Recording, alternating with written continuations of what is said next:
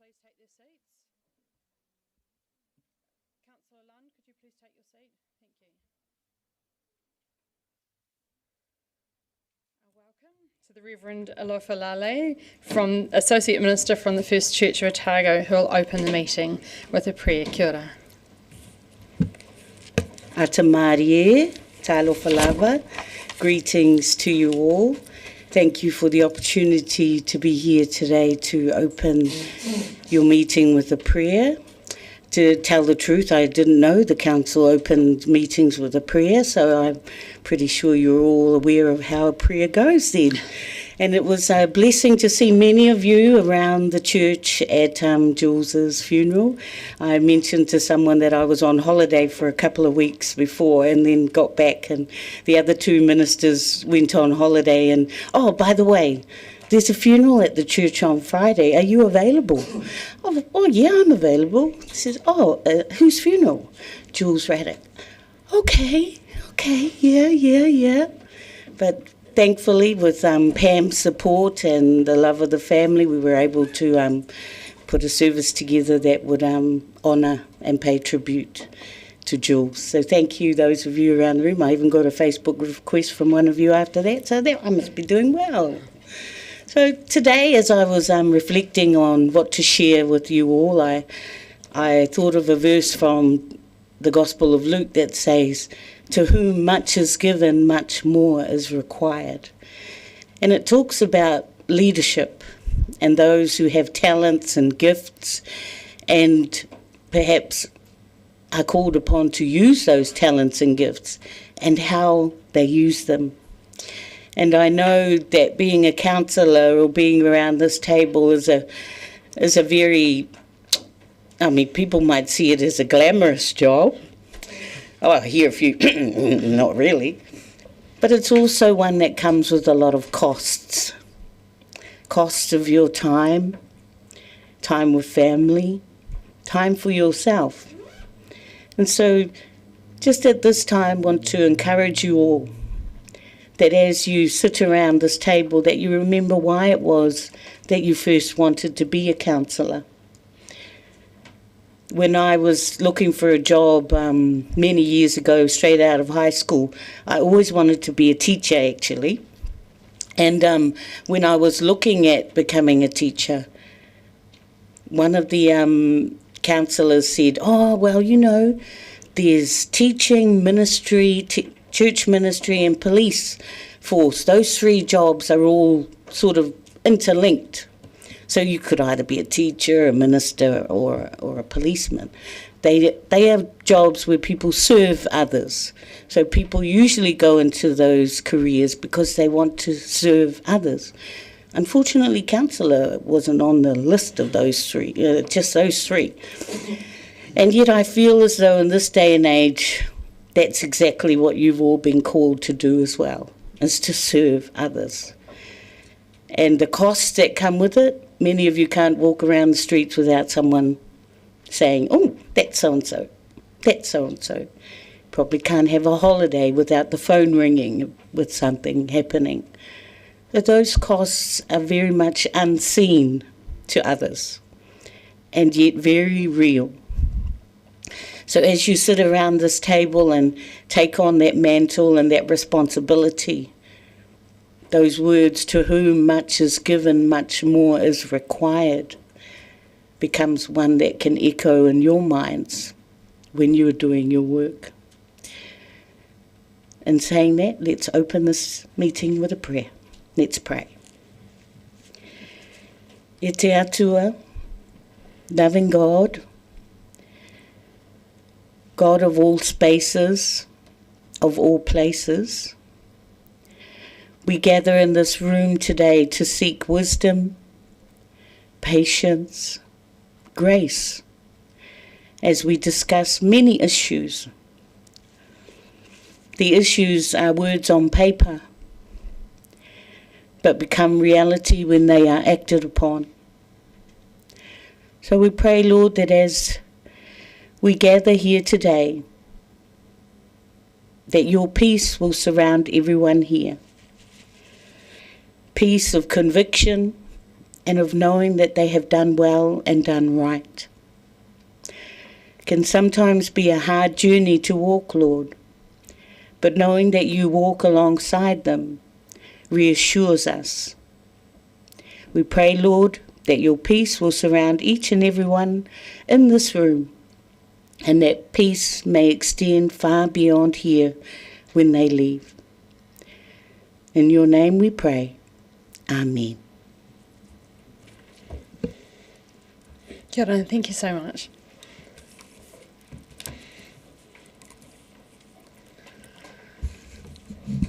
Right, we'll move into public forum, and first of all we have Aaron Hawkins from the Housing Alliance to speak on Otago housing.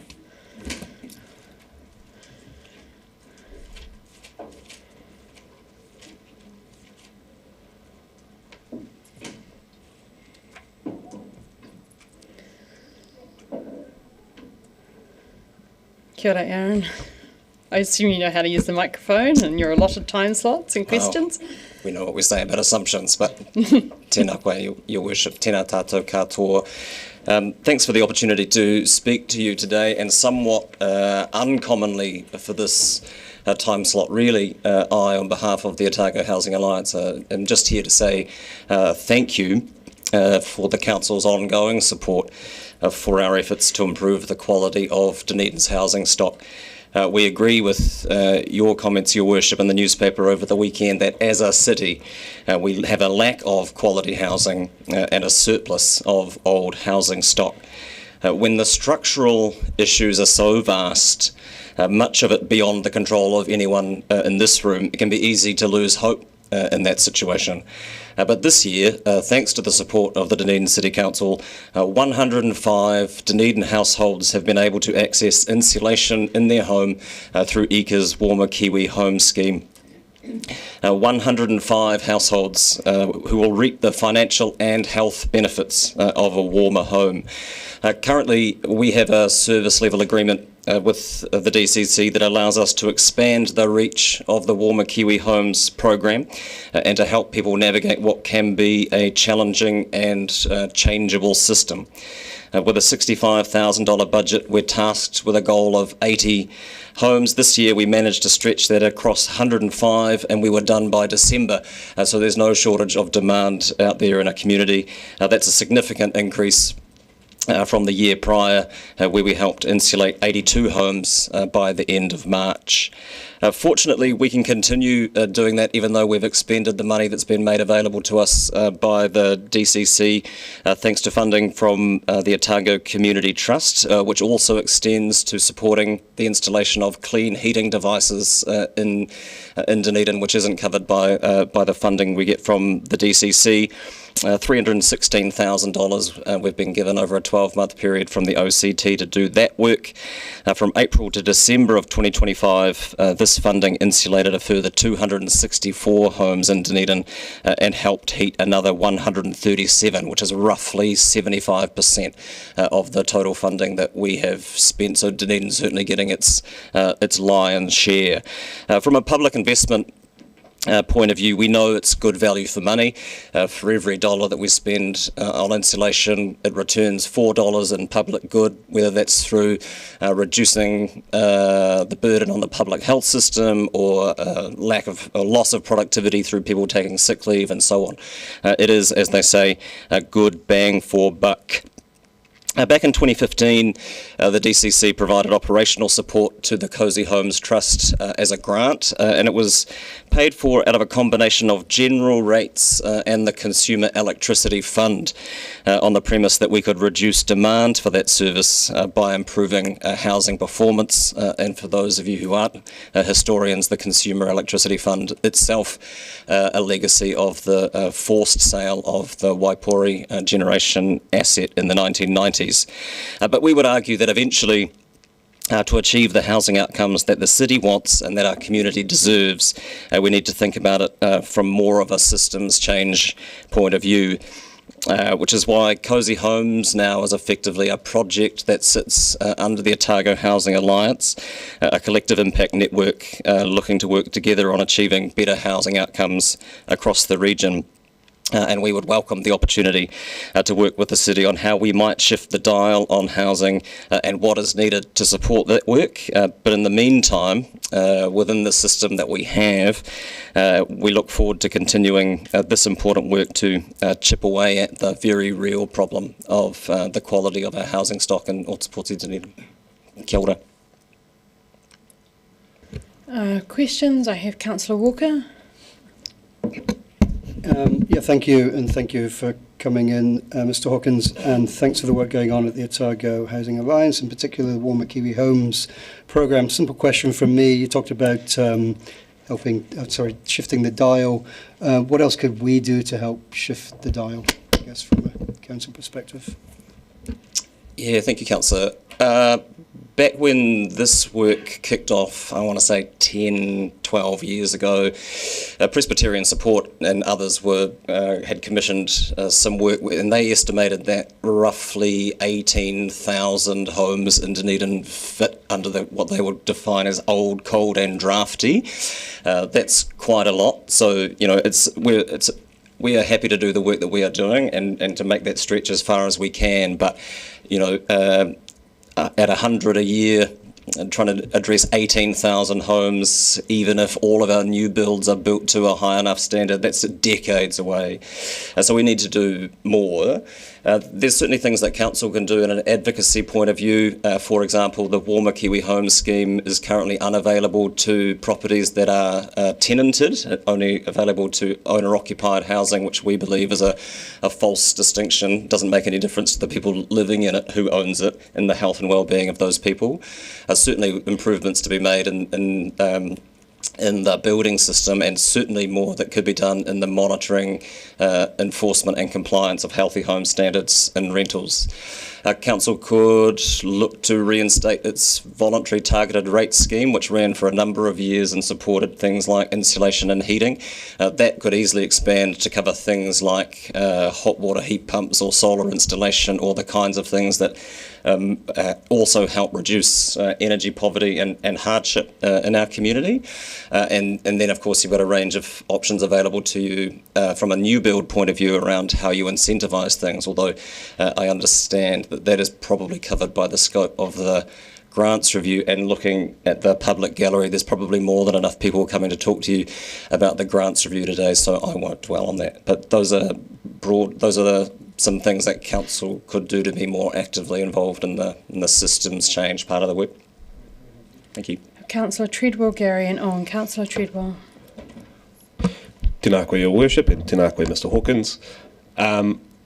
Two brief questions. Firstly, could you expand on the requirements which make some of these allowances available to owner-occupied homes versus tenanted homes? Is that a piece of central legislation?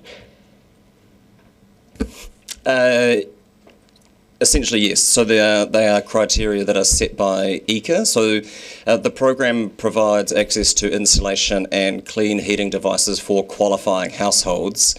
The challenge is often from an operating point of view that qualifying households has changed over time. So once upon a time it was available to properties that were tenanted. Uptake of landlords wasn't particularly high. We don't know why that was, and so the criteria shifted. So the funding that is provided by the Dunedin City Council and the Otago Community Trust, and we're not special in this regard, there are other regions around the country that do this, effectively tops up the funding that is available to local households through the ECA funding. When I mentioned before that and that depends on, and how much of a subsidy you get depends on where you live in the city and what your income levels are. It can be quite Byzantine as a system, and it can change suddenly. So, for example, last year ECA issued a press release saying that they were changing the criteria effective immediately. We didn't have a heads up as to how that worked. All of a sudden, all of the suppliers in the city who are doing this work are ringing us up saying, what does this mean for us? And I say, that's a very good question, which is what you say when you don't have an answer yet. And we all kind of scrambled around to try and make it work under this new model, and then kind of helping people navigate that system and figure out whether or not they qualify for that. So it's more than an administrative function. It's a support role in that. And sorry, I've taken so long that I've forgotten what your second question was. Crikey. I hadn't said my second question, so fair enough. Appreciate that. But further to, I guess, appreciate the mahi that's being done by OHA in this area. Clearly, it's administratively very onerous.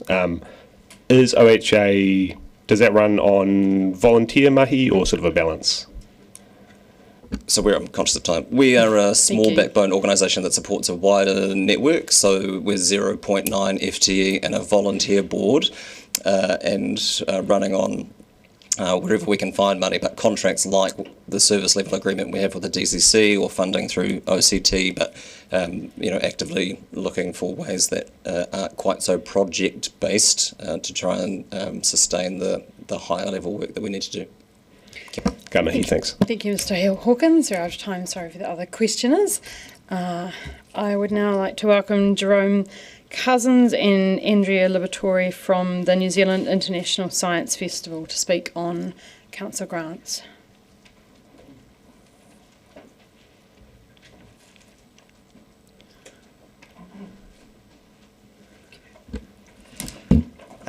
Kia ora koutou. Thank you to Mayor Sophie Barker and esteemed councillors for this opportunity to speak. My name is Jerome Cousins. I'm the director of the New Zealand International Science Festival, and this is Andrea Liberatore, our associate director. I would also like to thank the council staff for their work on this review, past support of the festival and the other festivals, and Enterprise Dunedin for their role in showcasing and supporting local events. I'm going to very quickly cover a couple things, an intro to our festival itself, and then the positive outcomes of council funding, with some less obvious than others, and then to address a few of the points coming up in the grants review points today. So as a quick introduction spiel, 26 years ago, Dame Elizabeth Hannon, who's the deputy mayor, founded the festival to solidify Dunedin as a true city of science. Over time, it's grown to a 10-day festival over our main years with 100+ unique events in 40+ venues across the city. It's very decentralized. There's stuff everywhere. Most free to low cost, and during the winter school holidays, which traditionally doesn't sort of have much on. We involve businesses, industry, individuals, community groups, university departments, national and international guests from central government, other academic institutions, foreign embassies, consulates. We bring them to Dunedin both to share their expertise, but also to showcase and show off what amazing things Dunedin has to offer. We act as a platform, so we do all the behind-the-scenes work so that our event hosts can focus really on just what they do best, but we also curate and commission events, making connections and upskilling individuals. To talk straight up numbers for economic impact, for those who really like that, from last year it was $2.4 million. That's a 3.6 times return on investment for the city over 10 days. Excuse the hyperbole, but if this was a stock, you wouldn't be able to keep Wall Street away. 15% of visitors were from out of town, with 54% visiting primarily for the festival, which is just one impact of many. We were in the Meridian Mall last year, and 68% of visitors bought something in the mall as part of their visit. There was a free attendance, but, as part of their visit there. But then we've got all the unknown outcomes. We've got education, passion for science, future research enabled by the festival and networking, critical thinking skills in youth and adults alike, connections between town, gown, crown, and ground, local industry, and new traditions like the drone show. So that was us the first year that we did it in association with the DCC events team. And who knew how popular that was going to end up? We wouldn't have known that without that seed funding. So the council funding really is critical. It's about 20% of our budget, but different organizations have different varying amounts. And it's critical so that the event can remain at scale and remain financially accessible to families across the board. Now, I'm not here just for us. While I can't speak for the other festivals, I support them entirely in what they do. Some can easily quantify their economic impact like we can, but others have more qualitative benefits that are harder to measure. Councillor Mayhem mentioned in the grants workshop, how can you measure a pound of happiness? And I'd like to speak briefly on some of the items upcoming in the grants review. For the council's role and purpose, we're strong supporters of continuing a partnership-based approach. There's so much to be gained when we work together. I can speak from experience with the collaboration with the events team at the first drone show. But if we're simply treated as community contractors to fulfill the strategies of the current council, I fear that it'll stifle innovation and limit capability. For the governance structure for grant decisions, whatever direction the Council is looking at going, we would like to stress the importance of community involvement in some form of subcommittee. Administrative burden aside, of leaving it all in the Council or even Council staff's hands, we're concerned at personal bias and agenda, conscious or not, disadvantaging certain grantees under others. Let the Council decide priorities and set the budget, sure, but then let your knowledgeable staff with key community members decide how it's distributed to best serve the community who benefits. My final point regarding the determination of the grants budget, I won't go into detail, but I'd like to address 2 points. One, having a structure that enables multi-year funding will provide certainty for our organizations, allow forward thinking, and creating bigger and better projects. We have really big issues booking world-famous presenters that require 2-3 years notice when we don't know whether we're going to be able to pay them until less than 6 months before our event, and lower administrative burden on both us and yourselves. And 2, the pool of money available across the major and premier events has not even kept up with inflation, but there are more and more applicants, which is amazing. But the funding gets smaller every year. However, we're expected to show growth time and time again in our applications, which just means we're consistently doing more with less, and I know most of us has pretty much reached as far as that's possible. Thankfully, the grants review items on the agenda do not currently include whether to have grants or not, but we acknowledge there will be some tough decisions in the future. One point I'd like to make is that you'd struggle to find a more efficient use of ratepayer dollars than these grants. We managed to operate with a razor-thin 1% surplus last year, and I'm sure many others are in a similar position. Trickle-down economics may not be real, but every dollar given to us floods right back into the community in a uniquely beneficial way. These grants create vibrancy, they create community, they create opportunities for learning and expanding minds, they create third spaces, they create meaning, they create employment. For those of us who are privileged enough that we could choose somewhere else to live, they create a reason that we don't. And for those of us who need to live here, it makes everything just a little bit better. Thank you. Thank you. Are there any questions? Councillor Ong. Thank you, Your Worship, and thank you. That is a fantastic presentation, and it's very good to see the amount of participation that you have, 60 event partners, 25 out-of-town speakers, and that's very good for our community. I would request, going forward, if you can work with our teams with a science-like approach to show and demonstrate the number of possible jobs that can be created by all these event partners and stakeholders you're bringing in from across our country, and it appears from around the world, because that's very good for our community. Thank you very much, Councillor Ong.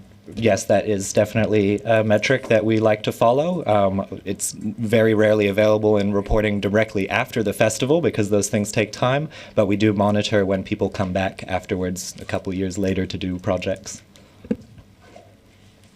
Councillor Walker. Just in the absence of nobody else wanting to ask a question, it's probably because it was such a good presentation. Thank you very much. What really struck me was, and maybe expand on the comment, I think I wrote it down here, excuse me if I miswrote it. You talked about your preference for the retention of a partnership-based approach, and then you juxtaposed that by saying a contractor-type structure sort of kills the mahi. So could you maybe just expand on that, please? Yes, of course. Thank you.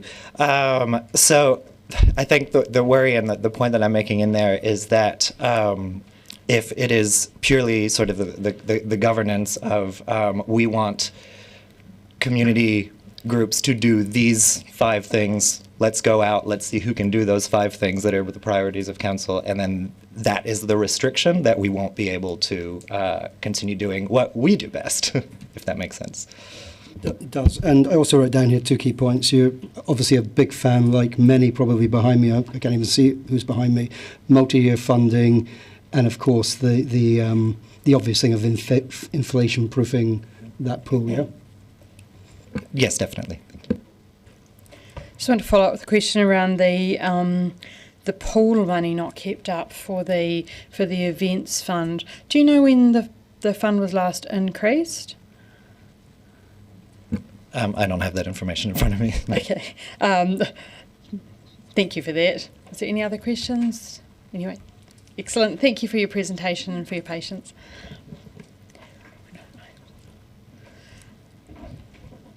Joy Davis and Lois Scott-Muir from Ōtepoti Community Builders to speak on the grants review.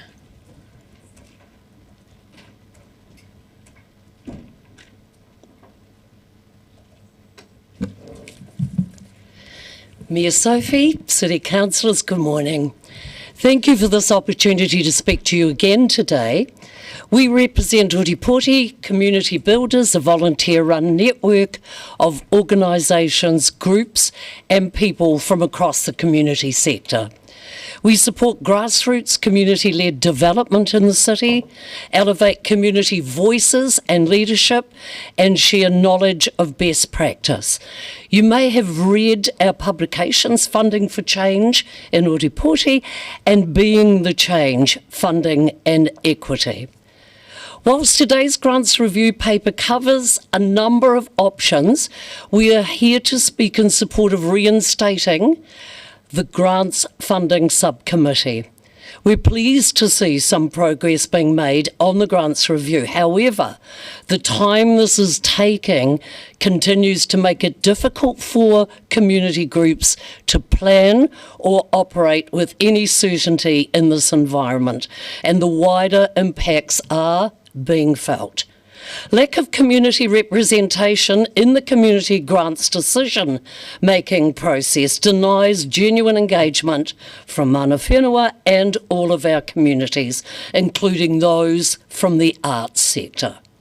We encourage the Council to continue to improve its ability to build effective collaborations and resource community-led initiatives. The high trust model of a grants subcommittee enabled the fostering of respectful understanding and provided a platform for full accountability. Over years of engagement with community groups, DCC staff have built up an incredible knowledge of our community sector and act as a repository for such information. This has enabled them to offer guidance and support to the sector, particularly new initiatives. Only 1% of the annual grants budget of $15.5 million is accessible to apply to. In addition, contestable grants have stayed the same for a number of years with no inflation adjustment, demonstrating the amazing ability of community groups to manage limited funds with maximum impact. In terms of budget management and accountability, not-for-profit community groups have, with the encouragement and support of DCC staff, developed considerable expertise in managing limited budgets, proving time after time that they are fiscally capable and responsible. In addition, their accountability reports provide detailed information on the social impact this funding has had on their communities. Thanks must also go to the many willing volunteers and support from local businesses. Their contribution allows projects to be delivered on extremely tight budgets. The establishment of a fully representative grants subcommittee reduces the workload for most councillors. A grants subcommittee supports staff time, ensures close scrutiny of applications and grows the city's knowledge in relation to groups active in the community sector. Community representatives bring their extensive experience and knowledge to such a subcommittee. Throughout our many years in the community development space, we have been fully involved in all aspects of DCC grants application processes, including serving on grants subcommittees. Our decades of experience confirms for us the vital need to retain the knowledge of independent voices from our community on the grants subcommittee. Grants are literally a lifeline. As you heard earlier, there are few grants available for operational support, and cultural organisations providing stability and continuity to our grassroots community groups. We strongly urge Council to reinstate the Grants Subcommittee with full community and mana whenua representation. We believe the presence of community reps eases the workload for DCC staff and council, whilst increasing their knowledge regarding the wide-ranging activities and the impact of the not-for-profit sector. In our experience, the grants delivery system wasn't broken. It was open, it was transparent, and it worked well. We urge you to reinstate the full grants subcommittee with full community and mana whenua representation. Thank you. Thank you. Happy to take questions? Councillor Gary. Tēnā koe, Your Worship, tēnā kōrua, ladies. You have vast experience in the community development space. That's a given. I was wanting particularly to ask you, Ms Scott, around your experience on the subcommittee as a community rep, and I believe for an external funding organisation, was it Lotteries, just as a comparison from your experience of how our processes shape up and our grants subcommittee functioned. Stacked up very well.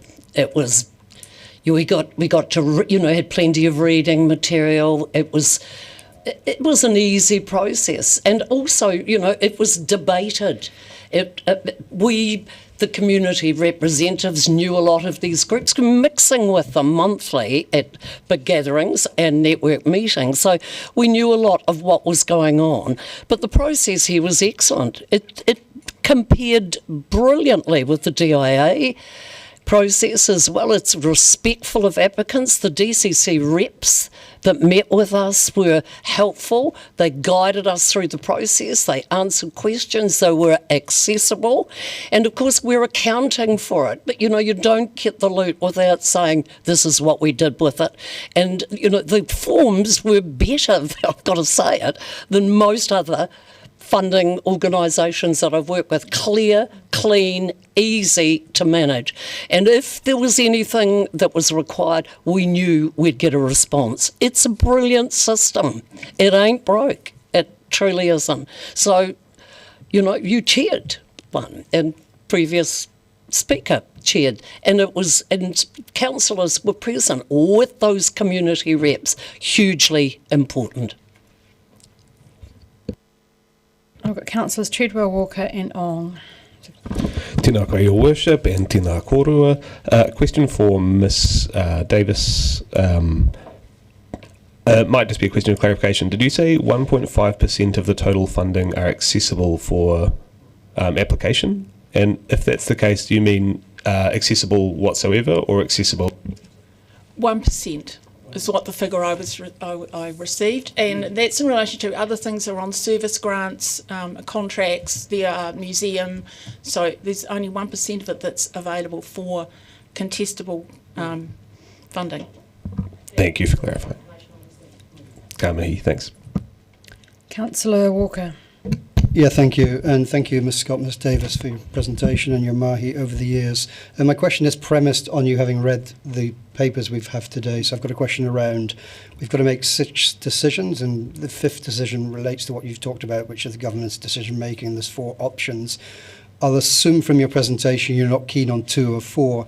So of the options there, what would you prefer, the option 1 and the option 3? And I can read them. Option 1 is that the grant subcommittee and delegations are reinstated for the primary decision-making role. And option 3 was hybrid model with the grant subcommittee and staff delegations with council oversight. So some of the delegations for smaller grants go to staff, and then there's a subcommittee for the in-between and then the higher grants. So have you thought about which of those options you prefer? Yes, we did, and there it is between those two, but my personal view is possibly option 3. Yeah. Councillor Ong. Thank you, Your Worship, and thank you for the presentation. It is very important, we all know, that grants are delivered very effectively to our community, and you've highlighted that very well. I'll just ask, how do you see best being the composition for a subcommittee? And do you think that there is a certain level that you would need to be empowered with discretion, and how those representatives, each of them, would oversee that as well, which are from across our community? Unlike Lois. I haven't been on the grant subcommittee. I'll let her to speak to what she thinks about the quality of the representatives. My opinion would be that you do want people with significant experience of the particular area that you're asking. I imagine council has a particular process for appointing and selecting people, and there would be a robust system in order to make sure you've got full representation around the council table. Equally, I imagine that Her Worship the Mayor will be looking at who are the appropriate councillors to be on that committee, and equally if there was anyone else to be added from the business sector or whatever, one would hope that the council processes would ensure that that was a balanced representation. Thank you. We're out of time now. Heron Makaea?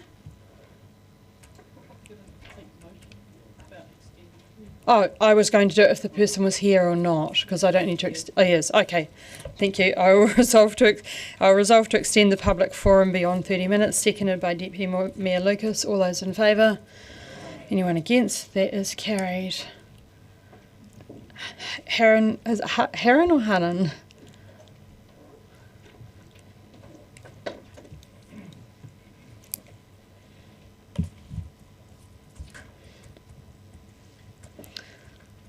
Bex is just going to talk to you about how to work the microphone.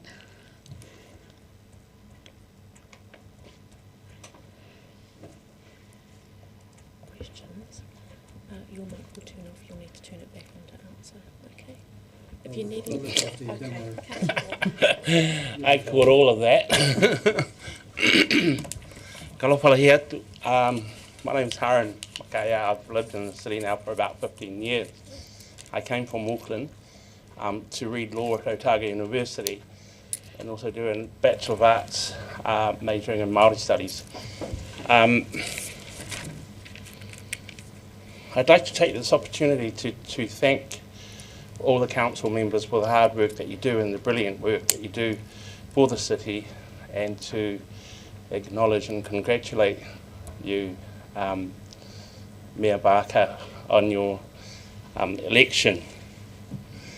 I'd like to start with a whakatauki, if I may. Tūhia ki te rangi, tūhia ki te whenua, tūhia ki te ngākau o te tangata, ko te mea nui, ko te aroha. Write it in the sky, write it in the hearts of men and women, that the greatest thing of all is love. And from that platform, I'd like to address you with my issue.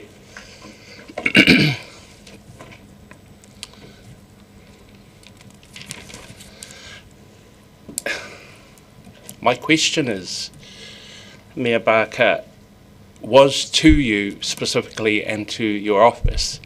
However, I think it is an issue that relates to us all, and it is is this thing? I can hear you perfectly. Go ahead. Sorry. It is an issue that's quite sensitive to all of us, but I think it's something that's really important in terms of coming together as a city. I did a bit of Googling last night, and I totally support your vision for Dunedin, especially where you said that putting people first was your focus amongst other things. But the question that I did broach to your office was, and retrospectively I think it may have been a little bit sort of harsh, but I think it was direct, and that's what I wanted to do, was not to sort of like, pussyfoot around this issue, if you may. And the question is, what are you going to do about the apartheid and racial discrimination here in Dunedin? And that is the question that I have put to the office and to you and to the councillors here this morning. So I'd like to put that to the floor and receive feedback from from that question, please.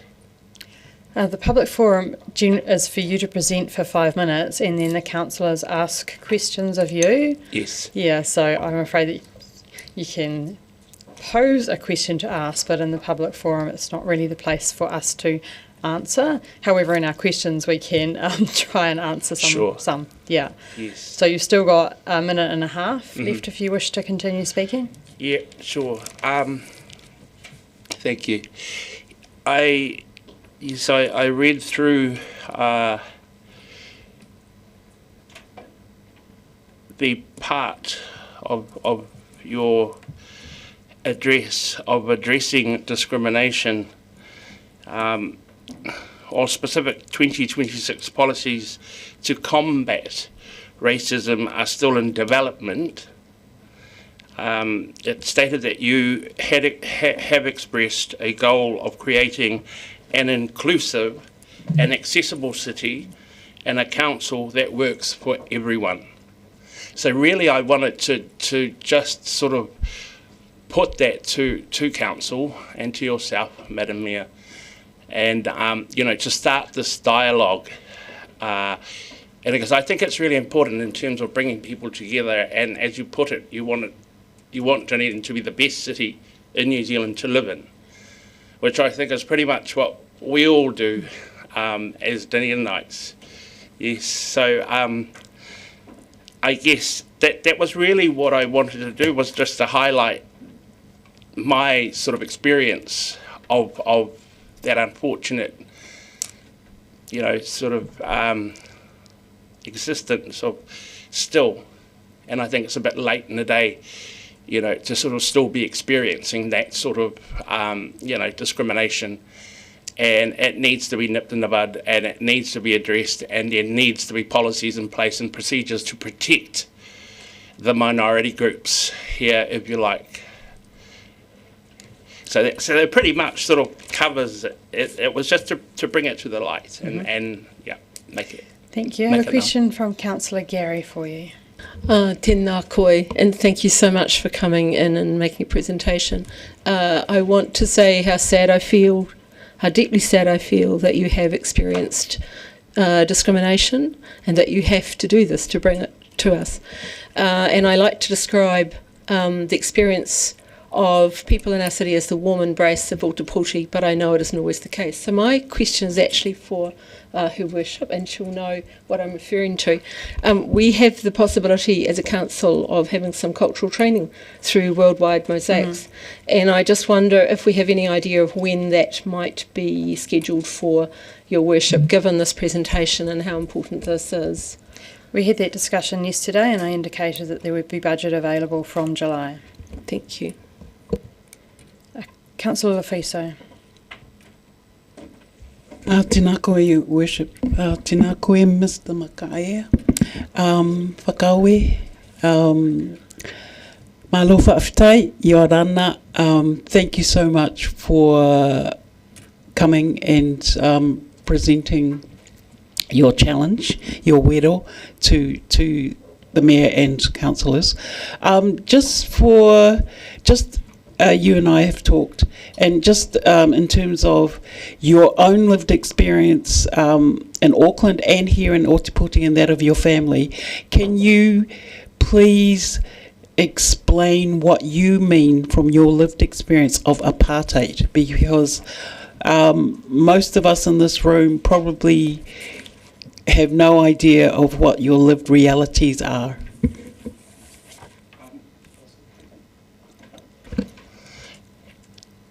I guess I have to bring up my English friend, whom I asked, who has been here for about 25 years, and I said, what do you think of New Zealand? What do you think of being here, or here in Dunedin specifically? And he answered me, it's a beautiful place to live in, I love it and that sort of thing, except for the apartheid and the racial discrimination, which got me thinking, because I've been here for the majority of my life living in this country.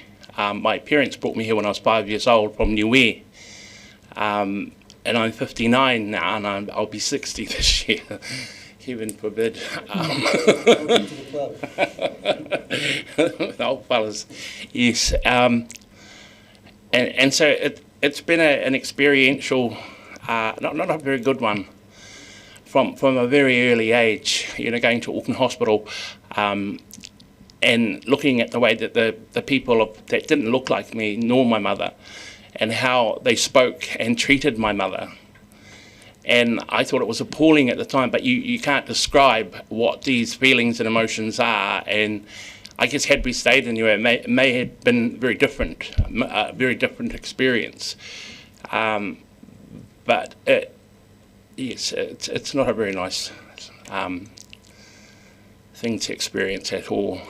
It's like being left out or something. And yeah, I'm sort of going off the track, but what I meant by apartheid is the separatism.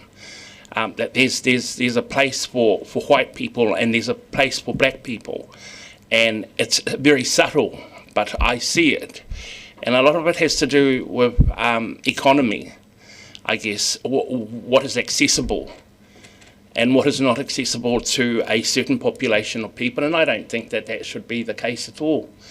I think it's a sharing of wealth and a sharing of information and knowledge and education and that sort of thing. What I meant by that, Maria, apartheid is not the actual segregation like it was in South Africa before, sort of Nelson Mandela, became president and stamped that out. This is just like racial discrimination is also quite subtle.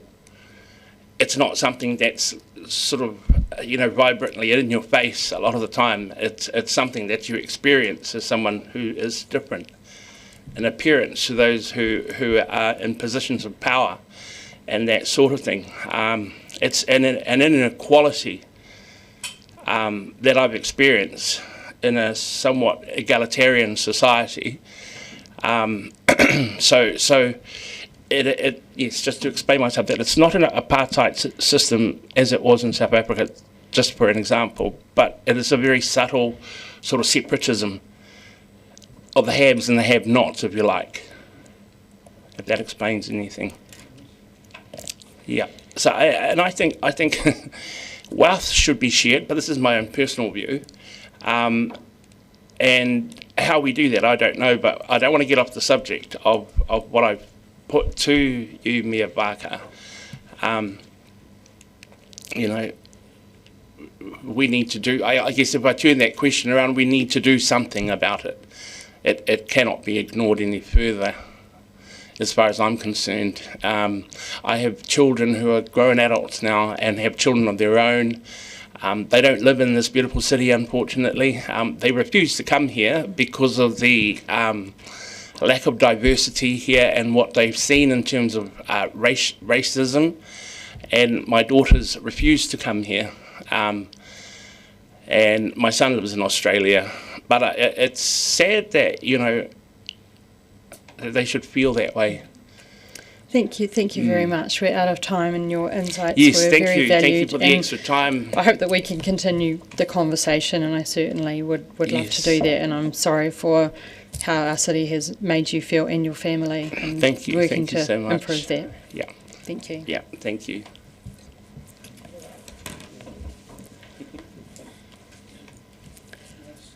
So move on to apologies. There are no apologies. Item 4, the confirmation of the agenda. I move that the council confirms the agenda without additional alteration. Is there a seconder? Deputy Mayor Lucas. All those in favour? Anyone against? I declare the motion is carried. Item 5, declarations of interest. Members are reminded of the need to stand aside from decision making when a conflict arises between their role as elected representative and any private or other external interests they might have. Are there any changes or updates? Thank you. I move that the committee notes the elected members' interest register attached as attachment A, and B, confirms the proposed management plan for elected members' interests. C, notes the proposed management plan for the executive leadership team interests. Is there a seconder? Thank you, Deputy Mayor Lucas. I'm going to put the motion. All those in favour say aye. Against? Abstentions? That is carried. Item 6, confirmation of the minutes. Does anyone have any adjustment on the minutes? Therefore, I move that the Council confirms the public part of the minutes of the ordinary Council meeting held on the 26th of January 2026 as a correct record, seconded by Deputy Mayor Lucas. I'm going to put the motion. All those in favour say aye. Against? Abstentions? That is carried. The ordinary Council meeting of the 29th of January 2026. No feedback on that. Therefore, I move that the Council confirms the public part of the minutes of the ordinary Council meeting held on the 29th of January 2026 as a correct record. Seconded, Deputy Mayor Lucas. All those in favour say aye. Against? Abstentions? That is carried. Move on to reports. Item 7, the New Year's Eve celebration feedback. Welcome to the table, Sian Sutton, Manager of Enterprise Dunedin. Oh, not coming up. Okay, thank you. Mike Costello, Dan Hendra, and Teresa. I'll just get my... Thank you.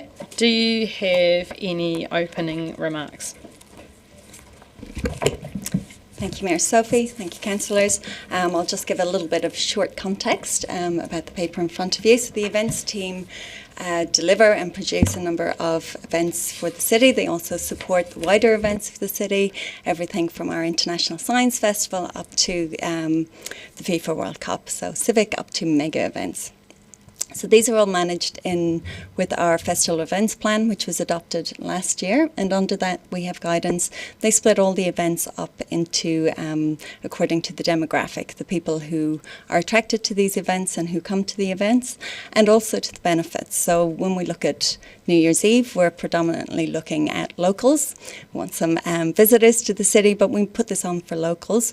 We want to bring our communities together, and we want to enhance livability in the city through the events through these. We also have economic benefits, keeping the people in the city to stay and spend in the city, but also bringing those people into the CBD, supporting our local hospitality businesses in the area. So the other thing guiding our events is participant feedback. So you see the full report of feedback from this year's New Year's events. So we look at these really carefully. We double down on the things that are working and we adjust the things that are not working. So this year, New Year's, we adjusted the family-friendly part of the event. That was some feedback that we had that the Octagon was not particularly family-friendly with the bars and the busyness. So taking that out to the kids' celebration worked well, and we had some good feedback from the participants, about 200 families that were down there this year. We also had feedback this year on other operation managers, the music and the food trucks, and so we'll adjust those. But really the strong feedback in the last years has been around fireworks. This is more emphatic this year that you'll see in the report, and so we've come to you today for some direction on this event for future years, please. Thank you. I'll open up for questions. Councillor Fiso. Tēnā koe, Your Worship. Tēnā koutou. My question relates to the summary of considerations, page 31, Māori impact statement, no known impacts. From my memory from being around this table, mana whenua, generally, I'm not saying it's across the board, but there have been concerns about the environmental impact of fireworks from mana whenua. Did you have a conversation with anyone or check what their policy is? No, we haven't directly engaged with mana whenua, but it's something, if we're bringing it in, that we would look to all of our community partners. And I apologise, Councillor, that the Māori impact statement is clearly incorrect in that report, and I'll follow up with staff. Councillor Mayhem.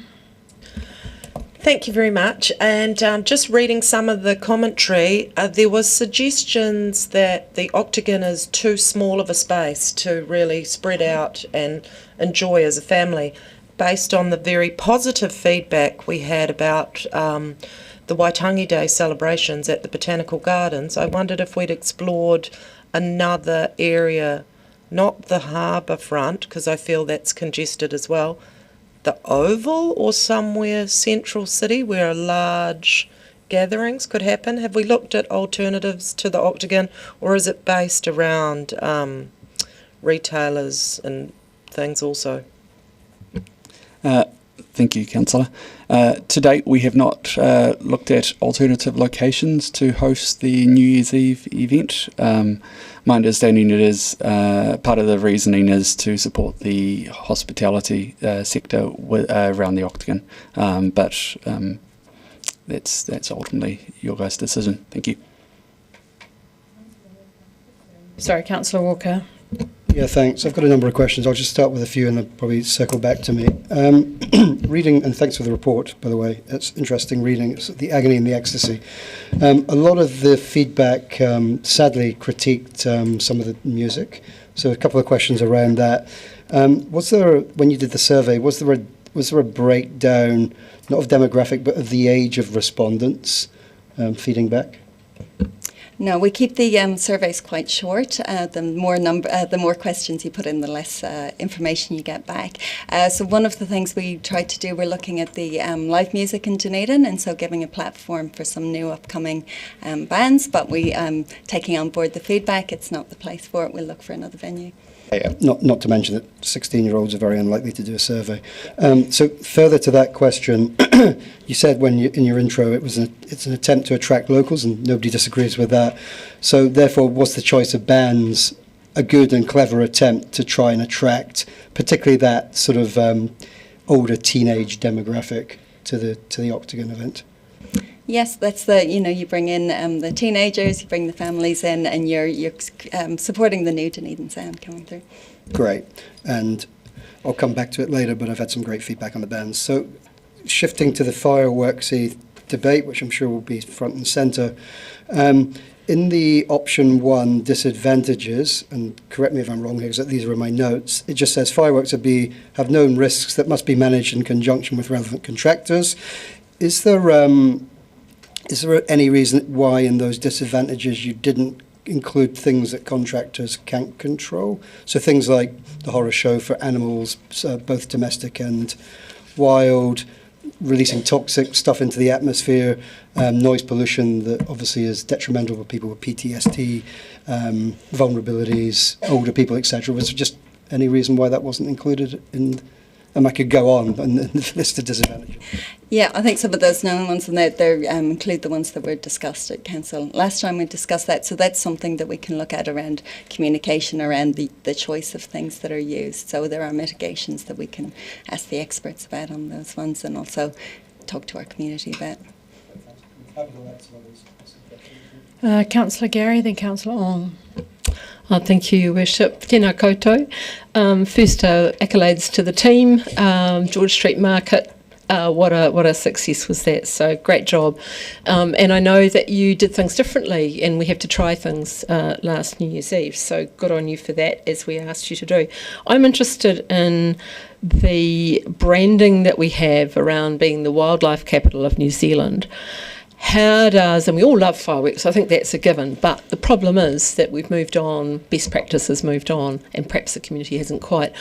How does having fireworks affect our branding as the wildlife capital of New Zealand, do you think? Well, I'm not over all of that, but one of the things that we would look at is the actual impacts of fireworks, but also the perceived impacts of the fireworks, and that could come into it. So that's a question we'd need to delve into a little further. Okay, and my other interest is around the harbour option, and I read all the papers, saw all of the detail, but I well recall when there was, we had the first Matariki, well not first, the Matariki celebration there at one point, but the anniversary celebrations were hugely well populated, and while it is a confined space, do you have any other comments to add to that as an option? I know it's more expensive, but I just wondered around suitability and so forth. Mr. Hendra. Thank you, Councillor. There are a number of complexities that come with hosting this on the water, on the barge. I recently contacted the Tauranga City Council staff who host a number of displays over New Year's on barges, just for insight, no doubt they're watching today. They said that it is logistically complex, but it's absolutely doable, hence why they do it. There's a number of additional considerations, such as the barge, safety vessels, loading the pyrotechnics, permits, compliance, and specialist wrapping for the pyrotechnics as well. So there's complexities that come with doing something like that we have yet to investigate with contractors. Thank you. That's interesting, because I imagined there'd be some of that compliance stuff, but it might be safer. But that will be interesting to learn more about. Thank you. Councillor Ong, then Councillor Treadwell. Thank you, Your Worship, and thank you for that presentation. Now, foremost, it's important that community safety and public safety considerations are addressed in looking at fireworks going forward. But I believe fireworks are a very good thing in drawing friends and visitors from around the world and around the country. Light and laser shows, to me, it seems like just having a concert singer lip sync instead of actual singing. And we can't have our community put up with just council fireworks instead of actual fireworks. So I want to ask, what is the background to why fireworks was discontinued due to the presence of scrim, as I quoted? And in the context of how we look at it going forward to make a decision, how did that come about? If you can provide that background to us, please, because I think it's very good to have fireworks. Yes, so the Octagon had scaffolding and scrim. It was a fire risk in the Octagon during those years. As with any other major city, any other international city, in the same way that we are an international city that's built around trade, public safety considerations can and are to be addressed. But as we see around the world, there are fireworks across cities that are built on trade, built on tourism, and international cities as well. And that is what we are as well. I'll get this one, team. So the Octagon is a small enclosed space, though, and with the various of the buildings in the Octagon over the past few years being refurbished with scaffolding and scrim, we weren't able to establish an exclusionary zone that was safe for either the buildings or for members of the public watching fireworks. You can have one follow-up question. That's fine. We do have the choice, and that's been discussed as well, we do have the choice of different alternative venues across our city, and I think that will be something that we would, if we need to, going forward, look at as well. But it's quite important, I believe, that there is that display for both our community and international guests, friends and visitors that come in simply from the draw of seeing fireworks. So was there a question there? Yes, so it is that we can look Are you asking staff a question? Those, and I think you have quite well covered it, but there are the alternative venues, is that correct, that we can look at in making a decision now going forward, and based on what was also done in the past as well? Yep, definitely. We can look at different venues. What you can see in the options there was a different venue for the location of fireworks, so would be seen from around the suburbs, so people who couldn't get in or weren't able to get into the Octagon could see that, but we could continue with the Octagon celebrations with music and the Hogmanay elements there as well. Okay, and in a sense we are guided by your operational advice. Given that there are choices of other venues to address any public safety considerations that we should well address, do you believe that we should have fireworks? I think that's a question that's not our... No, that's what the councillors are to debate. So, Councillor Treadwell, Deputy Mayor Lucas, Councillor Sims, then Walker. Councillor Treadwell. Tēnā koe, Your Worship, and tēnā koutou, and again ka mihi for the excellent planning. It was good to see the Octagon totally packed for this thing. Question is just one of clarification around the two options presented. I just wanted to clarify the intention behind option 2. Does that preclude a light show or a drone show or an alternative of that nature? Because in the report it's noted that a light show would be sort of comparable cost to a fireworks show, though notably less popular amongst the respondents. But so is option 2, if we were to decide on that, is the intention that there would be no sort of alternative to fireworks? That's ultimately up to councillors here. So if you would like to proceed with any option, ultimately we'll take that on board. Awesome, thank you. Deputy Mayor Lucas. Thank you. First of all, in answer to Councillor Garrett's question about fireworks on the harbour, as the manager responsible in 2000, it's definitely doable.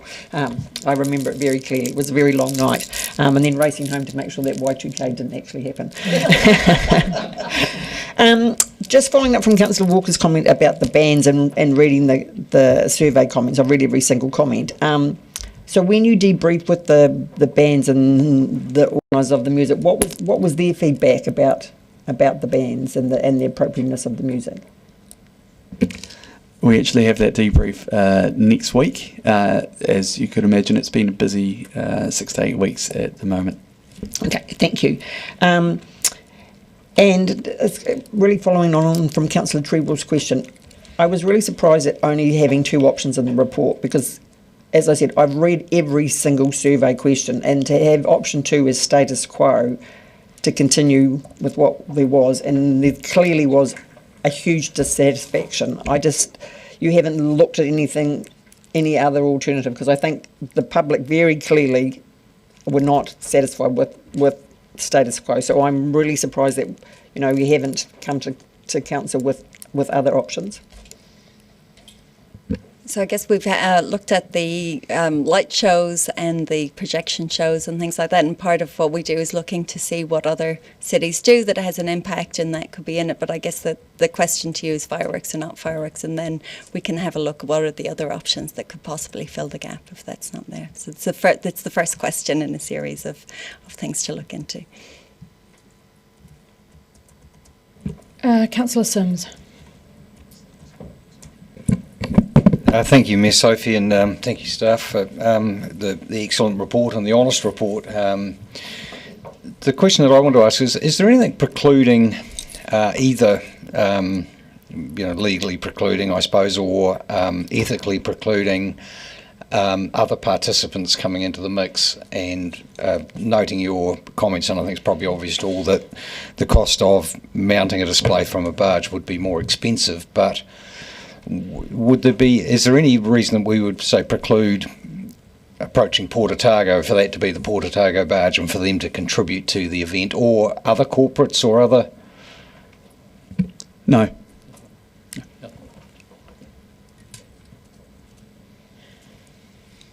Councillor Walker, then Councillor Chambers. Yeah, thanks again. I'm just going to go to a couple of questions again.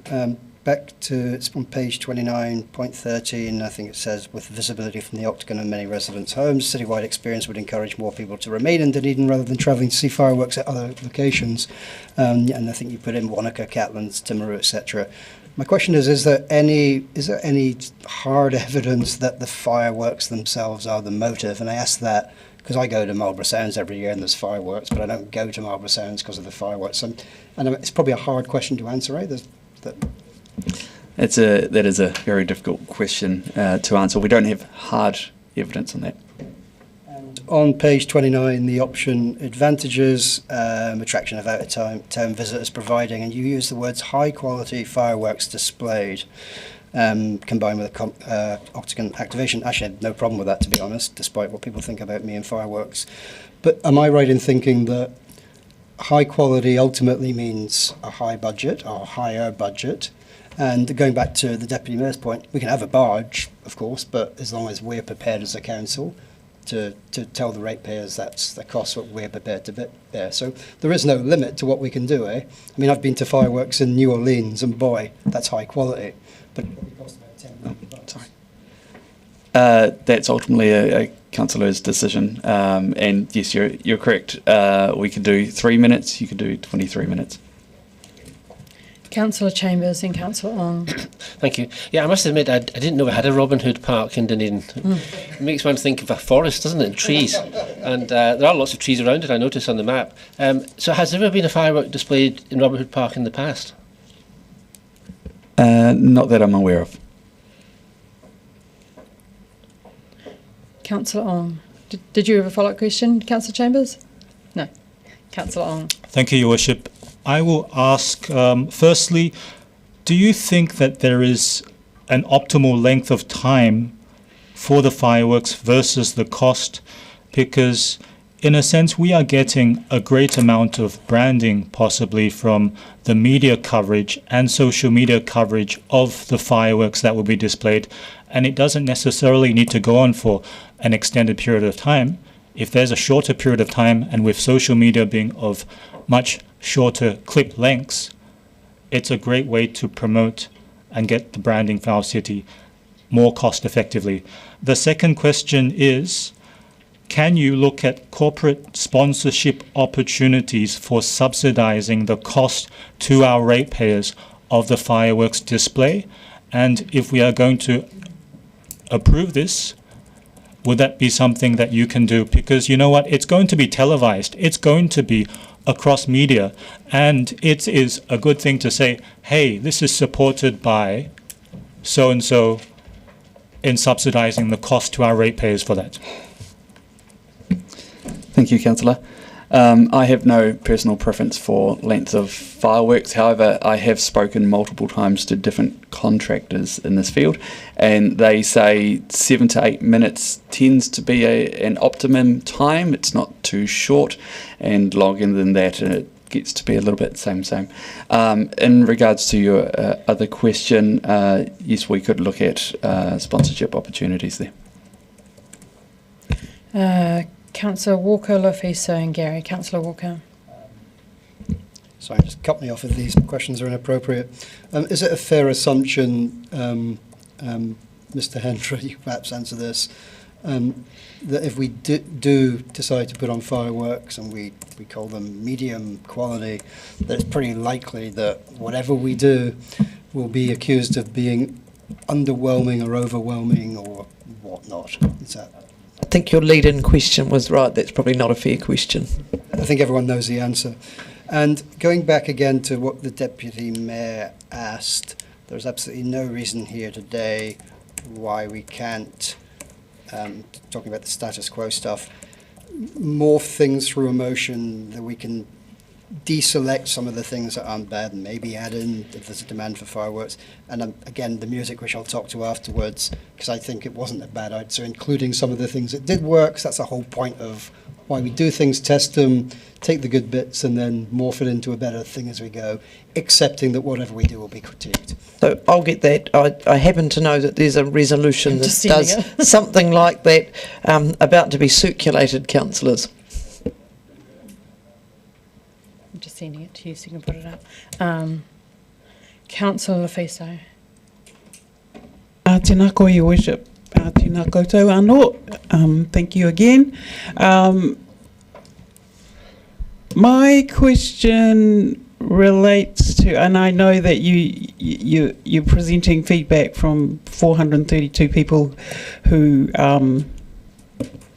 responded to the survey, or completed a survey, and this is probably beyond the remit of the report. But I'm just. I guess I'm following up on Mr. Maka'e's public forum presentation about his point about the subtlety of exclusion on the basis of ethnicity. And so I'm just wondering if in your surveys you do actually ask for people's ethnicities. My point being that, yes, 432 people said this, but there's probably from my anecdotal experience, there's a whole lot of people and communities that stay away because they know that these celebrations are not actually culturally relevant to them. Similar to the question about age, we don't ask that. It does increase the likelihood that people won't continue at the survey. So these surveys we deliver at all of our events, and they're targeted at participants, and it's really to look at what's working, what the participants enjoyed and what they didn't. But certainly we could look to see how we can capture the people who don't turn up to to events, and to see that, but that will be a different undertaking to our participant surveys. Councillor Gary. Thank you, Your Worship. And just following on from my colleague, I think that's something I want to know is why people stay away. So my question is just a fact check, assumption check, and it was something a colleague mentioned. And when the TV does the next night on the news, the round the city's celebrations, my impression is that Dunedin doesn't get reported on. We don't get that kind of coverage, do we, for this? I mean, we do for the things like the Otago Rally and so forth, but not for this. I haven't been aware of that since I've been here, so say 5 years. We can't assume that we would get coverage. Thank you. Are there any more questions? I was just quickly looking at the ROS survey, just because I was just listening to Councillor Lafesa's question around the satisfaction generally for events, and I got the ROS survey, the quarterly reporting, but it's not pulled out in the in that report which is coming up next. Do you have any idea of if the satisfaction with events has shifted? I know it was only programmed till December in the last ROS. Thank you, Your Worship. I can't recall off the top of my head, however, I am aware that it is slightly lower. There's a number of reasons, I guess. Obviously, there's a range of events from community right through to stadium and major. So. Thank you. Councillor Walker? Another question around the bands, and I'm going to show my age here by using a word, because as part of myself and Councillor Treadwell are on the music advisory panel, and we've been getting feedback from a younger demographic that the music was sick. In my day that meant it was terrible, but the times have changed. So the question is around the collation, and I mean this is always onerous, so forgive me. In terms of events like this where we are trialling something that's for a demographic, maybe in the future there's a possibility to try and capture some of that, recognising of course that demographic are not keen on certain things. I'm just, and as I say, in my speech I'll come to some of the feedback I've had, so I think it's out there, so it's important to try and capture it, because otherwise we're doing something that works but we're not realising it works. So maybe a challenge to you, is there a possibility to maybe try and capture that? I like the nodding. Great. Yep, definitely that's something we'll look at. I have a question about how the bands are chosen, because there's some feedback, I think, about one particular band, and I did hear it. And I just wonder how the bands are chosen. Do you do like an X Factor thing? I know you put out an expressions of interest, but how are the bands chosen? We work with a rep from the industry who helps to curate the music for us. And for example, he's recently done the George Street Market. I think there were 23 live acts at that one, and that one was really well received. Thank you. I've got councillors Gary, then Walker. Thank you. Just on the point you made about survey responses, just as an aside, when will we get the responses from the George Street Market? So there's a number of responses that we're working through. We have not, I guess, shared responses from all events that we do, but we would be more than happy. I was just having a look at that when I was over there. I believe it's sitting at about 95-96% satisfied or very satisfied. Excellent, thank you. Just to confirm, happy to share if that's desired. So did you do a survey for Waitangi Day? Because I was there and I can't recall seeing a survey. I would have to double check that with the delivery person, sorry. It's been a busy couple of weeks. Yeah, I get that. It was an exceptional event, so I would have filled it in for that. Thank you. Councillor Walker. Yeah, I think the question relates to your question, Madam Mayor.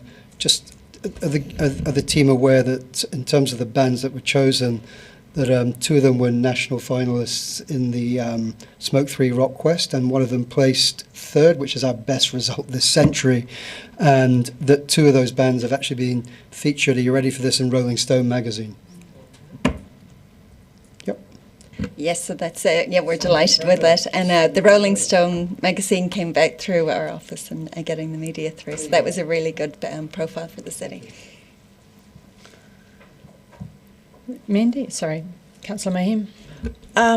This is just sort of an overarching question. I know we've discussed fireworks around the table before, and now they're back. But as a governor, I have strong faith in the events team to make these decisions that are in front of us. And while it's on the agenda for today, and we will be making a decision, I just think in future the events team should be in charge of events, not us as governors. My personal feeling. That's not a question, but do you think that you're very capable? I think that's. I think Mandy, that's not a question you can ask the staff.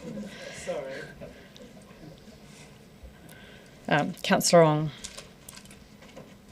Thank you, Your Worship. On the music that we showcase and the bands that we provide the opportunity to perform in our city for, I would like to ask and request if you can showcase some of our up-and-coming Dunedin talent, and I have met many of them, if there's that avenue that you can look at to showcase that talent, because when we have the fireworks, it is going to receive a very broad media coverage, I believe. Yeah, so that's what we did through New Year's and also down at the George Street Market, so that they have a bigger audience to come to their events. And yeah, it's nice to showcase our talent. I also have a meeting next week with the music advisory group to get some feedback and collaborate with them. So looking at all options. Thank you. Councillor Fiso. Tēnā koe, Your Worship. Tēnā koutou. In terms of fireworks and institutional memory in the organisation, is there any, I don't know, file that actually gives history and documents in terms of risk management, the injuries, the loss of an eye to a member of the public who was attending the last fireworks display? I'm not sure that was the last one, but that, and I think from memory, and I probably am the institutional memory around the table, I thought that because that was fully investigated, it was a dreadful incident, but it was potentially from the crowd rather than the public fireworks display.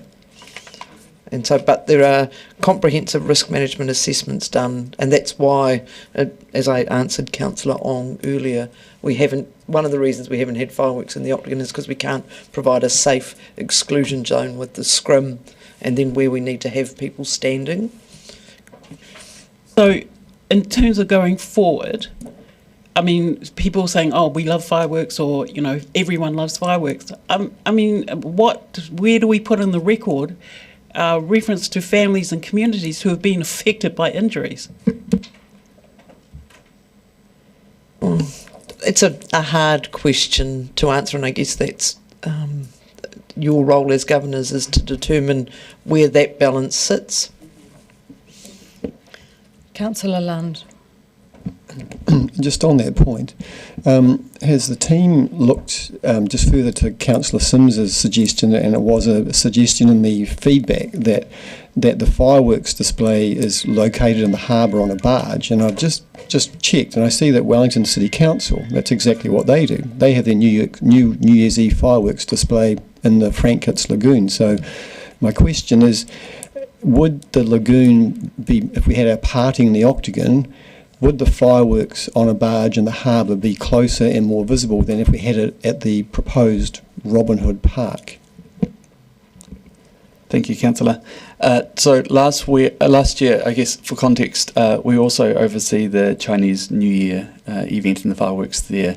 So last year when the contractor was here, I did not stand watching the fireworks at Chinese New Year. I stood in the Octagon and walked around for those 7 or so minutes looking at viewing sight lines.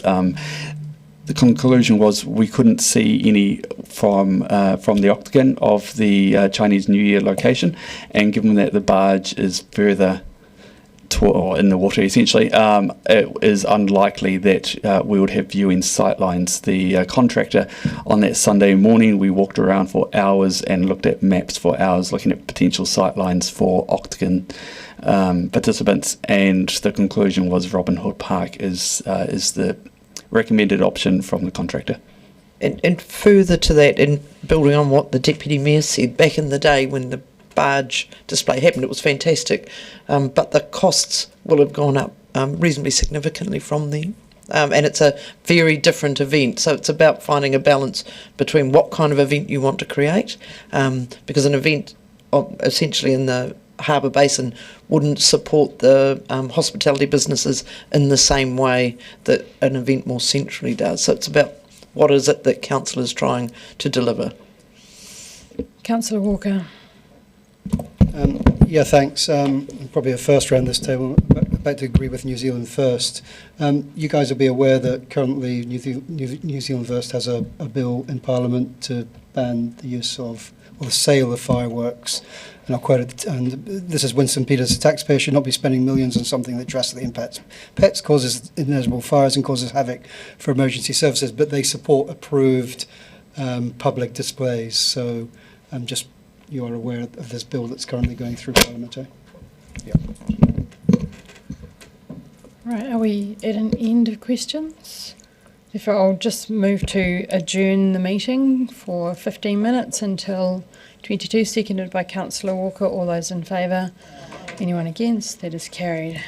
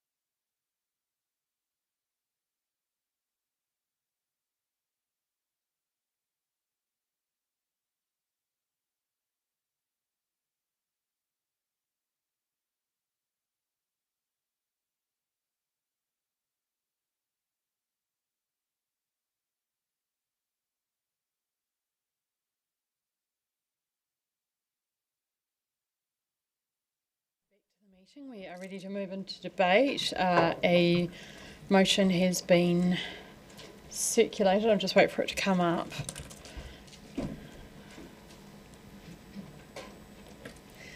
Thanks, Bex.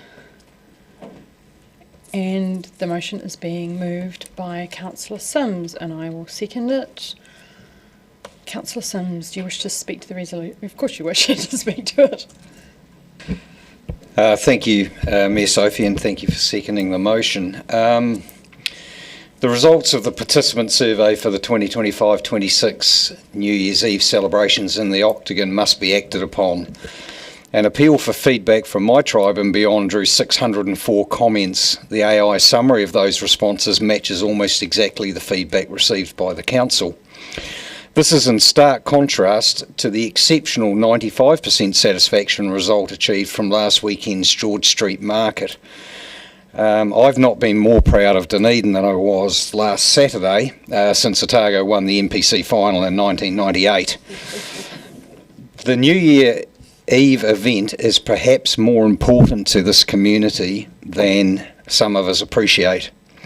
The council spent $132,000 on a New Year's event, which fell flat, with 61% of participants reporting being dissatisfied or totally dissatisfied. The status quo is certainly not an option. It is really important to note that the exclusion of fireworks for the 25-26 event was a decision of this council and not a decision of event staff. Some might say that the council failed to cover for the exclusion of fireworks, or perhaps there is no substitute for the crescendo provided by a spectacular fireworks display. Perhaps there is a reason why many cities in New Zealand and around the world, why Queenstown, Wanaka and Timaru all herald the new year in with a spectacular fireworks display. It is certainly my view that fireworks should now be restricted to infrequent approved public displays only. An 8-minute firework display at midnight on New Year's Eve is far preferable to arming the public with fireworks to be let off at any time and any day. Public displays are also important as it allows all families to enjoy the wonder, not just those families who choose to afford fireworks of their own. One thing is for certain, we must get 2026 and 2027 right. In order to get 2026-27 right, we must put a great deal more effort into producing a fully costed, exciting options which take into account the feedback received. Much of the feedback that I have received include some fabulous low-cost, family-inclusive suggestions which are worthy of further consideration. Night markets, family events, community events situated around the harbour, other leading and other harbour-based events leading up to the fireworks. All of these things need to be considered. Much of the feedback received shows very strong support for a harbour-based event and a vast array of options that offers. And I'm thinking about family events perhaps located at vantage points such as Rotary Park, so not just a central event, but the opportunities that would afford us. What I'm asking for here is for us to just take a step back and make sure that we've done the work to get this right in 2026-27. Thank you. Thank you. I have Councillor Hall and Councillor Vandervis. Thank you, Your Worship.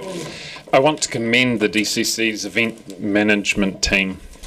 Just last week we saw a fantastic result with the Botanic Gardens and the George Street Market. But today this is about fireworks and about patterns. It's not just about $45,000, it's about making smart choices before we face harder cuts. Fireworks are fun, but let's light up something lasting. It's about knowing when to cut the fuse before we need the guillotine. I'd rather put funds into lasting solutions than into fleeting sparks.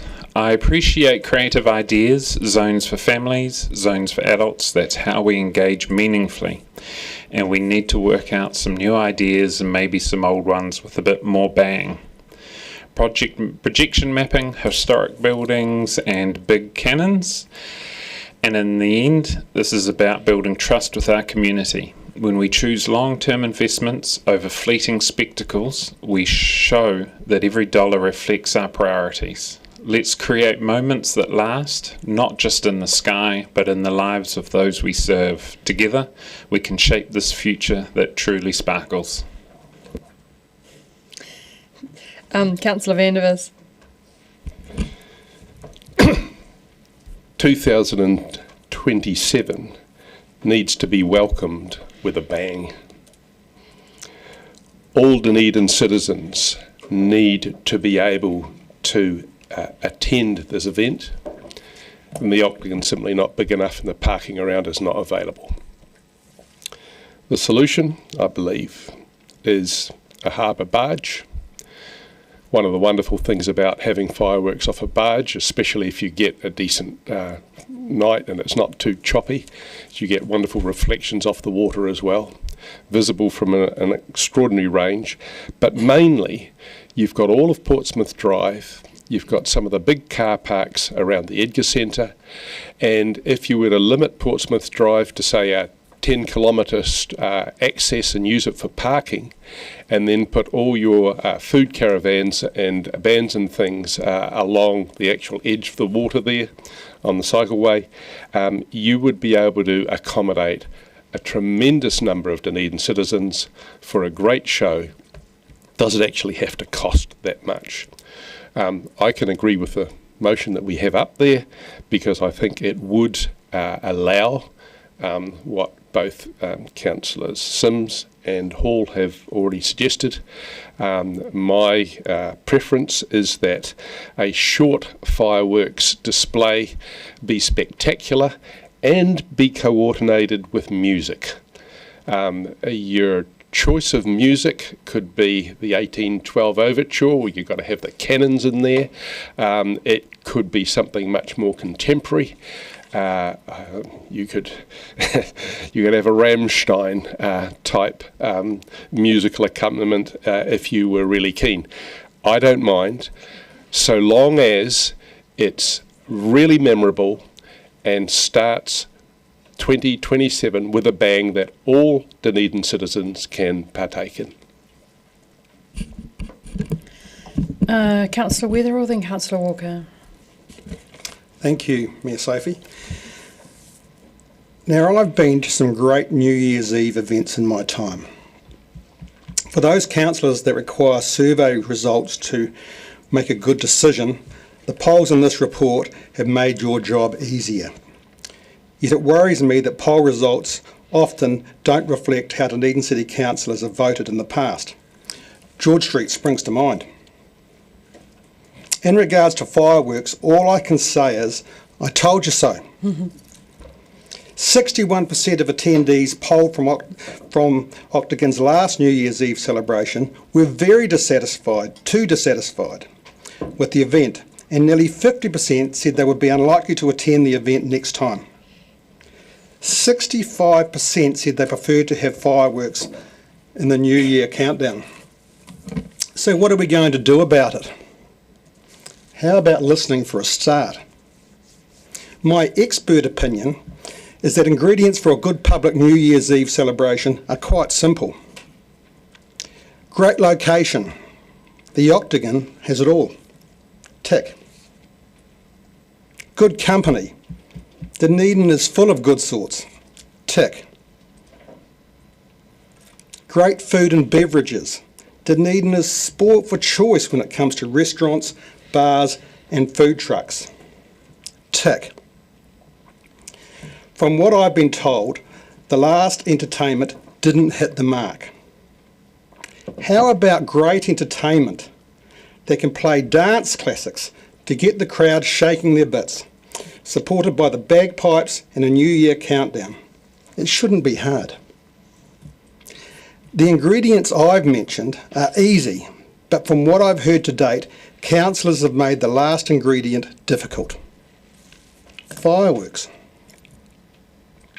If councillors make the simple decision to support our events team and reinstate fireworks as a crescendo, you will save yourselves from being tagged with the illustrious title of party poopers. To the party police, still against fireworks, I can say you're completely out of touch and miserable. Of course they cost money. Of course they go up in smoke. Of course my dog hates them. However, he hates the cannon fire on Anzac Day as well. God forbid if we don't do that. He also hates thunder and lightning. So the miserable souls that believe it's a waste of money, I'm sure you're the same people that cry when their vehicle burns the expensive fuel or electricity their hard-earned money has paid for. Or cry when they go to the toilet in the morning and give something away for nothing.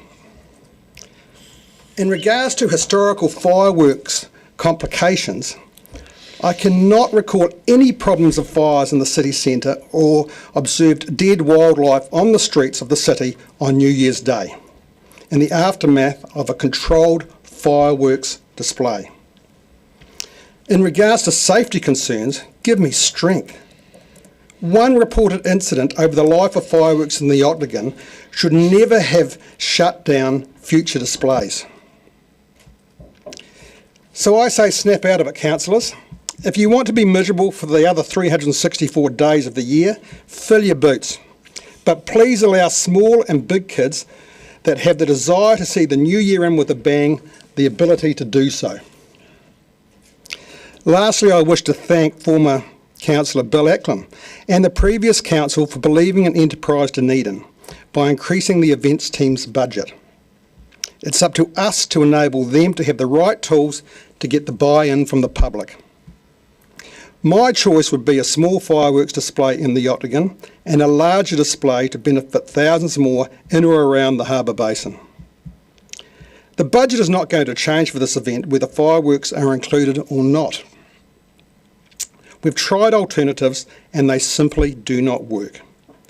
Please support the majority. We are here to represent. I will definitely be supporting this motion. Thank you. Thank you. I've got Councillors Walker, Deputy Mayor Lucas, Councillors Chambers, Mayhem, on. Councillor Walker. Yeah, thank you. I just wanted to say a bit, as I mentioned earlier, about the bands on the night. I will support this motion, but my stance on fireworks is pretty well known and well publicised, so I'll wait until the details come back to decide where I'll ultimately go on that. But I do support the mover's desire to see the back of general sales of fireworks. In terms of moving forward, I think it's imperative we don't throw out the baby with the bathwater, and by that I mean the inclusion of our raw, young, vibrant youth music scene in Dunedin's New Year's celebrations. I've had a barrage of feedback not captured by the survey, and I'll read some of that now, and I'm protecting the names as they don't want any pushback. Nothing wrong, by the way, with the 1812 Overture, bagpipes or a dance band, but including all demographics I think is imperative if we want to include everyone. So firstly, this is from a very well-known Dunedin musician, and she wrote, hey, I know it's a bit last minute, but the Logan Park High School kids wanted to give feedback on the bands on New Year's Eve. 16-year-olds don't fill out DCC surveys. Just for your info, the feedback on New Year's Eve. Someone aged 15, yay, awesome. Def Raccoon had a great set, and as someone who had only seen them once before, it was a good opener for the night and was great to hear new music. Seek Help had great energy, and a corner of the younger crowd engaged the music a lot. 15-year-old, Def Raccoon were great, excellent stage presence and music. Seek Help played banger after banger. They were awesome. We all had a great time. Age 17, literally only came for those bands. Great fun. Age 16, they are all awesome, cool people and cool music. The actual New Year's, 12 a.m, was pretty lame, but the bands were awesome.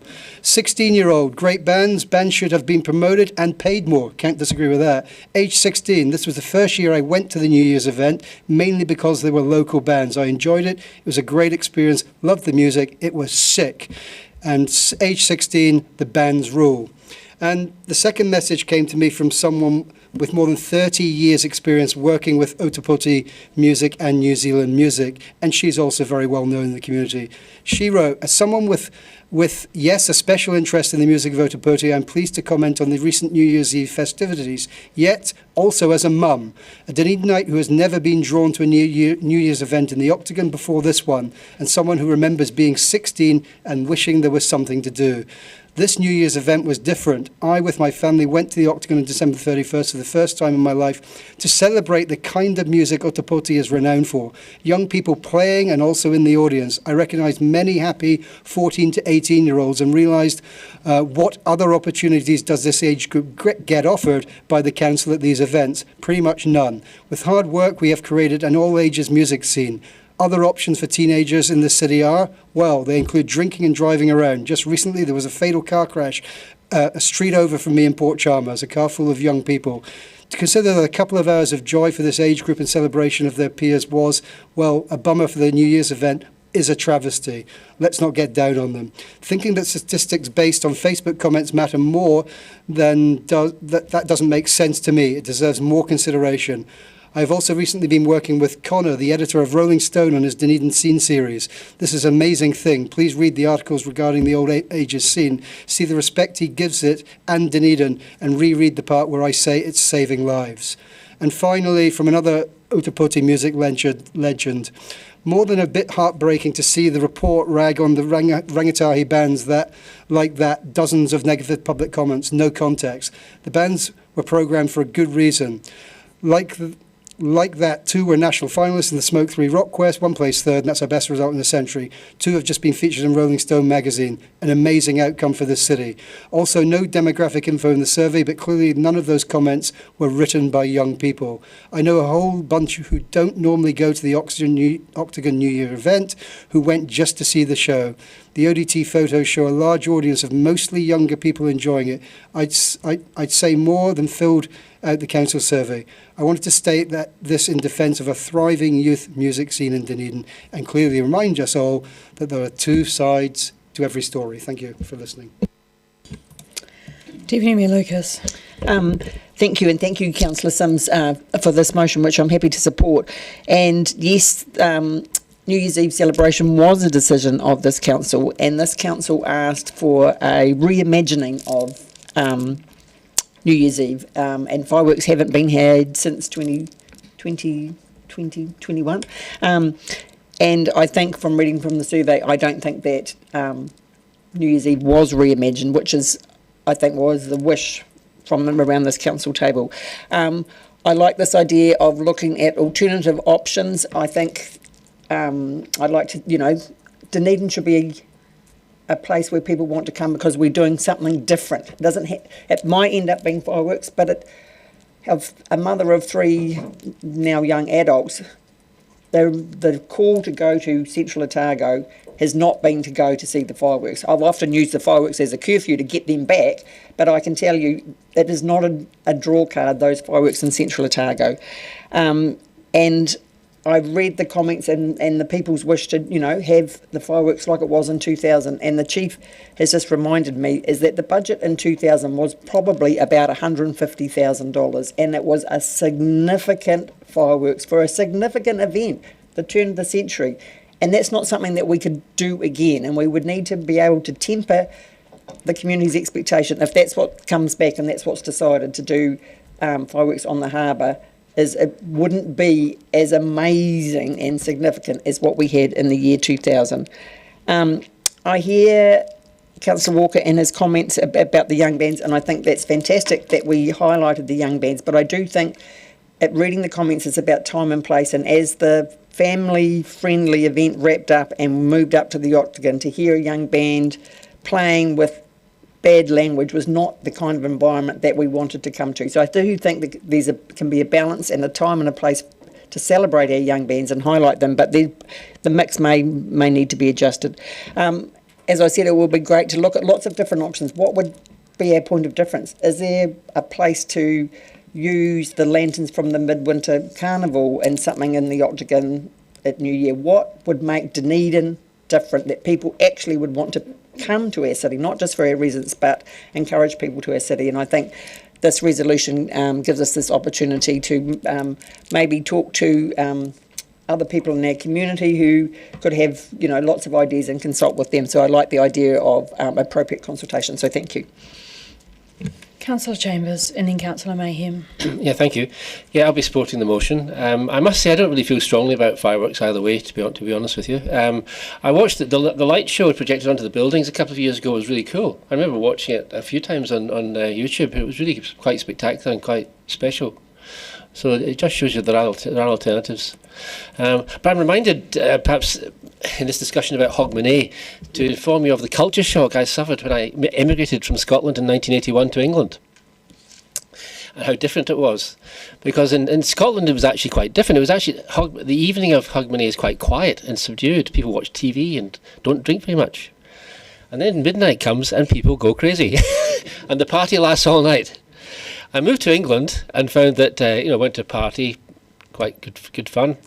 Come midnight, Happy New Year, blah, blah, blah. Ah, well, time to go home.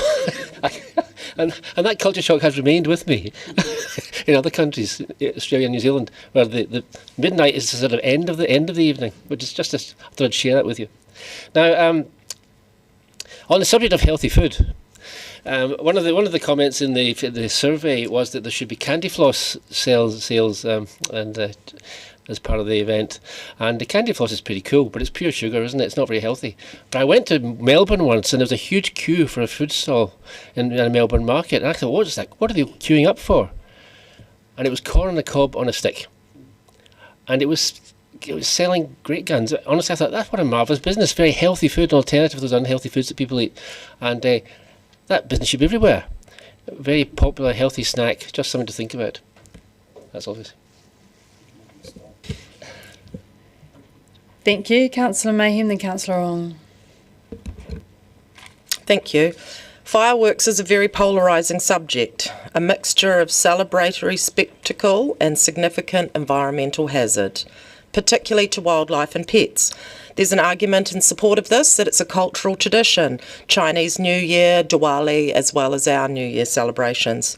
There's an aesthetic of joy and entertainment for the spectator. But then against that, we have the fire hazard of dry conditions, the loud noise that affects birds and sometimes causes them to abandon their nests, and to pets, the risk of injury or escape. 432 people completed the survey, and there was a resounding request for fireworks to be restored to our New Year's Eve event. As mentioned by other councillors speaking, a controlled and occasional displays are okay. And we have a government initiative around banning the private sale of fireworks. This, in my mind, will eliminate that surprise of fireworks in suburbs and perhaps give us time to prepare our animals on occasional events. I voted against fireworks last time, but here at this table, I think we are to listen to what the public is requesting of us. Body's cup of tea. I'm a huge fan of Ivy and of Seek Help. Deaf Raccoon may have said a swear word or two, which was not appropriate, but I'm sure if they were told not to swear, they would not have. They're made up of John McGlashan College and Logan Park students. This trio reached the finals and advanced to the Smoke-Free Rockquest Nationals in September, along with Seek Help, which is an all-girl band from Queen's High School. That's the first time since 2018 that our youth bands have achieved so highly. And if you know the band Ivy, I noted the moment that they took the stage at Eats and Beats on Bath Street, there was suddenly a whole group of fans on their feet and in front of the stage. They definitely activated the youth in our city. And as mentioned, Rolling Stone magazine is currently obsessed with our emerging Otipoti Aho, our fresh sounds. So echoing what Councillor Walker said, there are actually two sides to every experience. I will be supporting this motion, but I also do have absolute faith in the events team to pull off a spectacular celebration for the city. Thank you. Councillor Ong, then Councillor Treadwell. Thank you, Your Worship. As I can see and we can see, we have very clear community feedback that we want fireworks restored again. it is telling that our smaller sibling towns and cities do have fireworks displays, and our friends and community members across our city are travelling outside of our city during the New Year period to see that. That is not something we want, because we want our friends and visitors in our city to be seeing this in our city itself. We want friends and guests from across our country and around the world to be coming in to see this display. Now, it's very important that we have public safety foremost in the implementation of this. I do see that this is going to be something well addressed by our team that has done a tremendous amount of research into this. And I would say, I believe that this is something that is going to be very good for our economy in bringing tourism from across our country, from visitors around the world. And at the same time, we have had presented to us amongst the different festivals and events that we as a council are directly supporting as well. It would be very good for our Enterprise Dunedin team to work very closely with the community groups, with the council entities, including all across our council entities, our airport, and our educational institutions like our university, like our polytechnic, on this fireworks display, because it's very important. As one presenter said very well, have bang for buck in what you do. And I believe the fireworks display that we can have is going to represent that opportunity for a great amount of bang for buck for our city and our community. And when we think about the time of year that it's held, now I would request that you work closely with our university and our polytechnic, because it is at that time of year that students from across the country and around the world are considering where to come to for where they study. And that is the best time to be highlighting what we have in our city. It's the best time for the media coverage around the country and around the world to showcase this event and say, please come to the most special city in our great country. Come and see this, spend your time here, and then stay for much longer to contribute to our economy, to contribute to our tourism, to have the talent into our university and be contributing to our university itself.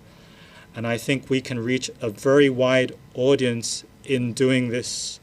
And I would request, of course, reach out across all that we have in our community, because it's very crucial to have a cost-effective approach, a bang-for-buck approach, and at the same time to say, we have a lot of companies, a lot of event speakers, a lot of event organizers that are coming in for other events. Can you help support this as well, so that it takes some out of the cost to our ratepayers from this? And that comes in many ways, both in terms of the publicity we'll have, both in possibly the corporate sponsorship that we can look at. But I fully support this for our community. Councillor Treadwell, then Councillor Fiso. Tēnā koe, Your Worship. Firstly, I'd just like to note that we pride ourselves on being a musical city and one that supports our exceptional rakatahi.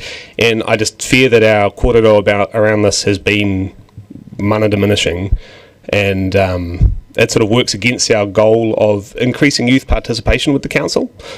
As noted by Councillors Walker and Mayhem, two of the bands that performed that night, Ivy and Seek Help, were recently featured in Rolling Stone magazine, which is a massive achievement. And whether or not these bands are to everyone's taste, and few really excellent bands are, that's immaterial, and we should be celebrating them and mihiing them. To the matter at hand, I love fireworks. Like lots of others in the room, I have enduring memories of irresponsible nights spent with friends and cousins, opportunities that I will be gladly denying to my own children. Unfortunately, we are the grown-ups now, especially in this room, and unfortunately it is incumbent on us to be party poopers at times, Councillor Weatherall. In this wildlife capital of Aotearoa, we're very close to overseeing the extinction of the hoiho, a bird which nests in the harbour that's being floated as a venue. And similarly, New Year's Eve falls during sea lion breeding season, so I have a lot of concerns about disruption to those precious and threatened pups. That said, I'm cautiously optimistic we can find a way forward here. I wouldn't have supported the original motion on the principle that a citywide celebration like this requires us to at least try and find out mana whenua's stance on fireworks. But with the stipulation that appropriate consultation is sought, and mihi to Councillor Sims for his discussion on this, I will be supporting this motion. Thank you. Councillor Fiso, then Councillor Gary. Tēnā koe, Your Worship. Tēnā kōrua to the mover and seconder. Ka mihi nui o te taiho Pākehā is a phrase I have grown more and more comfortable with. And it means greetings to you for the Pākehā New Year. So I think, taking this out to the widest context, the New Year celebration that we've been discussing is cultural. That is the culture of the majority. And so I'm just echoing Mr. Makaae's public forum presentation about the subtlety of exclusion. And I'm quite happy to be a party pooper, because what it means is, for me, is what is the party? Who's the party for? Who's celebrating? And who's paying for it? And so, again, I've said this before around this table, but it's just remarkable to me, as a woman of colour, the fact that a minister, David Seymour, can make a casual comment about blowing up the Ministry of Pacific Peoples because culturally a lot of money was spent on a farewell to the chief executive. And 2 men were inspired to actually go and attack Ministry of Pacific People staff. This is the kind of racism that Mr. Makaae is talking about. So we need to be really clear about how we celebrate, how we educate, how we legislate. Who's it for? Who's going to ultimately benefit? Councillor Gary, then Councillor Lund.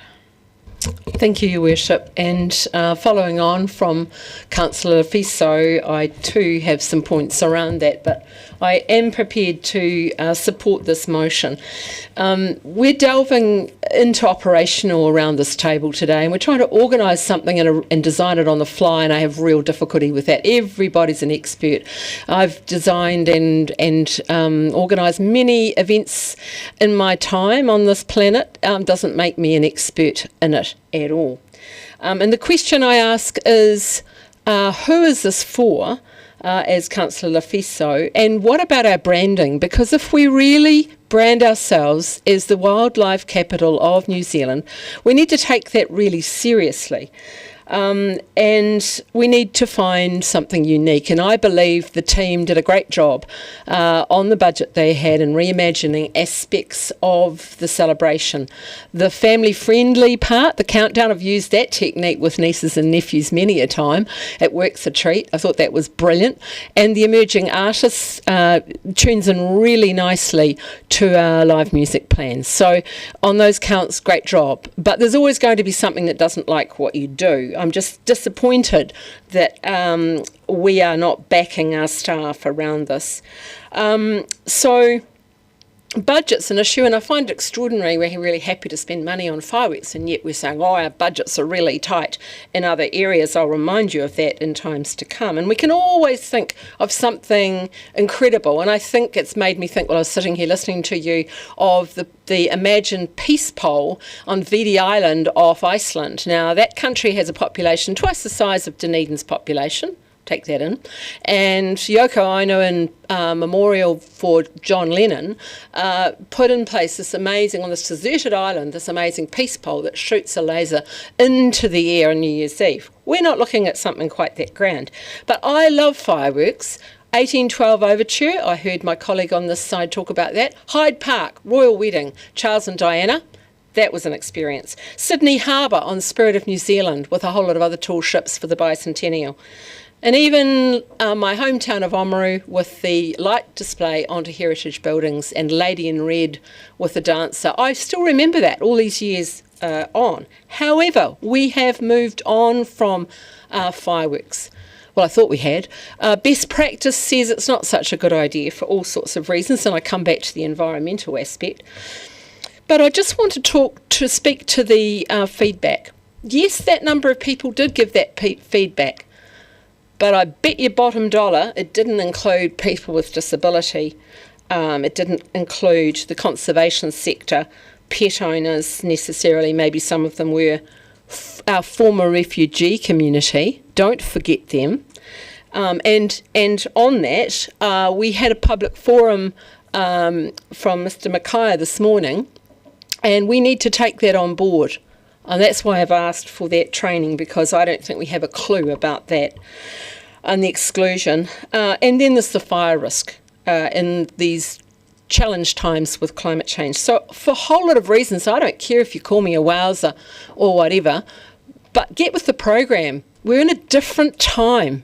And much as I love fireworks, that isn't necessarily the answer. It's about creating something unique and supporting our very capable and talented team who I've worked with on the grants subcommittee to deliver what we want and making sure we resource them to do so. So I'm happy to support this, but seriously, folks, this shouldn't have taken us this long to get to this point. I didn't imagine we'd be discussing this yet again. Councillor Lund. A former reporter of the Otago Daily Times named Clark Isaacs once told a young reporter that you should never discount people calling in complaining about something, because they, in his experience, they represented between 25 to 30 other people. So we've received the feedback. There's been 432 responses, not 40 or 50 or 60 that we got on the Albany Street or the Queen's Drive. That represents thousands of people. And we're here to represent the interests of the people. I'm personally ambivalent. I think, like Councillor Geary, the money could be spent on better things, but I am guided by by the overwhelming feedback. So I'm going to support the motion, because if we continue not to listen to the city, then we're going to have the same continuing result that we're about to discuss at the next agenda item, which is the Mayor and Council approval rating of this city. Thank you. I just have a few things to say before Councillor Sims has his right of reply.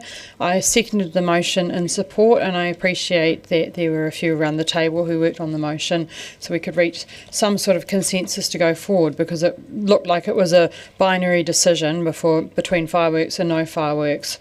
And I think the aspirations of this city is my aspiration to be the best place to live in New Zealand. And I want to point out the city that works for everyone. We had the speaker at the public forum. We've had the feedback from the people attending, and so I do support the appropriate consultation, because it should be for everyone, as been pointed out. We look at the dissatisfaction rating, and we do need to take attention of that, because we are responsible for the budget, the direction, and our city's reputation. It's great that the team are measuring each event satisfaction and taking feedback. I am in total support of that. The overall satisfaction from the Residents' Opinion Survey, I did ask that question, I've looked it up since, for festivals and events is 55%. We invest hundreds of thousands in events, if not millions, if we consider what we do with the stadium, and the stadium was mentioned in some of the feedback. I did a quick inflation adjustment to the $150,000 of fireworks in the year 2000, which would be $282,000 nowadays. So that's what fireworks similar to that might cost. And as Deputy Mayor Lucas said, that was for a very special event. I try to go to as many council events as I can, and I think it's really important for us as funders to be there. We can get all of the feedback in the world, on surveys, but I think that actually being there is really important. Christmas at the Gardens, Waitangi Day, George Street Market, all excellent. Waitangi Day was actually a standout. There was an incredible atmosphere. There were people there from out of town who deliberately came from out of town because I had lunch with them, so they told me that they were from France. And nothing compares to the actually being there. So I was there from before 8 p.m. until after 12. I went down to the children's area. I participated in the march. I came up and observed the bands, and I was there from about 11:30 through to 12. So I know what I saw. And most importantly, I guess I know what I felt. And I think that was the really important thing. Is, in my opinion, I want people to feel excited and enjoy and just start off the new year with a lot of hope and excitement, and to do the city proud. And I think that this motion helps us to get to that. We invest a significant amount in this event, not just direct costs, but also in staff time. And I'll note that on New Year's Eve, the next day is New Year's Day, which is penal rates, as those who employ people will know, so it gets a little bit more expensive. I really wanted an event that was distinctly Dunedin, that attracts visitors and showcases the city, and shares our brand as not only the wildlife but the heritage capital of New Zealand. And when we've talked about putting the light shows on the heritage buildings, because I was at New Year then as well, and that was really lovely.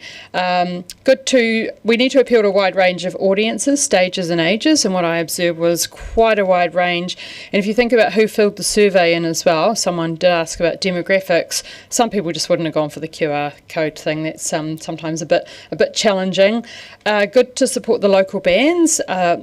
That's why I asked about, do we do an X Factor thing to choose the bands, because there was feedback about some found one of the bands a little bit challenging. And our advantage, I think, is to be family friendly. When we think about everyone's going, we should be like Queenstown or Wanaka. I don't know if you've been to Queenstown or Wanaka recently at New Year's Eve, and perhaps that isn't quite our target market. Perhaps we want to be family friendly. And what I observe is families flooding in just before New Year's Eve, and it was really lovely to see those families as well. And while we debate where it should be, my preference would be in the Octagon, because it is a centre for celebration and it is the heart of a vibrant city. It also supports the businesses there, and I talked to businesses on the night who were really appreciating bringing people into the middle of the city to celebrate with them. So I support this motion, and I will pass back to Councillor Sims for his right of reply. Thank you, Mayor Sophie, and thank you for all councillors that have spoken. We can certainly do this, and last week's George Street Market proves that. I'd like to acknowledge Councillor Hall's technological suggestions, which certainly can be investigated within this motion and brought back to Council. I'd like to acknowledge Councillor Vandervis and Councillor Wetherall's passionate appeal to never grow up. Growing up is certainly overrated and leads to unintended consequences. I'd like to especially acknowledge Councillor Walker, Councillor Mayhem and Councillor Treadwell's advocacy for our rangatahi bands. They're fabulous new bands, unfortunately not necessarily appreciated by boomers expecting a cover band playing Sweet Caroline, God forbid. But it strikes me that compromise will sort this, and that we could serve both. Councillor Lucas's sage warning about costs, particularly in the environment we are going into, I absolutely accept that, and that is the thing that challenges me the most about even putting forward this motion. But the options of commercial sponsorship and cost offsetting can be investigated within this motion. Perhaps the Westpac barge. Thank you to Councillor Chambers for his advocacy for healthy food truck options. I'll broach the prospect of replacing candy floss with barbecued corn on the cob with my 10 and 8-year-old when I get home, and I'll let you know. I've heard Councillor Wrong and his advocacy for offsetting the cost with commercial sponsorship and the benefits that might bring for all of our community. And also fully acknowledge Councillor Treadwell's passionate demands that Mana Whenua be consulted along with animal welfare experts, particularly if we are to consider letting fireworks off in the harbour and this motion allows for that. Acknowledge Councillor Lafiso and Councillor Gary's appeal for all parts of our community to be represented in developing our 26-27 plan. I note Councillor Lucas and others have taken responsibility for the previous decision to exclude fireworks, protecting event staff from public admonishment. Event staff can hold their heads up because they responded to a decision of this council, as did the public who responded to the 2025 event. I agree 100% with Mayor Sophie that Dunedin can pull this off, and personally I believe that her input will be critical to the outcome. We can certainly pull this off, Dunedin, but only if we listen. Thank you for those that have spoken in support. Thank you. I will now put the motion. All those in favour say aye. Aye. Anyone against? Abstentions? I declare the motion is carried. So we'll move on to item 8, the Residents' Opinion Survey Quarterly Update, October to December 2025. Nadia Wesley-Smith and Nicola Morand will speak to the report. Thank you, Mayor Sophie. No opening comments. We're happy to take questions. Let's find my page. Are there any questions? I've got a question. Just around the cost to do this, because we've been doing this now for 2 years. So it was instigated, I think, February 2023, instigated to do this quarterly, and I wonder about the extra cost to do it. Thank you, Mayor Sophie. Unfortunately, I don't have those figures to hand, but I can certainly look into that and get back to you. But there is an extra cost, isn't there? Potentially. I'd have to go and have a look. Yeah, I thought at the time. Okay, thank you. Councillor Gary, then Councillor Ong. Tēnā kōrua. I was curious, and you may not have an answer for this, the performance of community board members shot up from 20-something% to 40%. And I just wondered if you had any theories about that at all, because that was quite interesting pre-election. No, I don't have any theories about that one. Councillor Ong. Thank you, Your Worship. My question is on the survey and how we can potentially increase the base of our community members that are surveyed going forward, because I see there is a certain amount of margin of error, and the base numbers, it'd be ideal, I think, in that every day we have in our council facilities, our council offices, a tremendous number of our community members coming in. Is there a way to increase the numbers that are surveyed? And that is really across all the council venues, facilities that we have, where our community members can say, hey, we would like to participate in this survey going forward, and that would increase, I think, the base numbers. It would increase the base numbers. Thank you, Councillor, for that question. We do aim for a base of around 1,200 respondents to over a 12-month period to provide an annual report on the Residents' Opinion Survey.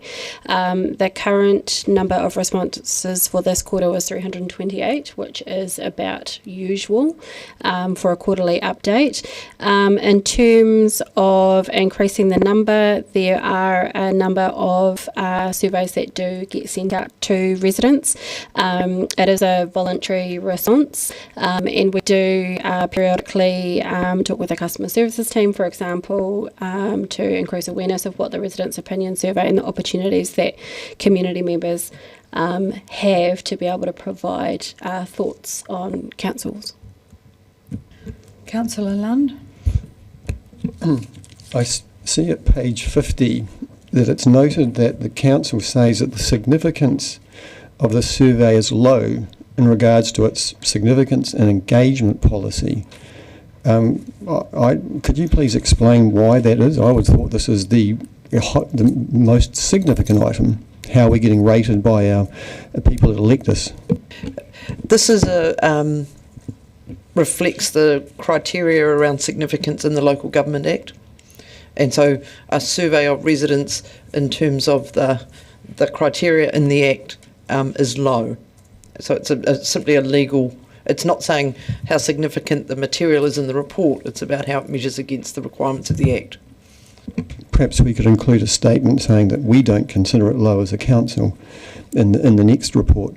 And my next question is just on, I think, page 48. You know, I suspect it was out of deference to the council and mayor that we didn't publish, you didn't note in the report the ratings for mayor and councillors.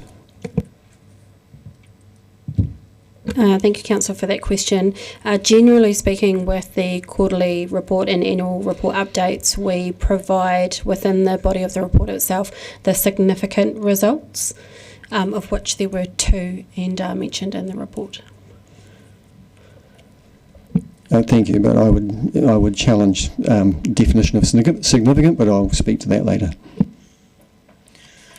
Councillor Mayhem, then Councillor Ong. Thank you. Just looking at the sample and response rate, so how many, we've got the number of respondents and the questions, the range of questions that they answered, but how many do we send out, and is that via post or is it online, and what is the time period for the sample results to come back in? Like, I mean of sending out the survey. Thank you for that question. I don't have the figure to hand, sorry, of how many are actually sent out. So there are an initial survey is sent out via post, and then there are reminders, generally in the form of like postcards, encouraging people to respond to the survey. In terms of this quarterly update, it captures the respondents received between October and December. However, we do have a rolling number of respondents that we receive, but essentially this period is reporting for that October to December. Sure. Do you know if it's, approximately half the responses come back, or quarter, or, just a rough number? I don't want to steer you wrong, so reluctant to answer. And would you say, because, this is my reflection, that because it's the October to December period, perhaps the councillors' performance is low because we barely got our feet on the ground? I don't think you can ask staff there. You can sorry. say it in a speech if you wish. Councillor Ong. Thank you, Your Worship. Can you come back to us, because this requires posting out across our city and our community, and the numbers that are posted out are a relatively small percent of our entire households in our city. So can you come back to us with the specific methodology for determining that? Because I think we can see here the base numbers of respondents does vary from quarter to quarter. I think it's helpful that we understand how that methodology is, where it goes across, and how we can broaden that awareness of this, both in terms of posting, in terms of the use of online technology, and also perhaps it would save some cost in postage, where we have these surveys readily available for all that come into our council venues, as they do every day, to make inquiries, to pay their rates, that they have this readily on hand to be able to... Sorry, is there a question? I was just asking if there was a question. And also point of order 25.2c, irrelevance. The councillor clearly misunderstands fully the basis in which the ROS has been established, and he's now moving outside the terms of reference that underpin the ROS altogether. So. No, you don't get to. It's a point of order, so I'll uphold the point of order. I think I was just going to interrupt and ask if there was a question there, but also we talk about the ROS as a measurement tool. I'm not actually going to ask the staff to explain how statistical analysis works. I think that councillors can investigate that for themselves. Are there any other questions? Therefore, I will move that the Council notes the Residents' Opinion Survey quarterly results for the period of October to December, quarter 2, 2025-26, seconded by Deputy Mayor Lucas. And in moving this, I was one of the instigators of getting this report to come in quarterly, and I understand that there was a cost to do this, and as we are very cost conscious, I will be requesting that we do actually find out what the cost is, because we do spend quite a bit of time on a report like this debating something which actually has a margin of error of around 5%, which actually makes a lot of the results difficult to interpret, shall I say. It was good to note that pools were up, and I wonder whether that was to do with the fact that it was summer and people were going to the pools.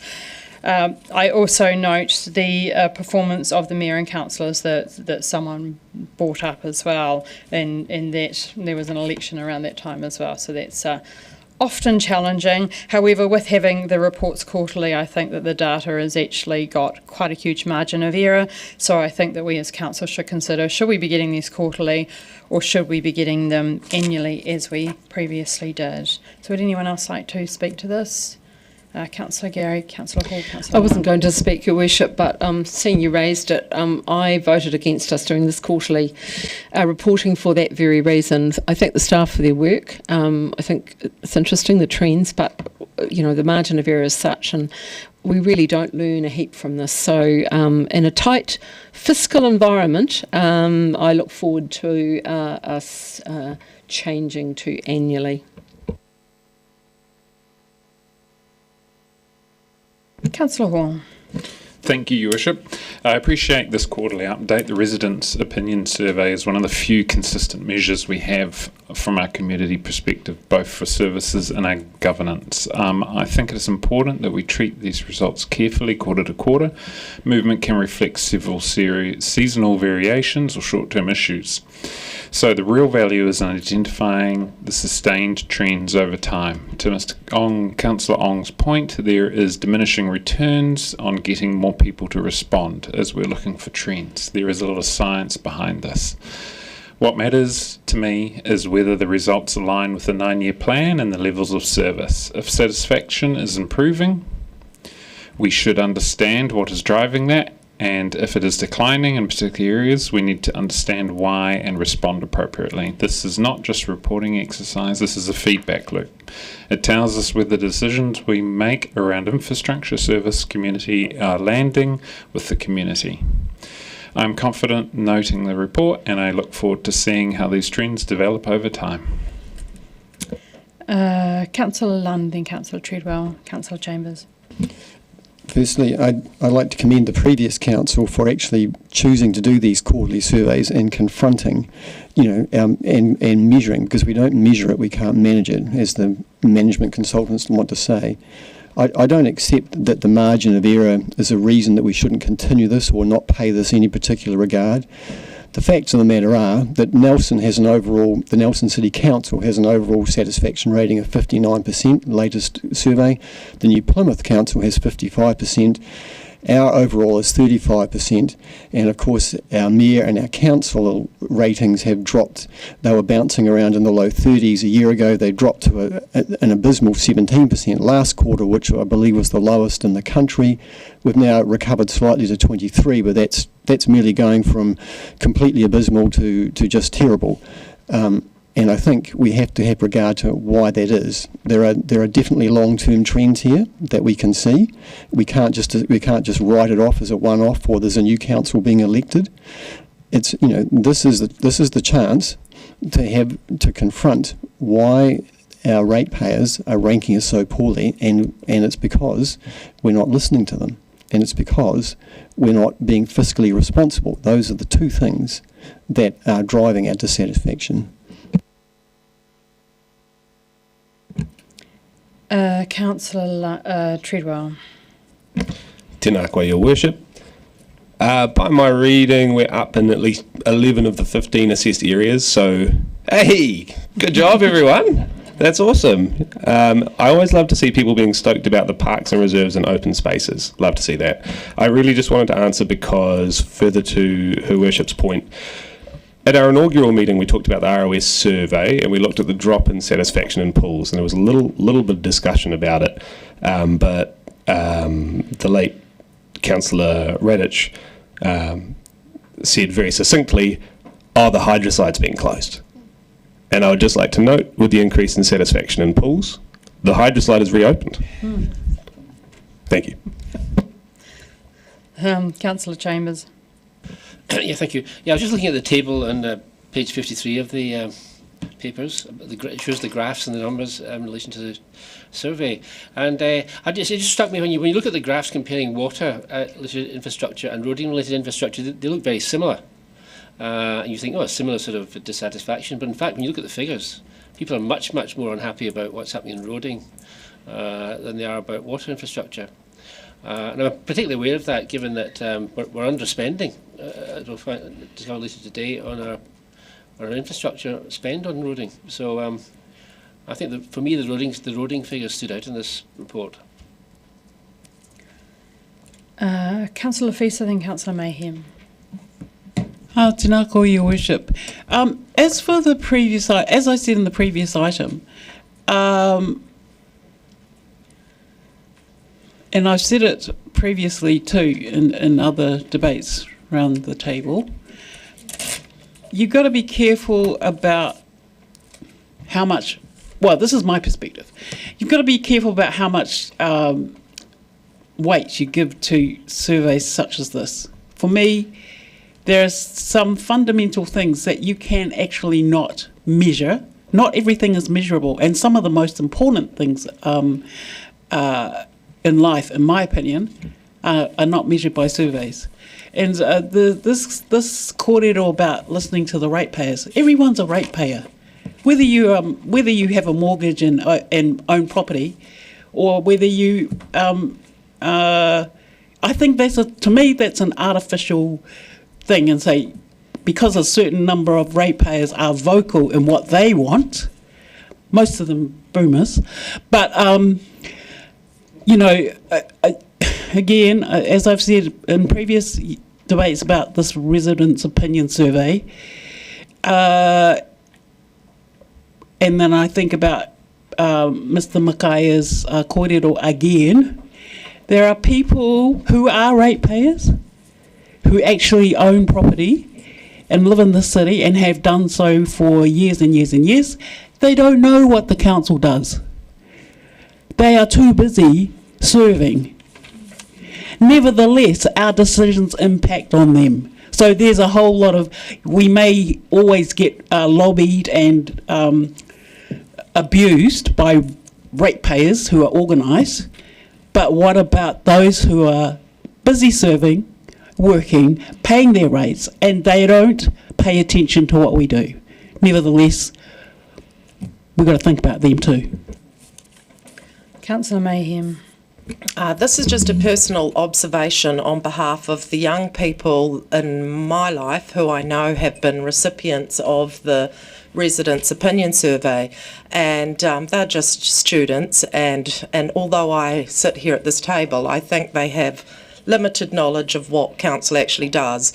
And when I asked, how did you fill in the form, they said, we just said great, great, great, very good, not so bad, random. So this just raises a question for me of the validity of some of the surveyed. How much do general people know about the infrastructure?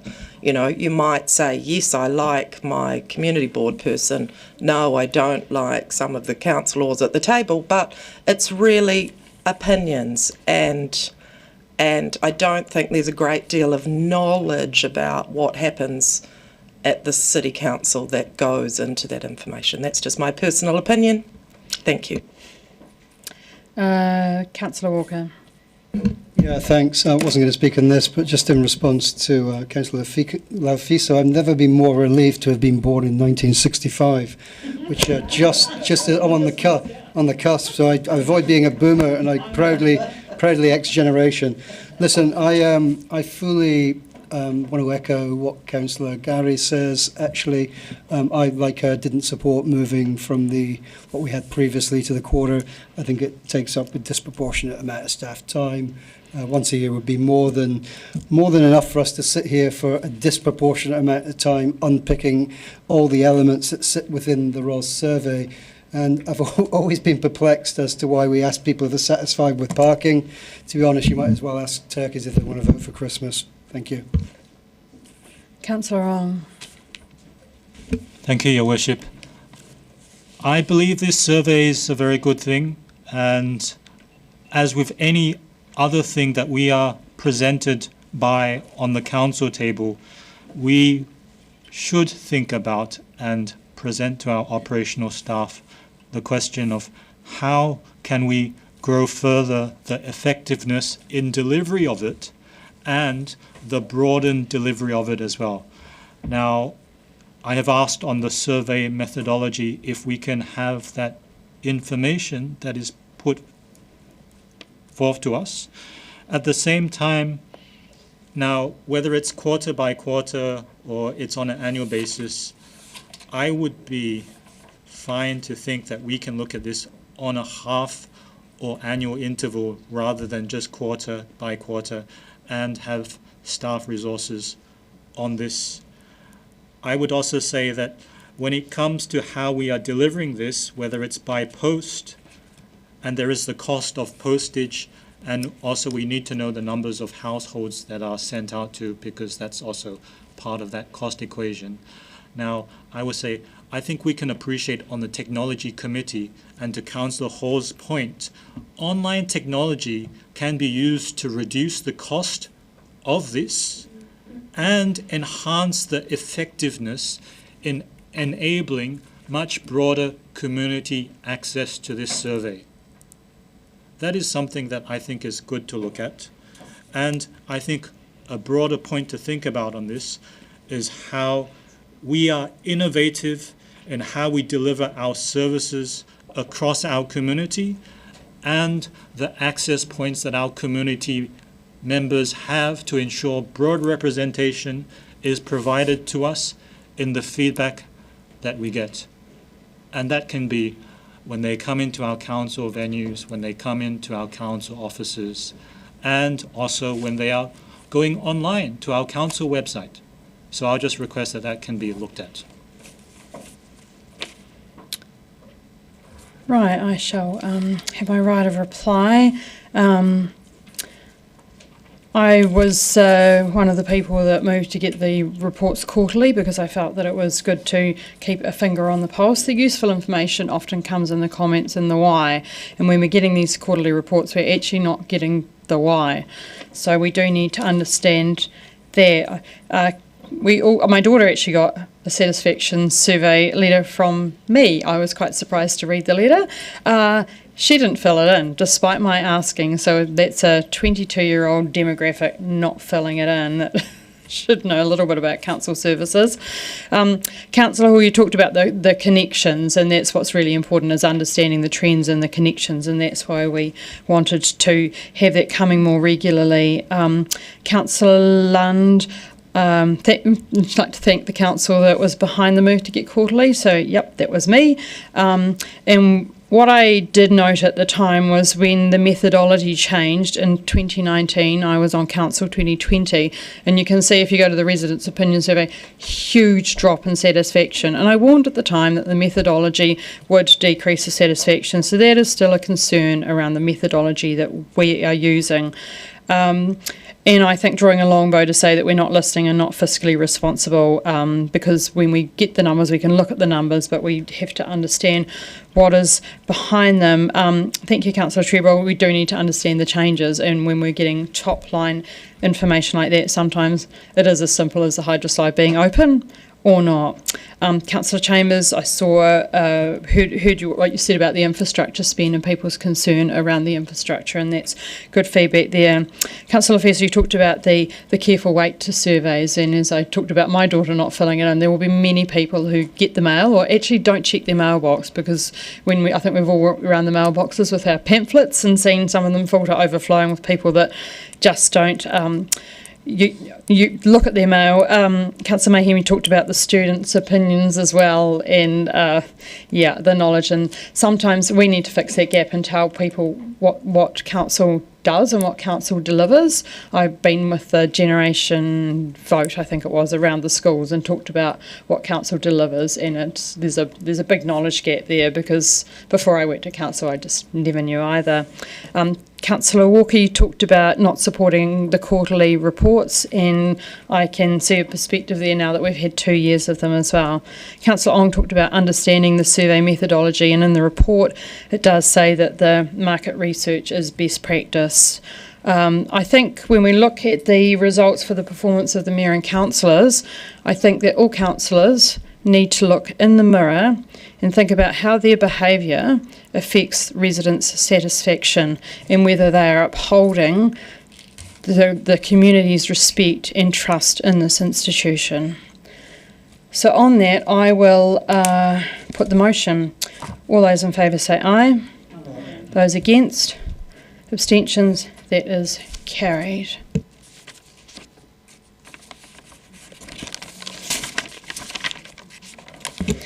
Right, we'll move on to item 9 with the Planning Bill and Natural Environment Bill submission. And welcome Dr. Anna Johnson, and to see who's going to arrive up here. And David Ward and Mr. Morrissey, thank you.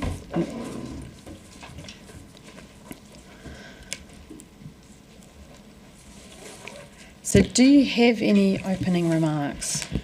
Kia ora, Mayor Sophie, Deputy Mayor Lucas, councillors, thank you. Yes, as we see in front of us, the country is contemplating transformational legislative change, particularly with respect to the bill in front of us with the planning and natural environment.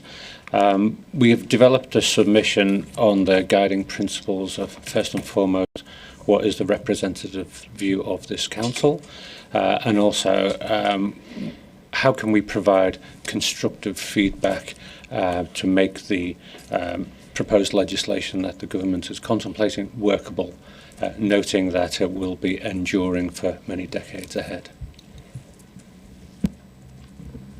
Sorry, I'll just add to that briefly. I just want to highlight the bill. The planning bill is 450 pages long, and we only had a few weeks to cover it, and we engaged with a number of departments across council.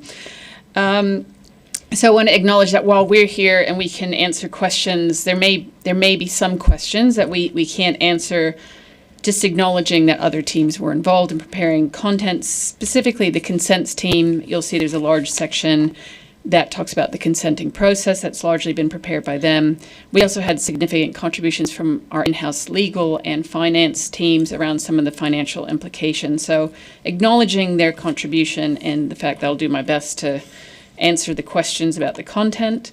And yeah, just echoing what Mr. Ward's just said, we really try to focus on implementation risks, primarily reflecting staff's experience operating under the RMA and being able to understand what might go wrong under this new planning bill based on sort of the devil in the detail, financial and legal risks to council.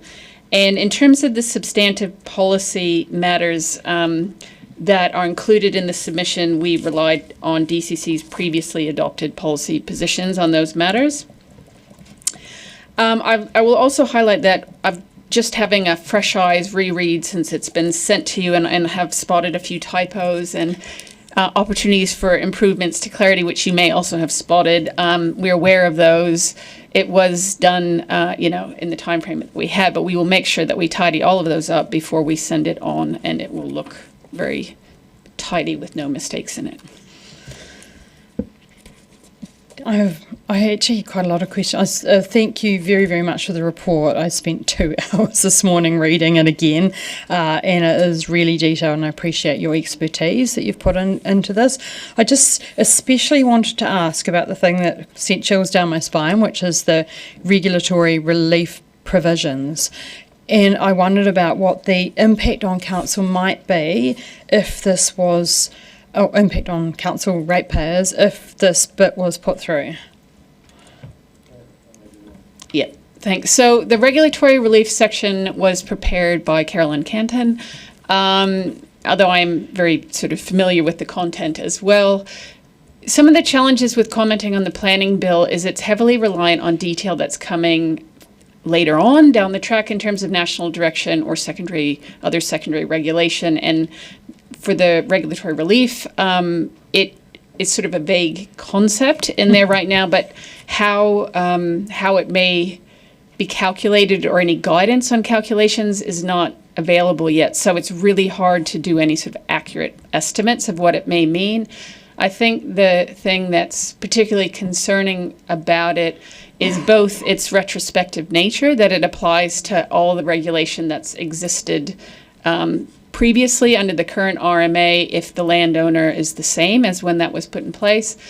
And also just the litigation risk around all the elements of it, and its wording, the ability to challenge it. So it's not just paying it out, it's paying for a lot of potential legal casework around its administration that will add to the cost burden associated with it. Thank you. I've got Councillor Lund. I've got a few questions. If we start at paragraph 71, just because it's near the start, I'm interested in just what you say here, that there are some, that noise effects doesn't appear to fit clearly under the sort of defined goals, but they say that there's a land use cannot unreasonably affect others. So could we assume from that if there are permitted uses within a zone, one's causing some effects, then that owner under this new legislation would have to take steps to prevent that? Yes, that's correct. So the provisions under the RMA around unreasonable noise are sort of carried through to this regime, and so that's the one that's often used if your neighbor's party is a little bit too loud and the noise control gets called in. So that provision will remain in the new system. I think the issue with noise is, I think it's clear the government's intent is that noise should continue to be managed. It's just that they've shifted a lot of provisions under the RMA fall under the gambit of amenity, and they've changed that to the enjoyment of the use of land and some vaguer concepts. So this critique is really in that implementation challenges, risk of litigation space, where they're creating new language and new concepts, which inevitably is going to lead to challenges in court and then costs to councils around litigation. So I don't think there's any chance they won't manage noise. It's just the framework they've shifted, so that is just going to cost in terms of implementation. But it's true that the overriding intent is to reduce costs and make development more efficient. And so my question is, for example, around the live action music plan and the proposed plan change, where it would appear that the council's plan change, which is imposing extra costs on parties that are not creating the nuisance, will be very contrary to the government's policy direction. I don't believe that to be true, but I mean, that's probably a level of detail that's not clear in the planning bill. I haven't read anything to indicate that in the broader government's intent statements. It's probably not something that would be expressed in the bill. Usually with noise, noise is generally managed on both ends, from the noise emitter and the noise receiver, and that's the general approach to noise management in the planning system, to tackle it on both ends, essentially. And I haven't seen any commentary that they're shifting away from that. That is true, but the DCC plan change is completely opposite to the regular situation where the person responsible for the noise is not responsible for any mitigating effects. And I would have thought this this policy would be aimed fairly and squarely at things like that.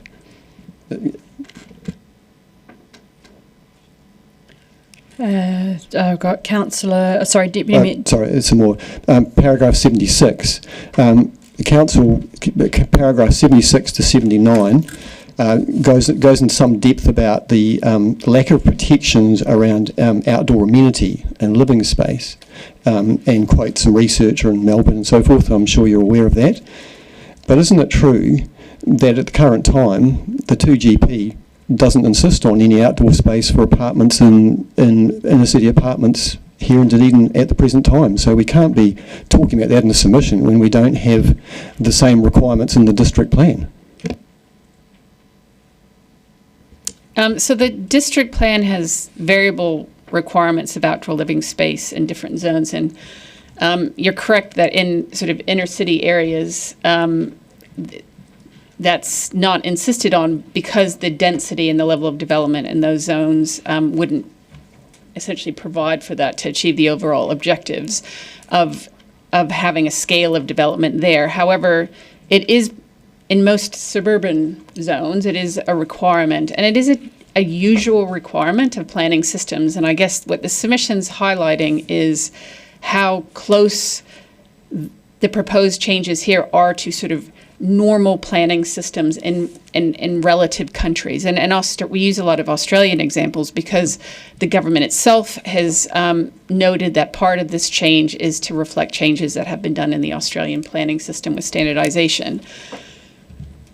Well, that may be true, but are you aware of the Plan Change 1 in the Nelson City Plan, where they have considered exactly this, and for very large areas throughout Nelson have eliminated outdoor living requirements? In fact, the requirement is so small that you only have to have a 1 metre by 1 metre outlet. Perhaps you might want to save that for a speech and just be careful about using the word "your" when it is council's direction. Thank you. Apologies. Just two other very quick things. At paragraph 194, you refer to a situation with the suburban brickworks. But I'm somewhat surprised that you've said here that a bespoke structure plan with specific rules was agreed through the plan appeal mediation process.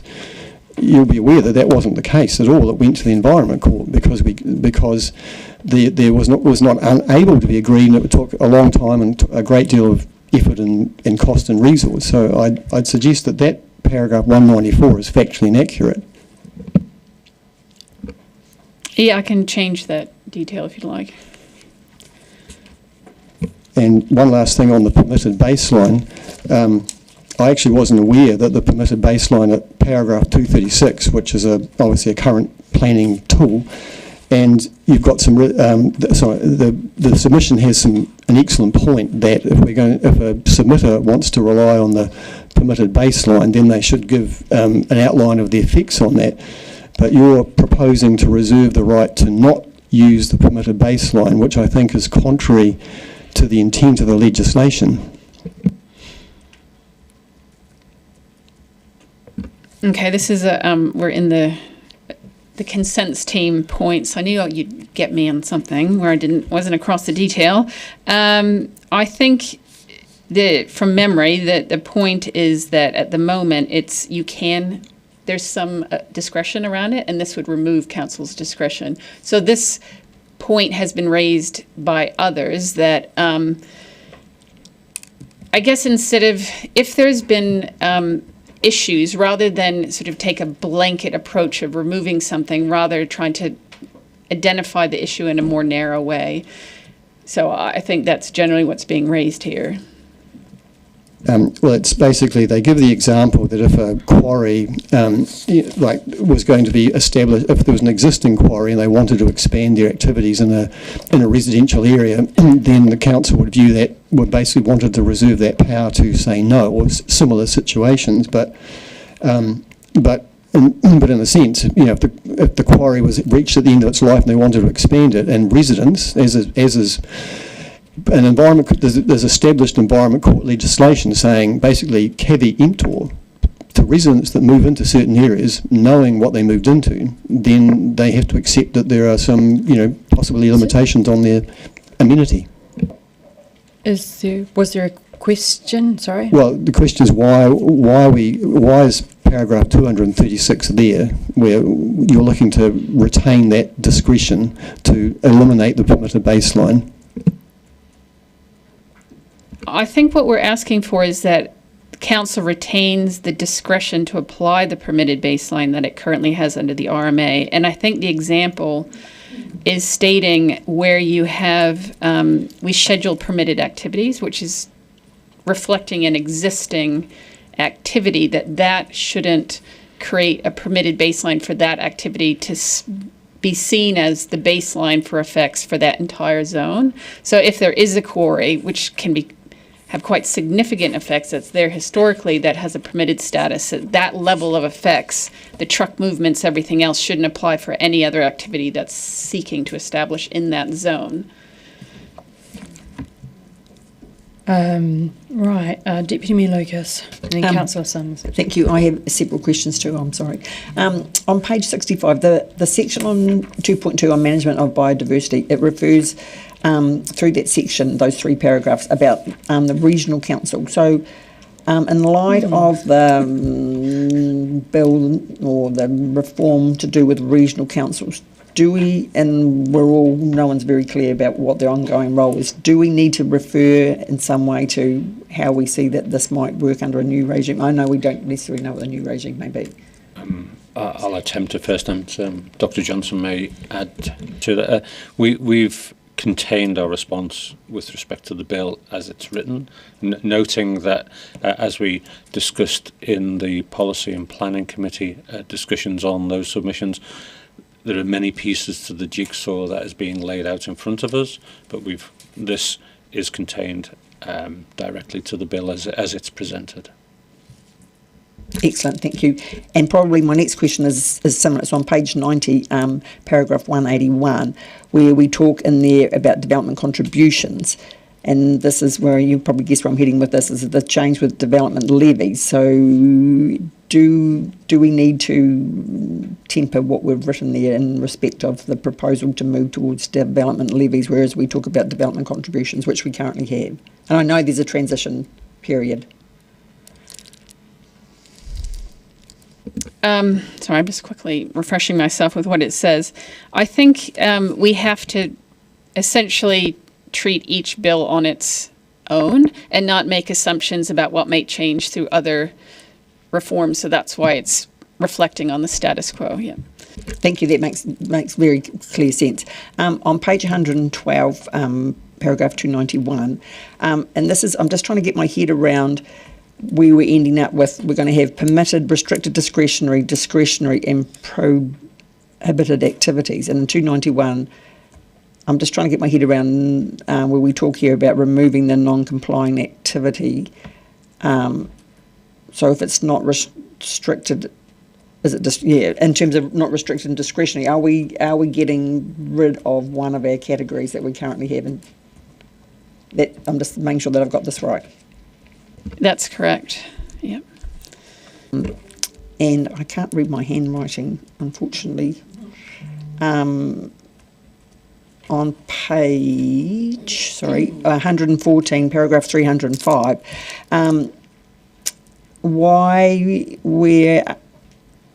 I don't quite understand the reasoning why we want to retain enforcement. I can see the advantages of enforcement being at a national level, but I'm just not sure whether I see some of this about having the local knowledge, but I'm just not sure whether we have really expanded on the pros and cons of a national enforcer as opposed to us locally. Yeah, sorry, again, my team didn't include this, and this was part of the consents teams.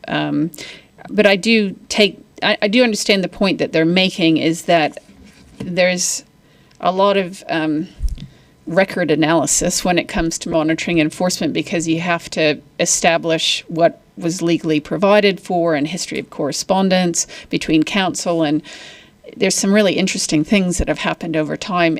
informally in the past, especially if it's a compliance issue with something that potentially is a long-standing activity. So that, I think they're just raising how challenging that would be if that was nationalised, given that we hold all the records. I guess one of the advantages nationally is then they would bear the cost. But my last question, and this has come through from the Otago Regional Council, and I'm just not sure that we've picked this up in our submission. That's just come through this week, and when they had their workshop and had already done their submission, and it's about the under-providing infrastructure capacity within the development.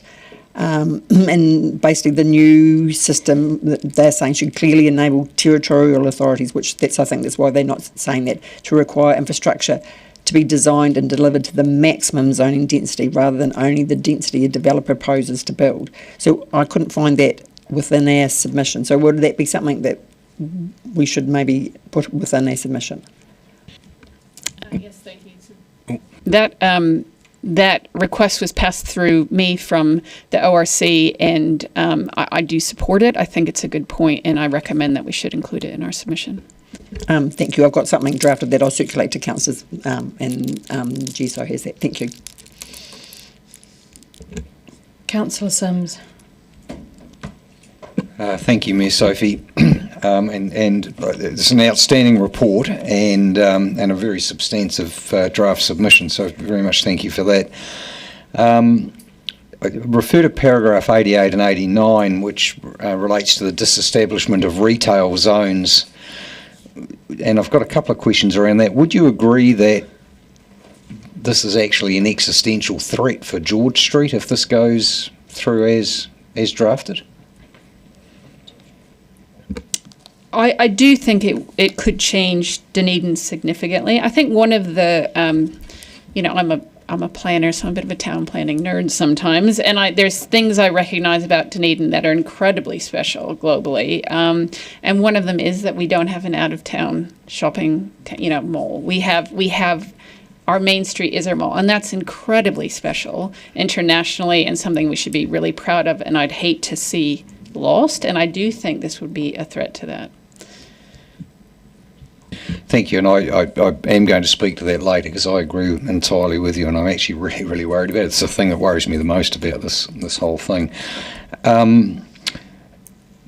the workshop, and I've either misheard at the workshop or I've missed it in our draft submission, but there was also, I believed, a watering down of the protection for scheduled trees. Mm-hmm. Did I hear right, or is that the case? Well, the submission talks about the potential implications of the removal of the concept of amenity, and the government doesn't really explain it in detail, the consequences of that change. And so we've had to make some assumptions or even raise in the submission, are you aware of all the types of provisions that are tied to amenity, and is this really your intent to and for example, we raise the issues of signage rules, and other things. And I don't know, because they haven't explicitly said we don't want sign rules, and we don't want scheduled trees, and we don't want screening of outdoor storage, and we've tried to give them all these examples, whether they've consciously made that decision or not. So it's not clear. And given that it's not clear, and it's certainly something that I'm very passionate about as custodian of some, but I would be absolutely horrified if there was any watering down of the protection for scheduled trees, and I think that is probably an issue in Dunedin more so than some other centres. Is that something that we should be including in our submission? Yeah, it is one of the examples that we've raised, and we don't think there is public support for some of these changes, and I don't know that the engagement from the government has made it clear the impact of some of the changes in a way that the public has been able to absorb it or understand it or react to it.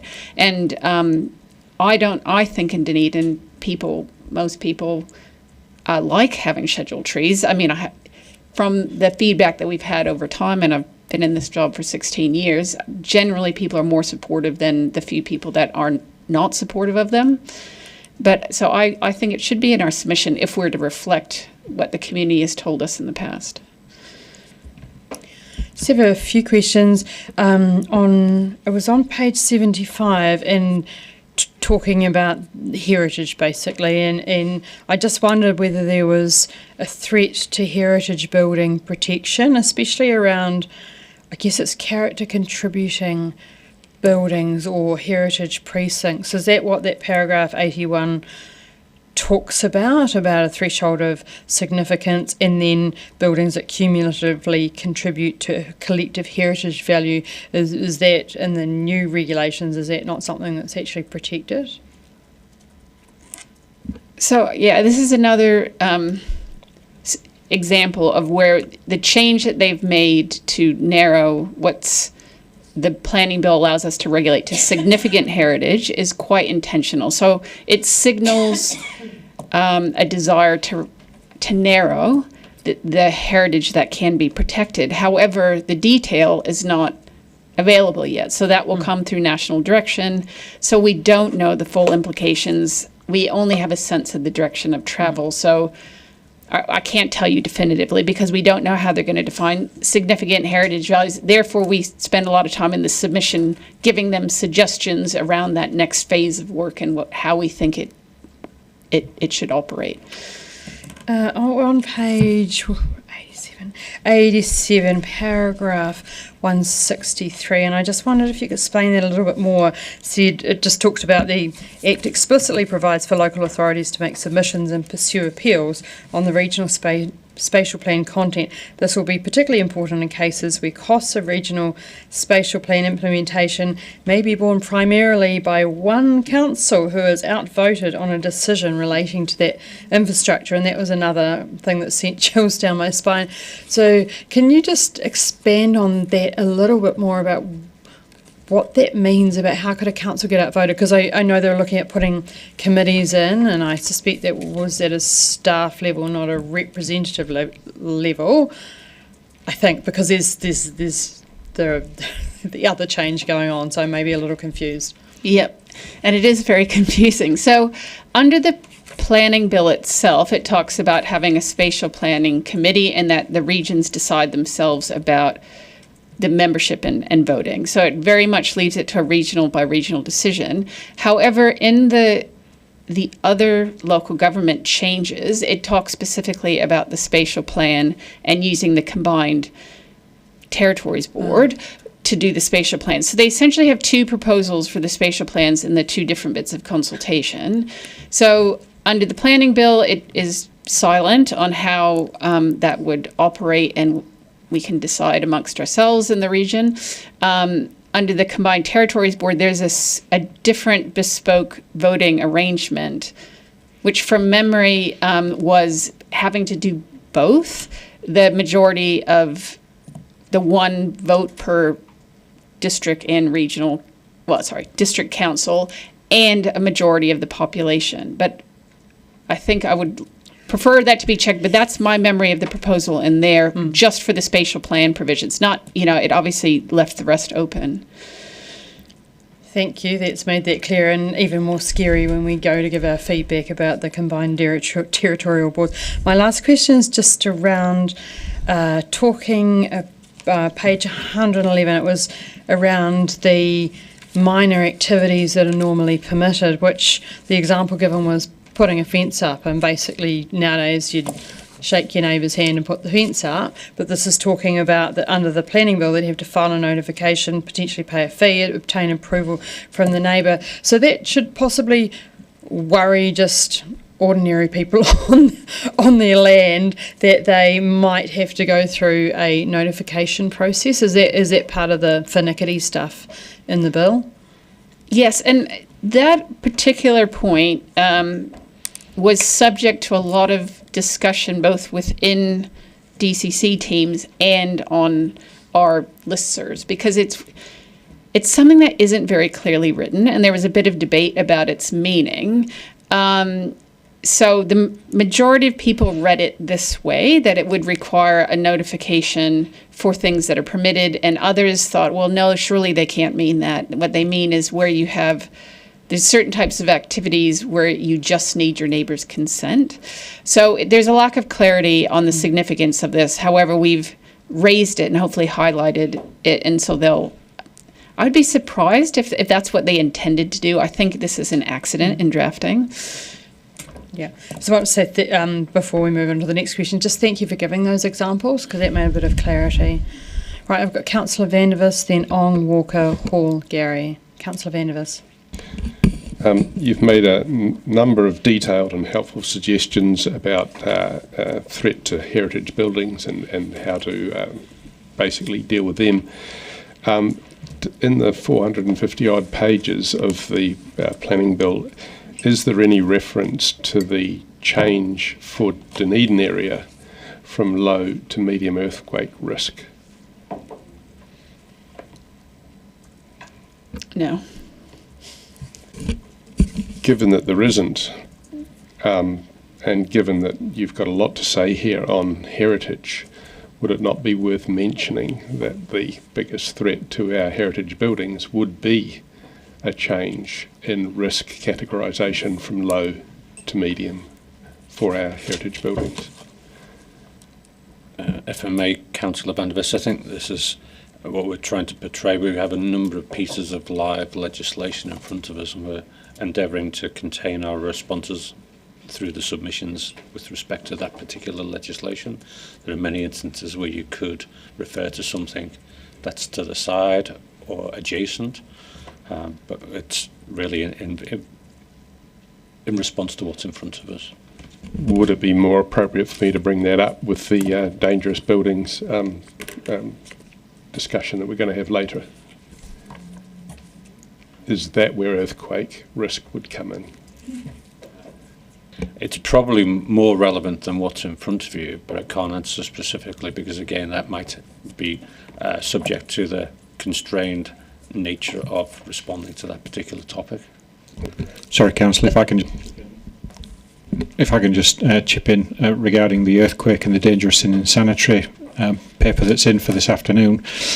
Specifically, earthquake prone has been removed from that legislation. It was originally included, but as part of the changes that took place back in 2017, they specifically took it out, so it wouldn't be that they're not adding it into that.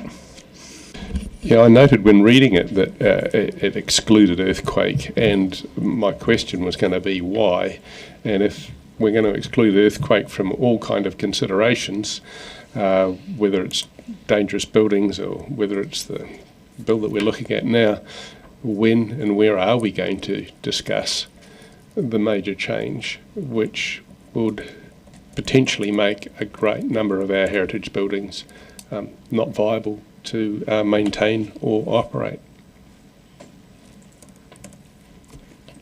I guess all I'll say is that under the RMA and under the planning bill, the ability of a building to be maintained or kept is a relevant matter, and I don't think there's any change through the planning bill to that. So that's already part of the resource management system. It's already a factor that can be considered either in consenting or in scheduling. So I don't know that that is changing. If that. Okay. What is changing apparently is the designation of our area from a low earthquake zone risk to a medium, and to me that was an issue, but I'll move on.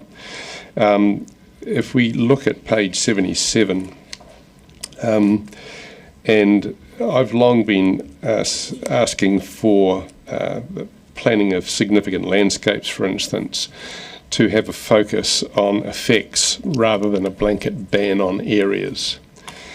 And we see here that the planning bill excludes consideration of a lot of our current significant natural landscapes and is only going to look at the outstanding ones.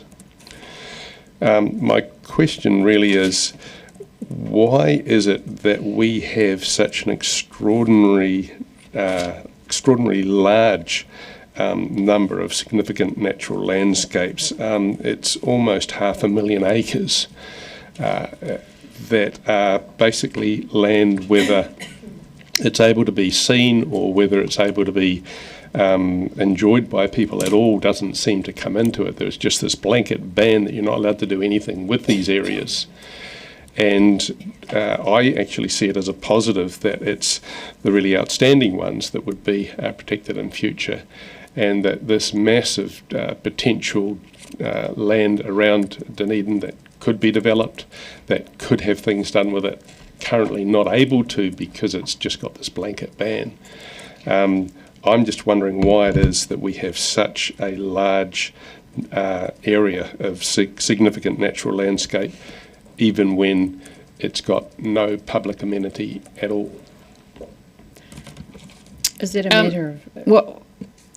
Well, sorry, I'll just one clarification. So in significant natural landscapes, nothing is banned as such. It is just managed through usually a restricted discretionary or controlled activity status. So it's an area where we manage activities, not where we prevent activities. Just for clarification, outstanding is where you get into the category of of prohibiting, or not, sorry, of making some things non-complying.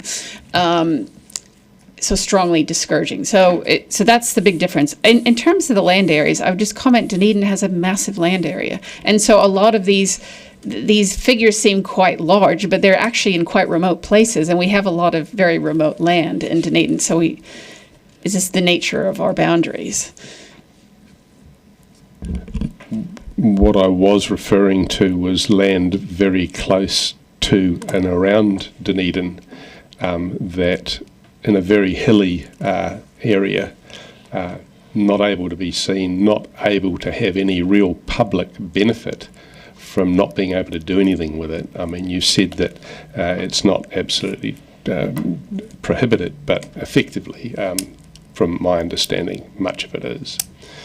But no, actually that answers my question, so I'll just leave it at that. Councillor Ong, then Councillor Walker. Thank you, Your Worship, and thank you for that presentation. My first question is, and refer to paragraph 60, now I'll quote, "It is unclear what proportion of these substantial implementation costs will be borne by local government." And then I'll refer to paragraph 29 where it states, "It feels that the pace of reform is both unnecessary." Now, am I correct to say that this sounds like a critique that is being presented? And can you refer me to where the economic development benefits of this are highlighted in the report? Because I am looking for that as well. Sorry, can I ask the economic development benefits of which aspect of the change are you interested in? See where I can read that being well highlighted specifically. I'm looking to see where that is well highlighted specifically for our consideration as well. And I would also ask, I appreciate you stated that there has been community feedback on some of the things that have been outlined in a broad way. Has there also been community feedback in terms of the consent times at the moment that our businesses do have to look at, and the cost to that as well? It's in the report somewhere, isn't it? Yeah, we did try to provide both perspectives on that, and I think this submission does acknowledge, and it starts with signaling that there's general consensus we want a more efficient resource management system. And I think we've tried to make that a strong point in there. However, it's asking for that, but asking that can still be achieved while certain other things are modified in terms of the system. In terms of the evidence for the benefits of the system, there is a regulatory impact report that the government has to prepare that does have detail that I can pass on if anyone's interested in it. It's on the Ministry for the Environment website. We have looked at that, particularly because we were trying to understand the costings that they put against the regulatory relief, and to be able to explain that. And there was a sense that those hadn't been, some of the numbers there didn't seem realistic, and the Tai2R submission expands on that quite a bit. So we haven't done that ourselves because it was impossible for us to come up with numbers in the time frame that we had. But certainly that submission raises in much more detail the economic impacts and benefits of the system change, if you're interested in that. I would request if we can have that highlighted and presented to us as well, so that we have a wide encompassing perspective on economic benefits to this, and also in the way that we have feedback from our community that consent times and costs could be more optimized. I think that, just interrupt you there, because I think you'll find the information on page 101 at 220, paragraph 221, if you'd like to look that out. I'll just move on. Councillor... I do have another question, if I may. If you can make it very quick, yes, please. Okay, the next one is on paragraph 258, and it states that it is noted that the intention under the planning bill is for less than minor adverse effects to be dismissed. Now, does that mean, do you feel, that this allows, going forward, council will have discretion to say, yes, council would like to facilitate a faster consent approach that will reduce costs and timing for our businesses in what they are looking to do, and it's giving us that discretion. It's not to say there is something that's just told to us, but we have the discretion in terms of the direction we want to take. And it sounds like that could be more streamlined, because it's stating for less than minor adverse effects to be dismissed. That is giving discretion to council to say, okay, something can proceed forward based on the discretion that we are empowered with. And that would support perhaps some of the economic development that we are looking at as well. I'm not too sure that you were clear in the question, so perhaps you just take a moment and rephrase it, and I'll put you back on the list. Okay, no, just you've had a chance to do that. Councillor Walker? Okay, Councillor Hall? My questions are all on page 94. This page is the stuff of nightmares. The submission notes that the funding regulatory relief through rates could reduce funding for core services. Has any modelling been done to estimate the potential financial exposure for Dunedin? I wouldn't. No, that's what I was referring to, our ability to do that. I think that at be interesting to see if Auckland has had a chance to do that. They've just a bit of a larger council in their submission. We just did not have the capacity to do that for us. It as well, the detail around the regulatory relief is not there, but I guess the biggest risk is that it can be challenged at so many levels, and when it's challenged, it does mean that the courts will be determining it. They will both determine our policy, because it's almost inevitable that whatever policy council decides will be appealed, and then the courts will determine the policy. And then every individual application also has the right to be appealed, in which case the court would then determine the payment. So I think at the moment what we're really highlighting is that risk, and that the fact that the courts could be determining money that we don't have the ability to set through our own budgeting processes, and that's not appropriate at a principal level. You got a bit ahead of my next question. The report anticipates increased disputes and litigation under the proposed regime. Has staff assessed the potential impact on legal costs and staffing resources? You've sort of already answered that one. Yeah, sorry. Last question.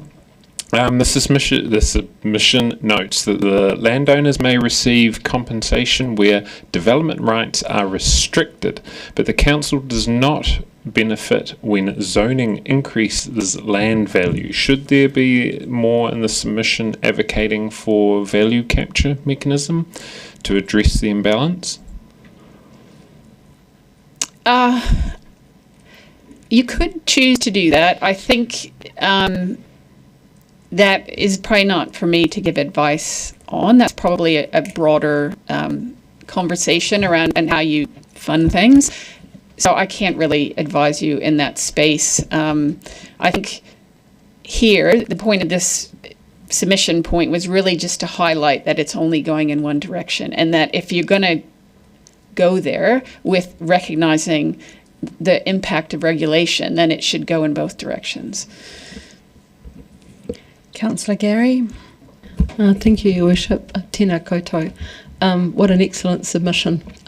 So highly skilled. And I'm wearing my commissioner hat today, my councillor hat and a resident hat, and my question will be around that. But just to help a colleague, page 72 talks about those economic benefits, does it not, around attracting skilled migrants and the tourism aspect, because people come here for the special place it is. So my question is, and we've talked a lot recently about local voice and bespoke and unique special place this is, and you referred to it in one of your comments.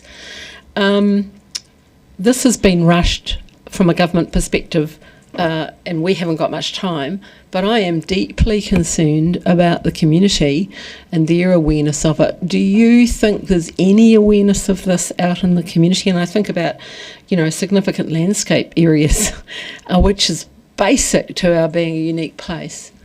Any thoughts about that and how we might strengthen those comments? They're in the submission, certainly, but... it is. It's disappointing there's been so little media coverage of these changes and what they mean for ordinary people in order to even gauge a public reaction to them.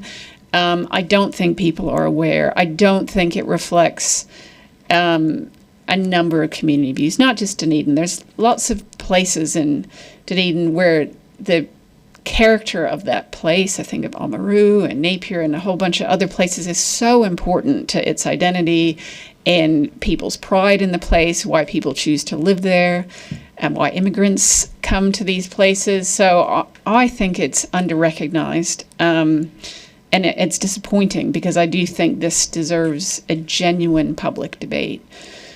I'm just thinking of some of the conservation groups out there who will have a conniption fit, and I do hope that the media reports on this. But, the spectre of, and I'm not sure if this is part of it, the spectre of Heraweka Harbour Cone with houses all over it just comes to mind from a past possible time. Thank you for your work.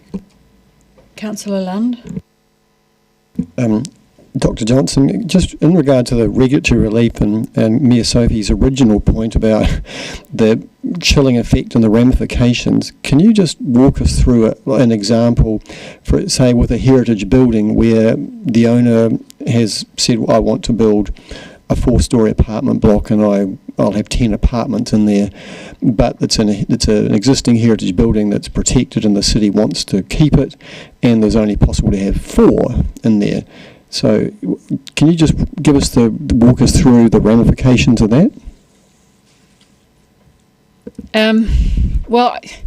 So the first step is the council will have to determine a policy, and the relief that you can provide could be any type of relief. It could be rates relief, it could be a financial payment. It's some form of compensation that will have obviously a cost attached to it, no matter what form it takes. So you'll have to determine a policy, and there'll be some regulation that provides guidance on that policy and how it should be applied. So without that, it's really hard to determine, but it could be that you would look at the economic impact against sort of a baseline of it not having a heritage listing, and there would be some type of calculation that you would come up with to determine what compensation is fair for that person if so it would only apply retrospectively if that was still the owner from when the listing was originally scheduled, or if it's a new heritage schedule. So it's very difficult to predict what that number could be, whether it's 10% of the value loss or 20, and then if it's appealed, what the court might determine is appropriate. So we'd be just throwing numbers out there wildly, but it would have a significant financial impact. Is it correct then that the legislation was sort of aiming at if a council wanted to protect a building, that it would have to pay the full amount of whatever if there was a proposal A, the developer's proposal to demolish the heritage building, and then proposal B that they had to keep it, and the difference, the economic difference to the owner, is that not intended that would be the total value? No, and it's not tied to a development proposal. It's just at the point in time that the policy comes into effect. So it doesn't matter whether anyone has any aspirations to develop or not. It's just the plain fact that they are the owner of a property that has a regulation on it, of the examples, of the types that the regulatory relief applies to. So, and the formula that's applied gets determined through that policy based on the guidance, presumably, that we'll get at some point in the future. Thanks. And just one other thing, just in response to Councillor Hall's question about value capture, we do actually, in the submission in paragraph 190, you are recommending that there's the ability to collect funding where land is rezoned for higher levels of development, which I think is an excellent idea, but just be under no illusion that we are advocating for that, and I think we should advocate for it very strongly. Are there any other questions? Councillor Ong, have you? Thank you, Your Worship. I want to refer to paragraph 115, where it states that we would have a possible requirement to plan and provide for infrastructure, and then onwards it says expected demand is vague and open-ended and ripe for litigation, which one of my other councillors, our other councillors, mentioned just now as well. But is it not correct here that when the developer requests for infrastructure, prior to that, they need to have council approval in any case for their development? So it is not putting a undue demand on council to say we need to provide that infrastructure, because in the first place the developer themselves would need council approval for the development. I think the point not in this paragraph, but earlier in the submission, it talks about the changes to the system would reduce council's ability to say no to developments for infrastructure reasons. So instead, as it reads, the planning bill says that once you essentially have to exclude the consideration of infrastructure viability and affordability, and instead you look at the other issues related to that development proposal, but presumably there are no other significant issues like natural hazards or biodiversity values on the site potentially, that the developer could then have that approved either through a rezoning or potentially even through a resource consent under new provisions in this planning bill, and then council would have to provide infrastructure. We would be able to charge for that infrastructure, and that's how this submission links to the development levies submission, where we said, however, that system is going to average out those costs across the whole city. So potentially we could have these situations where we must approve a development, and then the rest of the city ends up subsidizing because the cost of the development levy gets spread across the whole city. My concern, and I believe our other councillors' concern in raising this point on the ripe for litigation, I quote, that has been presented to us. Now, is this actually something that's a bit subjective? Because at the end of it, we do have the right to approve or decline a development, putting undue requirements on us to provide that infrastructure and that cost to that developer from their demands, and it's not subjecting us to litigation in a major way, it seems. And then my other question was just coming back to Her Worship's point to perhaps rephrase my previous question, which comes to paragraph 258 again. Now it states that we do have what I believe is a discretion for less than minor adverse effects to be dismissed by council, which is reviewing anything that's put forward for consent. Can you just explain what you understand from that statement as well? Because it seems it will give you broad discretion to say, yes, things can proceed forward, or no, they can't. So it's really about the tone that you want to take in making that decision. Is that correct? Well, that particular paragraph, the point it's trying to make is that whenever you refer to an effect, it has the meaning of both a positive and an adverse effect. And so when you say you must disregard an effect that's less than minor, it by default is making you disregard less than minor positive effects, which is one of the problems with the Resource Management Act. It gets overly focused on the negative and not enough on the positive. So we're just pointing out that it should only be less than minor adverse effects, not less than minor positive effects. So I think that's actually a statement that's more supportive of looking at the benefits of development to enable us to consent them, rather than moving in the other direction, which I think you're misunderstanding kind of what that point is trying to make. My question, okay, I'll put it in a different way. My question is, if there are objections raised on consents that are put forth because of minor adverse effects, do you have the discretion then, based on this, to allow those consents requests to proceed? Because it does appear that there is, in this planning bill, much wider scope in the discretion that's put forth to you. And it seems to facilitate faster consents.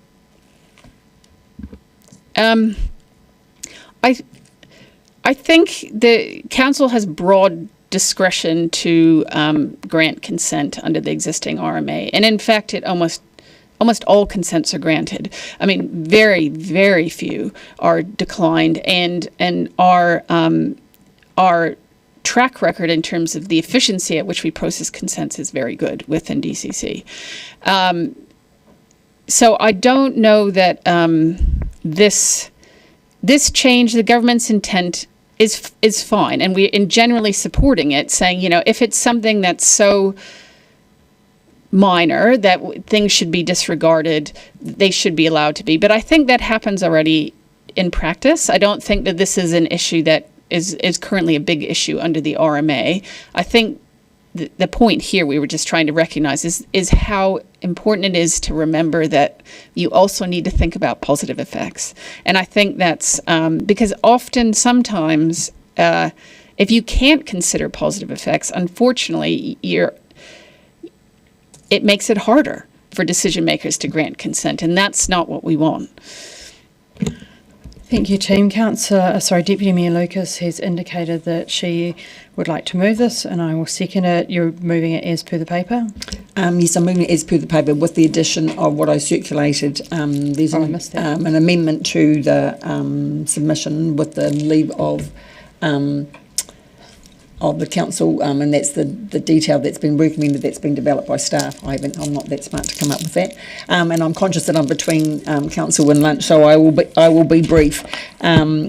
And I think the number of questions that have been asked and the very thorough and really informed answers by Dr. Johnson. It just shows how much interest there are, and that we are supportive of the excellent submission. I have to say, in my time on council, I would think that this is probably one of the best submissions, and I really appreciate the work led by Dr. Johnson, and then right across council. I acknowledge that this came in at Christmas, and many staff had to cut their leave short and have spent a huge amount of time developing, as I said, this very comprehensive submission. So I really, heartfelt thank you for all the work on that. And it was interesting, I was at the function last night, and one of your planner colleagues was asking me about the submission, and I said that you had led the writing on it, and she said, I'm going to make the time to go and read it. And I said, it's going to take you a couple of hours to read. And she said, I know it will be excellent and, really reflect the special nature of Dunedin, and as we've talked about, the things about heritage that's really special to us, the significant trees, and about protecting our retail area. And I think,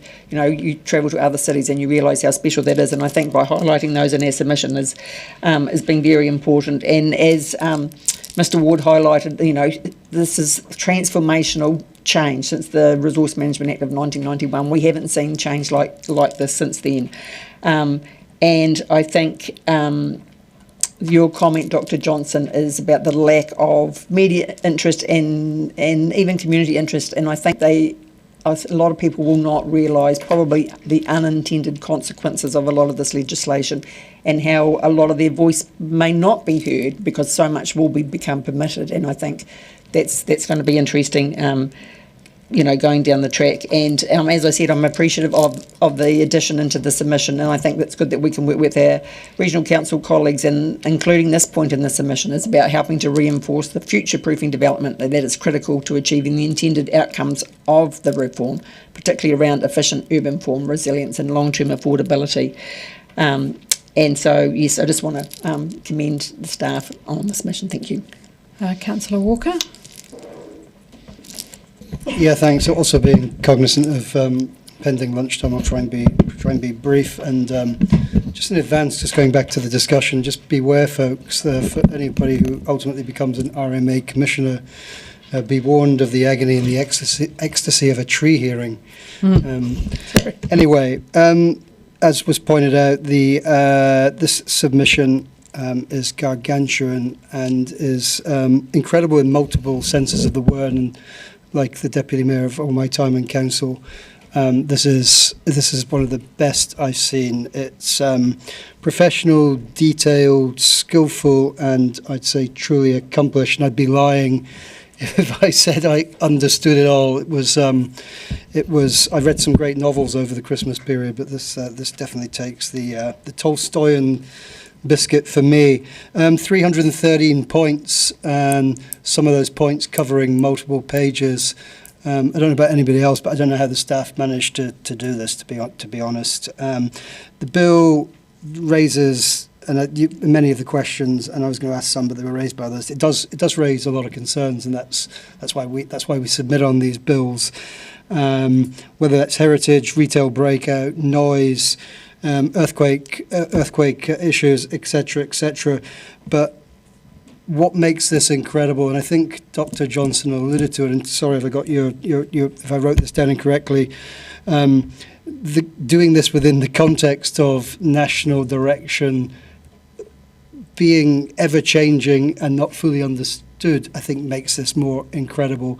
And I think we should just caution slightly that some of the concerns we raise really can't be fully addressed without knowing that national direction, and don't be surprised if that continues to change and warp. So I just want to commend the staff and appeal that never again you bring such a large submission for us to read, please. Thank you.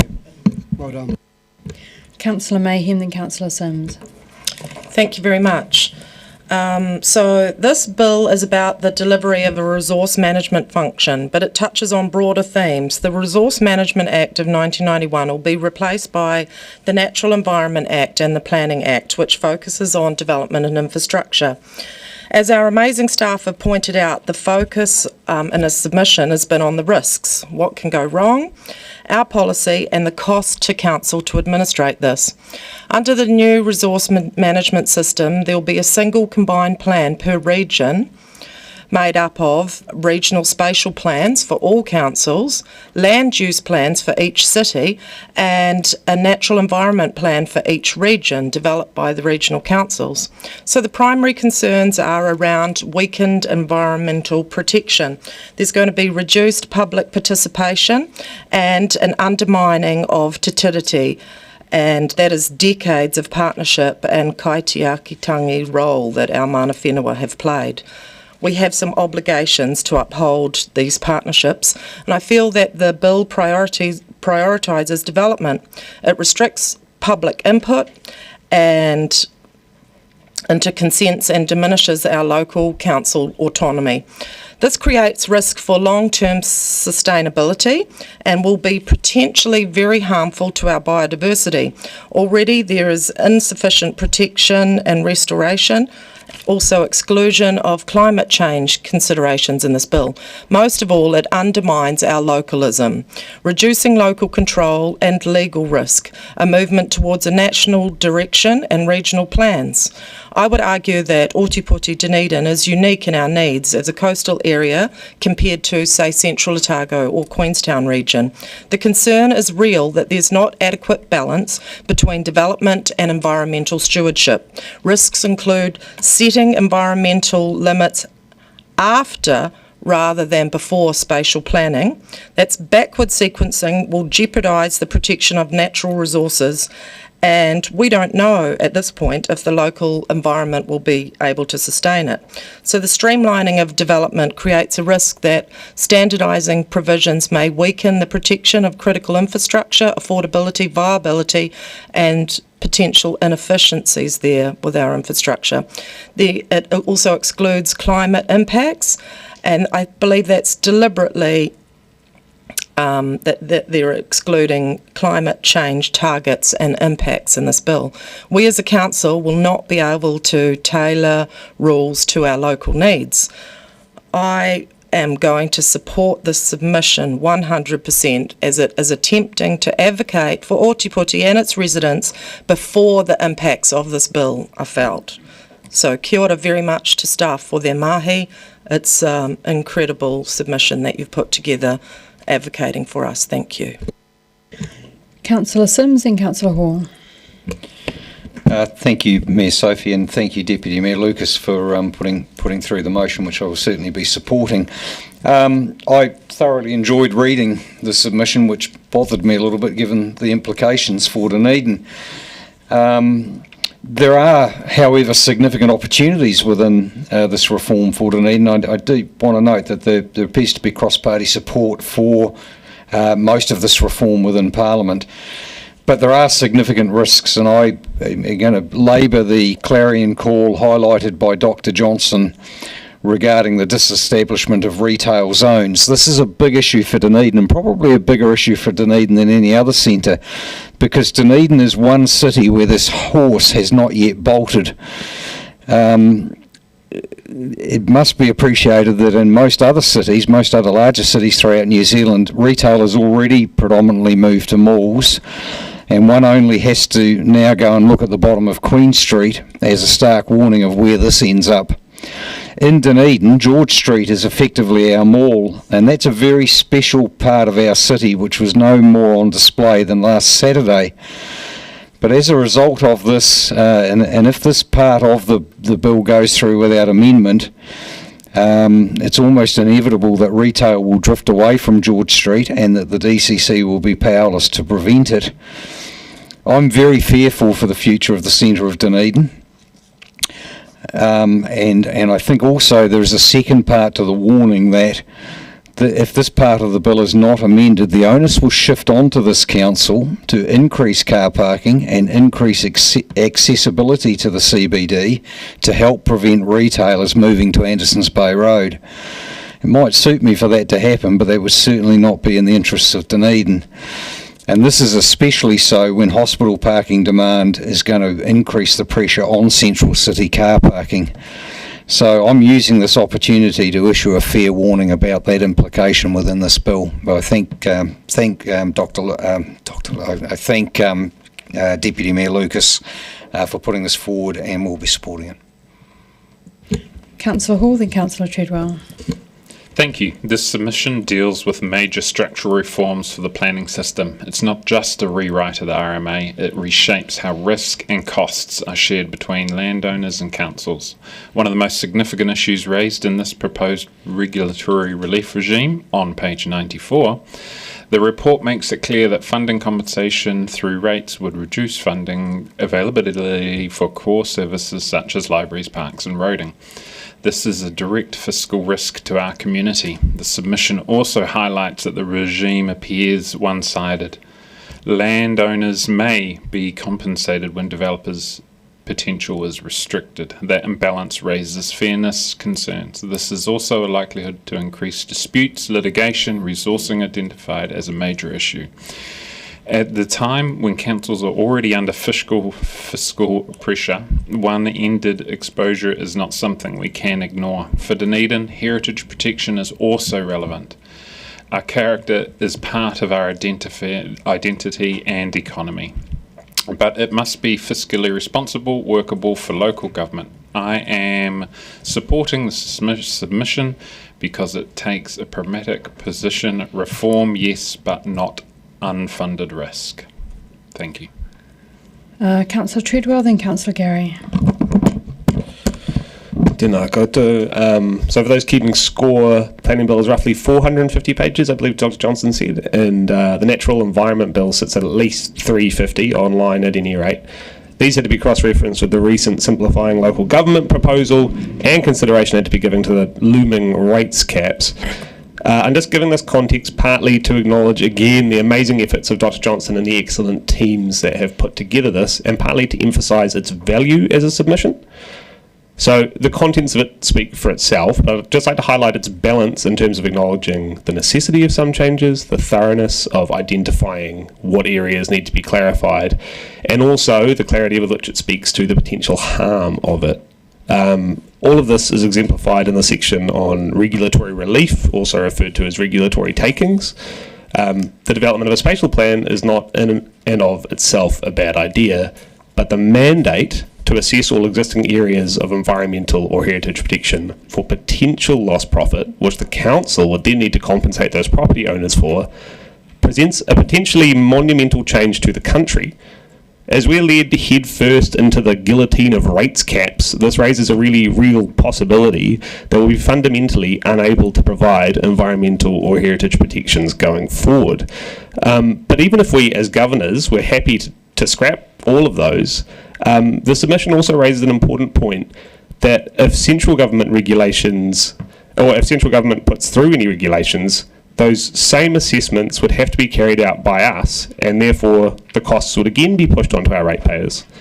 So again, I just think it's incumbent on us as a territorial authority to submit on this, and because of the phenomenal work done by the teams here, I think this submission will form a substantial part of the national corridor about this, so I'm very happy to support this motion. Councillor Gary, then Councillor Lund. Thank you, Your Worship, and much has been said, which I won't repeat. Clearly, this planning bill is a very significant piece of legislation, and some of us can remember the RMA in its early days, and as a commissioner, having worked within it, the bits that are positive and the bits that don't work so well. And I was also around for the spatial plan origins, and I see Councillor Walker nodding his head as well. So I guess I've been around the block a few times on this. The planning bill sense really does send shivers down my spine for really negative reasons.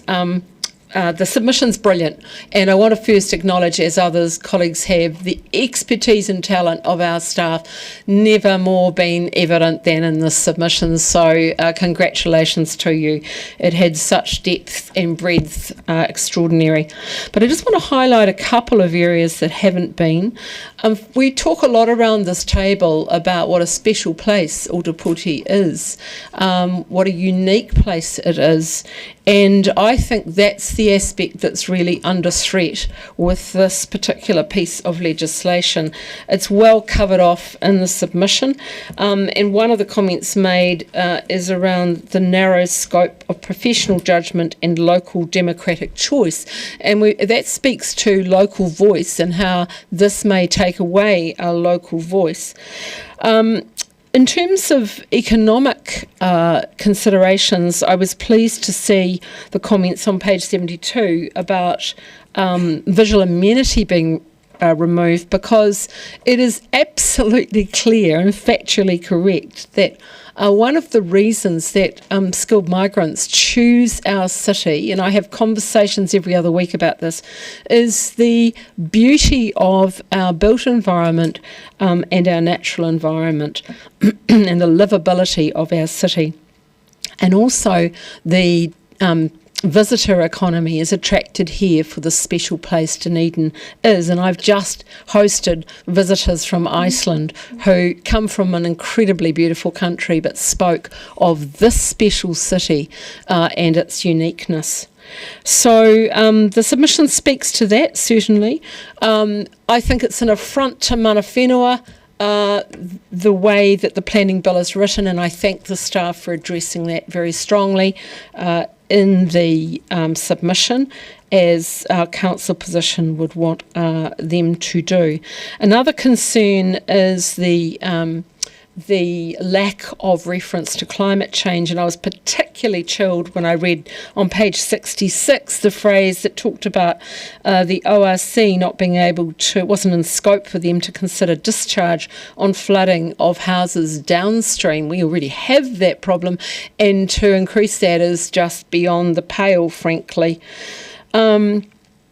I think that our community, if they knew about this, and I honestly think they don't, will be horrified. And I think of the Lala Frasers of this world and the Neville Peats of this world and the various groups on the Otago Peninsula as an example, and in other places throughout the city and around the significant landscapes and the work that has gone on and the progress made over years. This feels like not just a backward step, but an affront to all of that work and all that our city is and the unique place it is.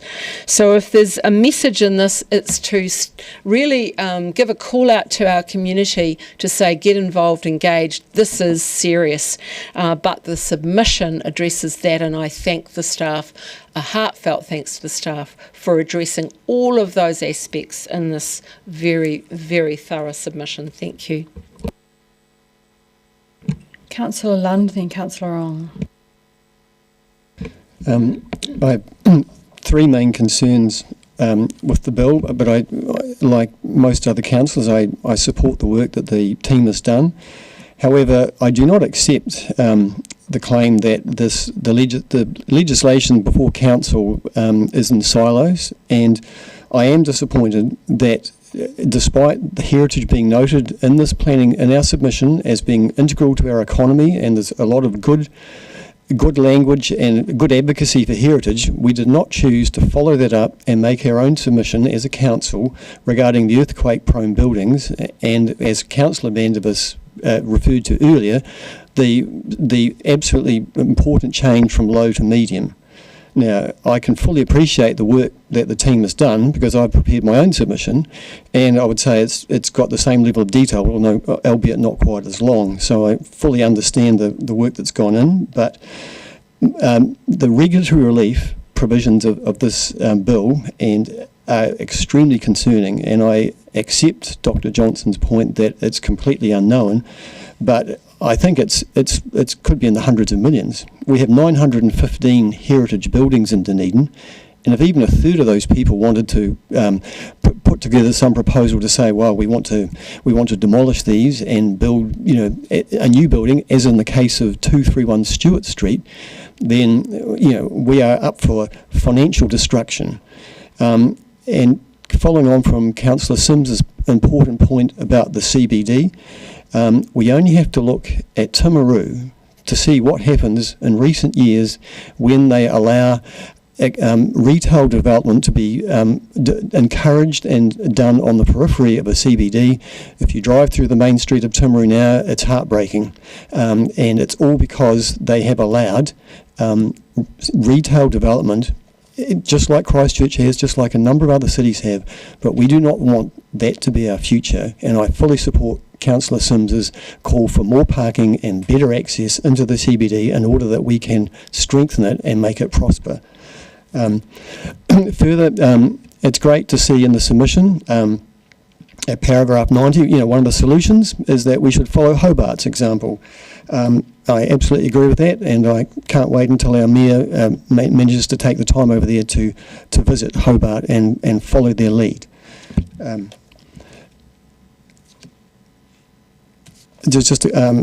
In summary, I think the submission had got it absolutely right when they said that the council should not just be a delivery agent for national policy, but this current approach underweights the tangible contribution that amenity, landscape and heritage makes to Dunedin's visitor economy. I will support this. Councillor Ong, then Councillor Van der Wes. Thank you, Your Worship. Thank you for the team for what is a very thorough submission to us, and I appreciate that the intent of the planning bill has been highlighted as being supported, and I believe that the future implementation of this planning bill should also be supported in whatever future form it is finalized in. Now, I see that this submission does allow for an amount of prudence on our part, because there are a great amount of considerations that have to be put forth. But at the same time, I think that the planning bill does allow enough legal scope and discretion to us as a council, because we have to recognize that this planning bill has been drafted from the countrywide perspective. That means that it does allow in its legal wording enough scope and discretion for councils across the country to determine, based on the direction of their executive leadership and the elected members that are put in place, to say, well, this is still the direction that we want our city to take. And we still have that discretion, by the looks of it, in the planning bill and in the submission that you have also presented to us.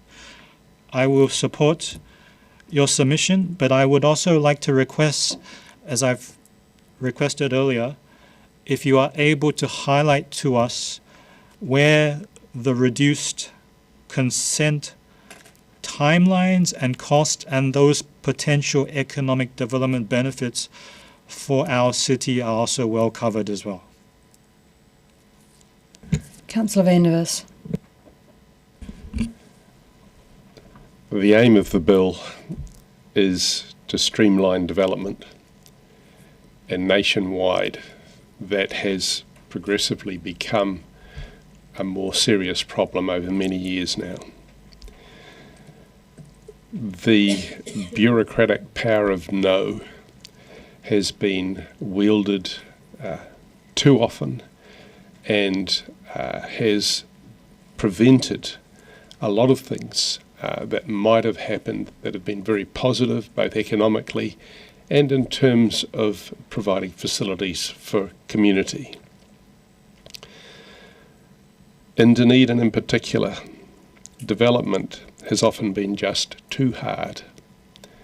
And I know of a number of developers who have said, well, we're just going elsewhere. I know one that moved to Christchurch, another one who stayed here but said he'll never do another development there, here again. And I spoke to another developer yesterday who said that he has spent years and the equivalent of cost of building 2 houses just to get the consenting and planning permission that he needs to develop a piece of land that he's owned for many years. The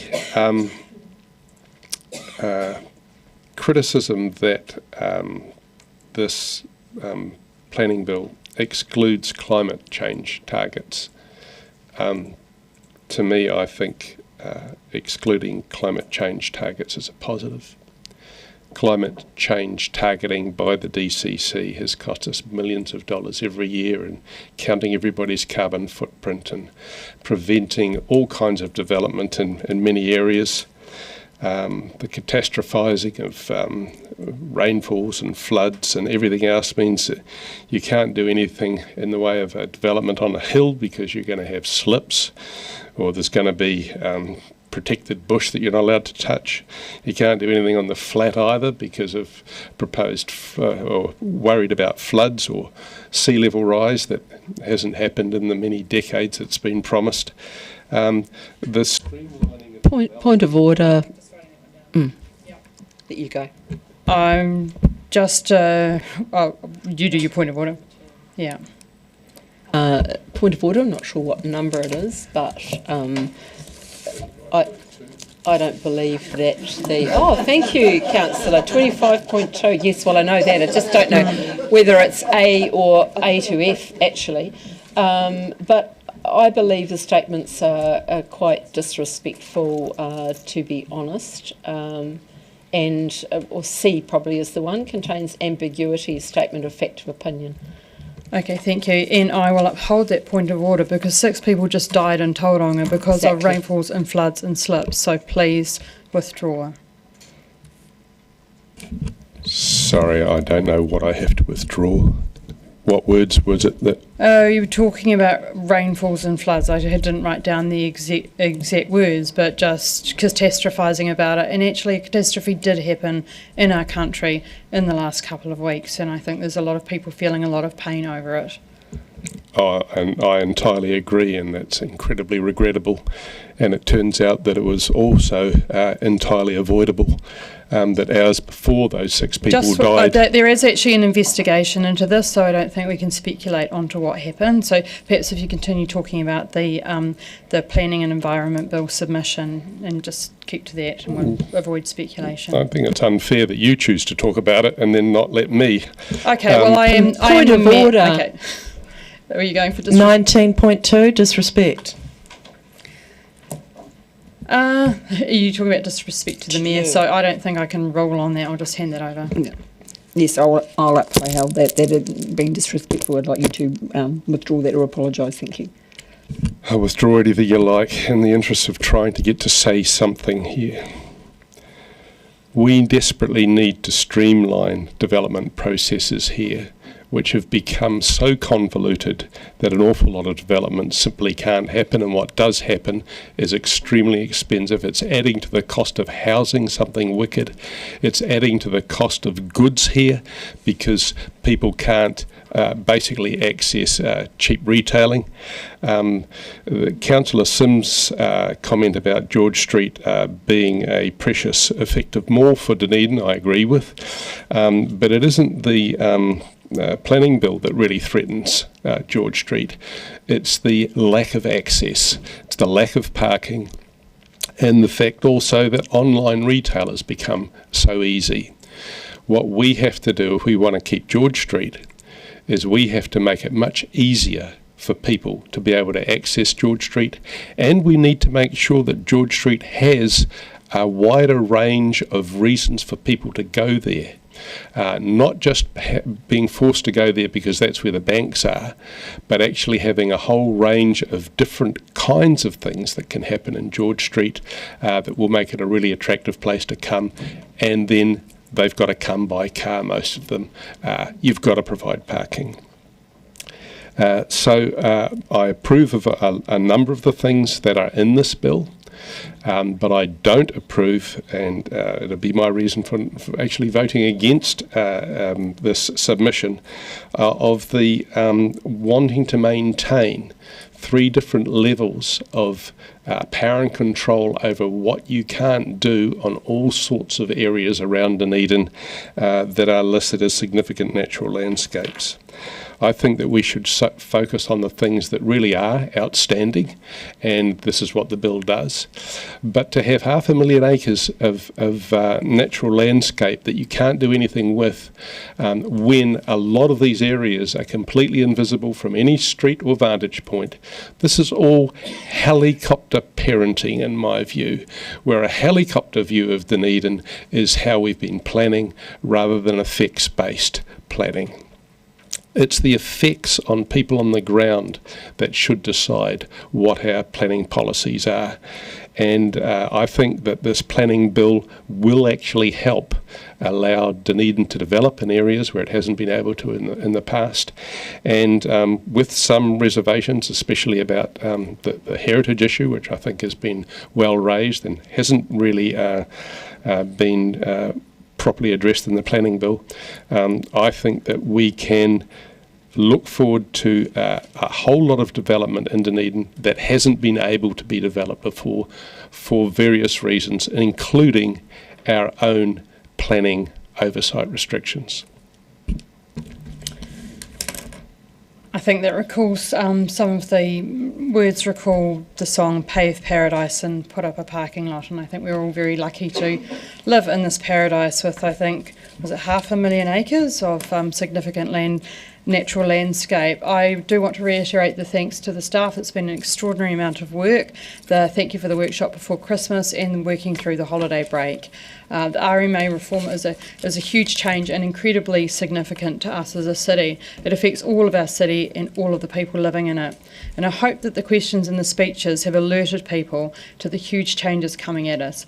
We take for granted our beautiful city, but we need to fight to protect the things we love, the heritage buildings, the trees, the beautiful landscapes, and ensure we have a say about how our city is shaped.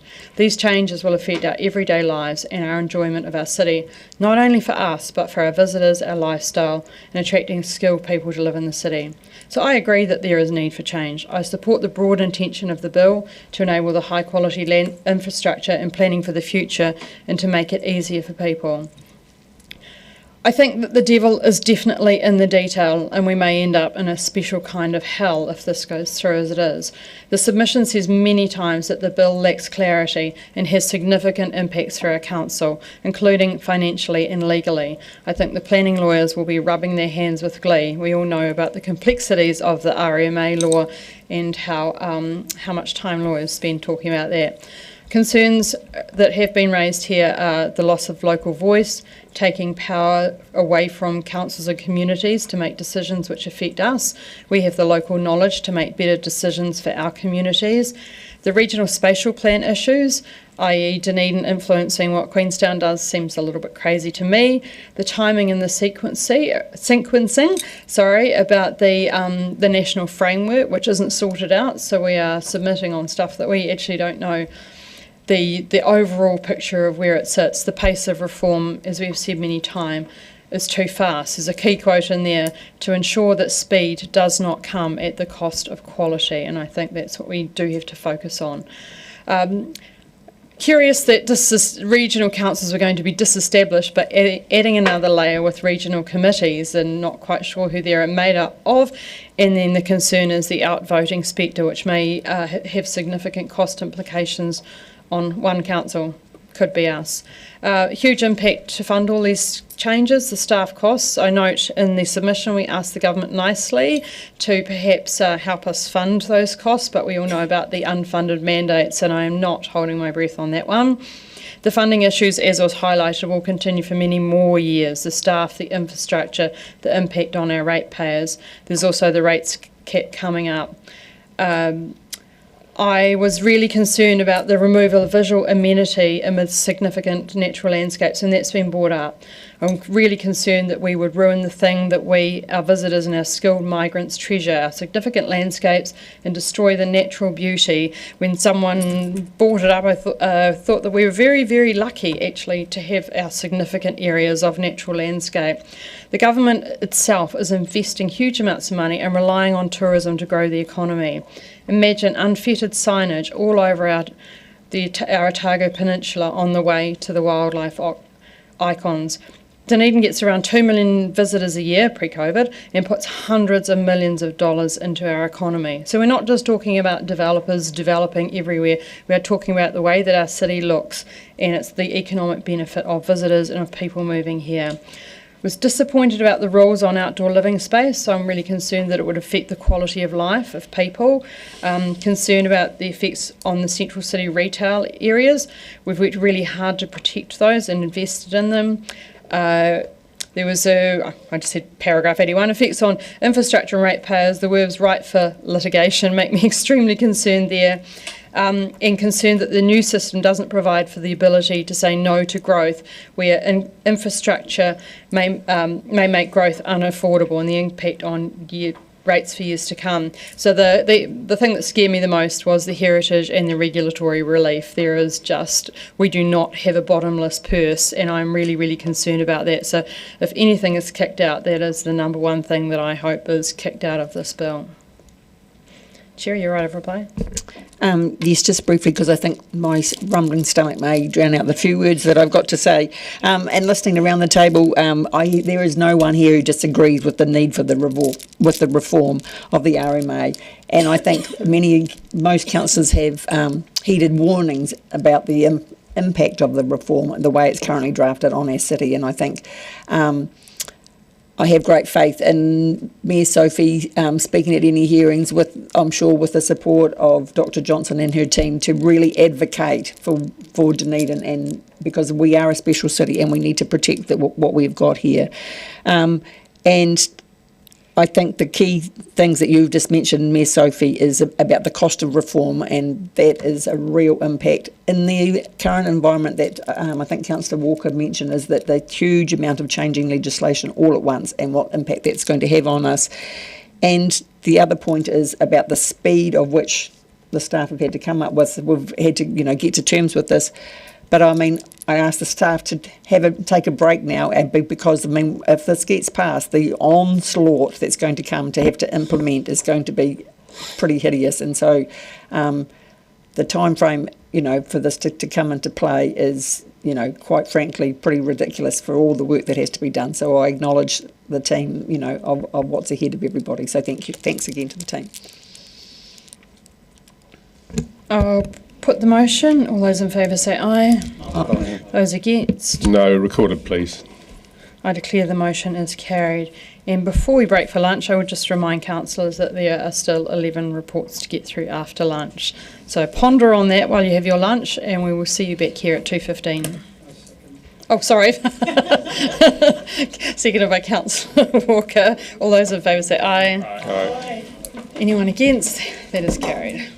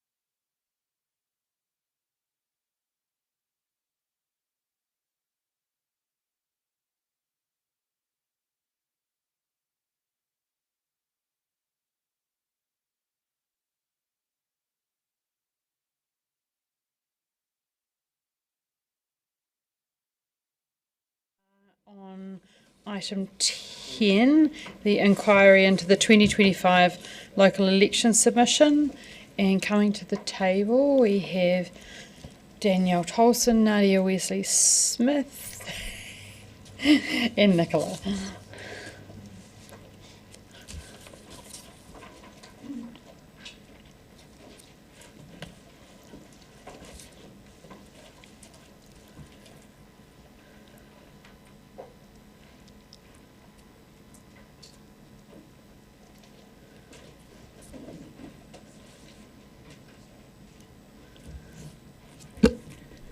I think I heard that you want to go straight to questions. Straight to questions, thank you. Excellent. So would anyone like to ask any questions? Councillor Wall. Was this triggered because of voter turnout is down, or why? It happens every 3 years as a matter of course. Councillor Lund, then Deputy Mayor Lucas. Do we know the total number of special votes, and if they're higher than lower than in 2019 and 2022?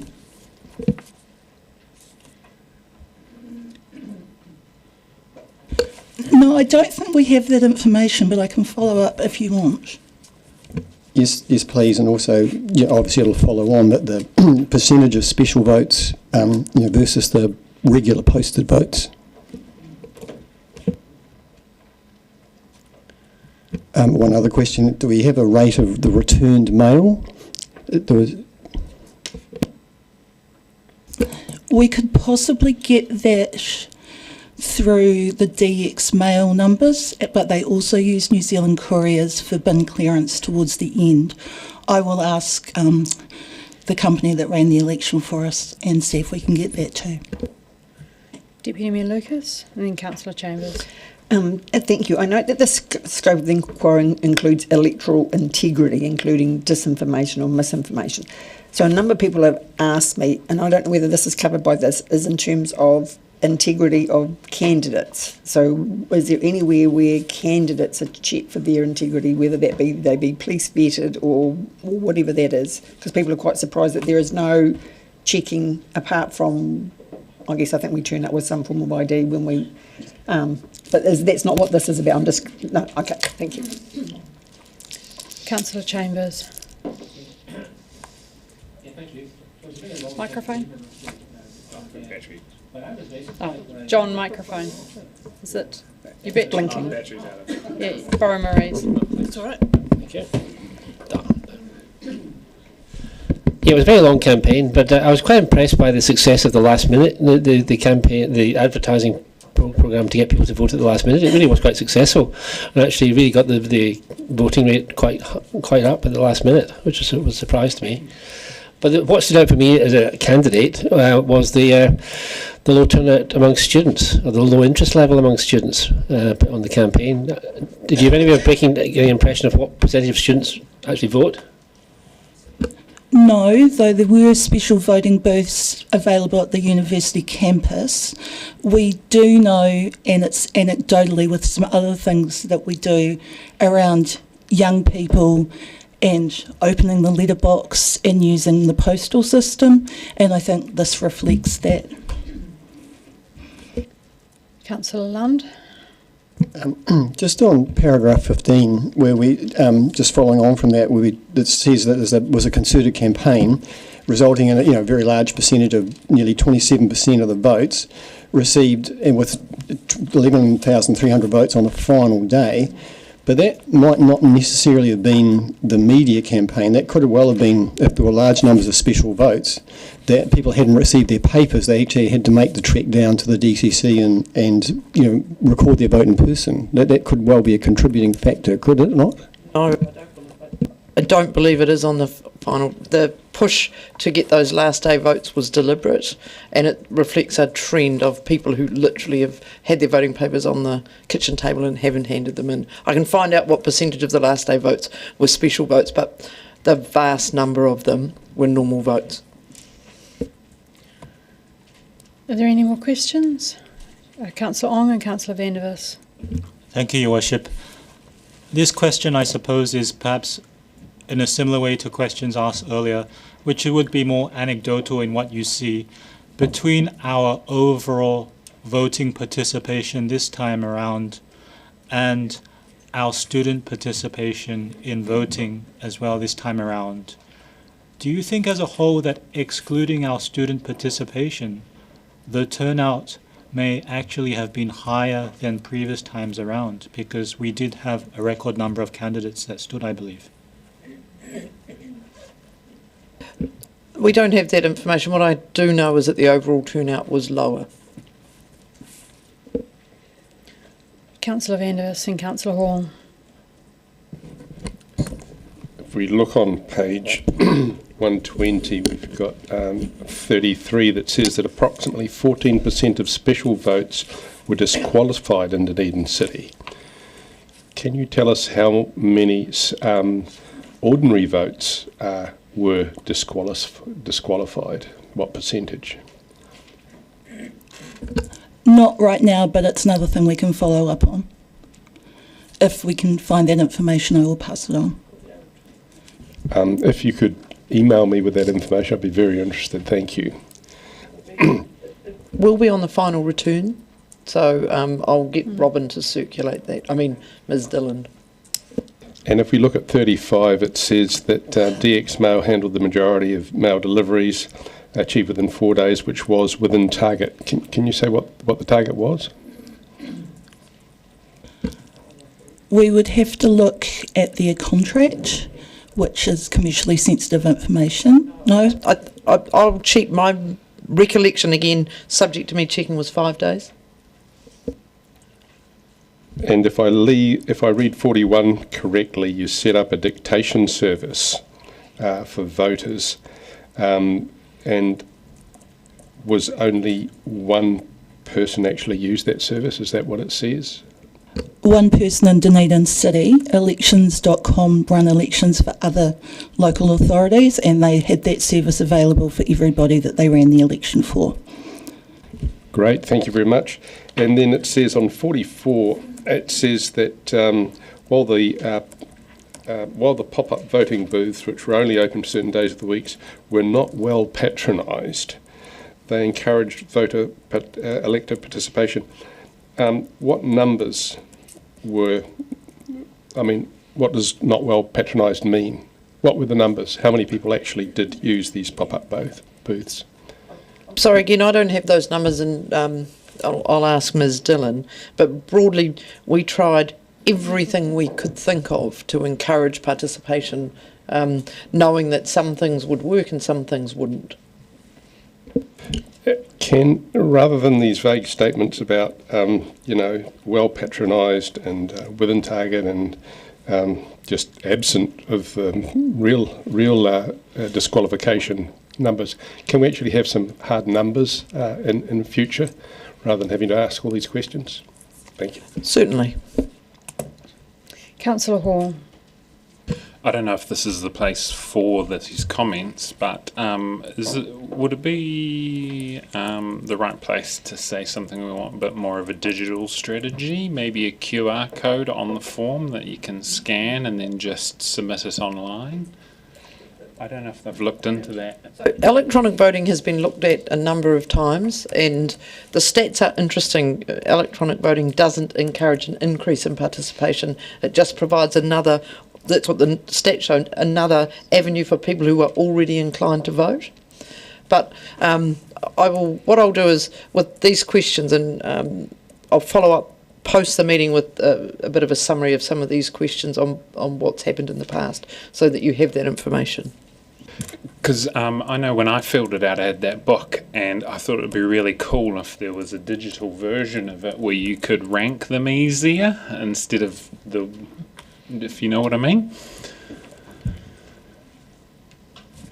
I'll just ask a question that might help with that, is that we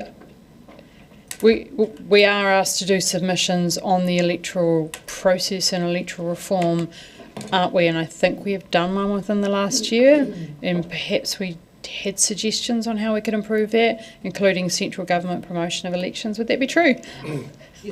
We have submitted, and I'll hunt that out as well and just circulate some of the past material that we have submitted on as a council.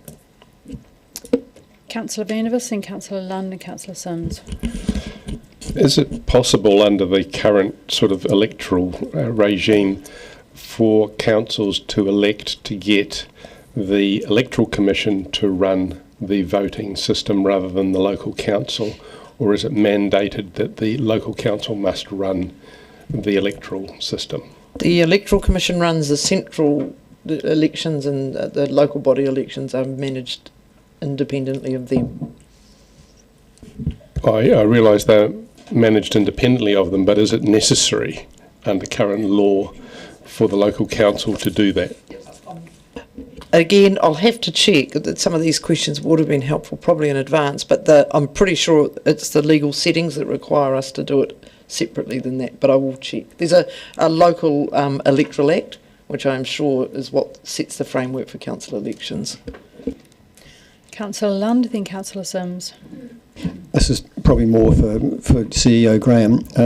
In terms of the looking forward to next election, is it intended at this stage that we'll continue with the video recording, or potentially even expanding that, those sorts of online offerings? What I would say is the videos worked really, really well. This time they were very popular.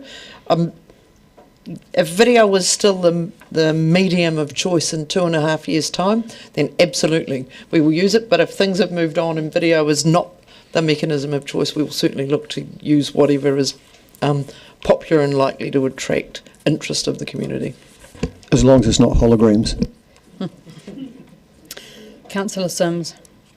I was just a little bit curious about the intent of paragraph 17, which refers to the numbers of candidates that stood, and wondered what the intent of that comment was, and secondly, what would be the process for a council-led electoral review, possibly including a move back to a ward system? The mechanism for changing the electoral arrangements in the city is by the representation review, and council is due to undertake one of those. That's where that discussion would take place.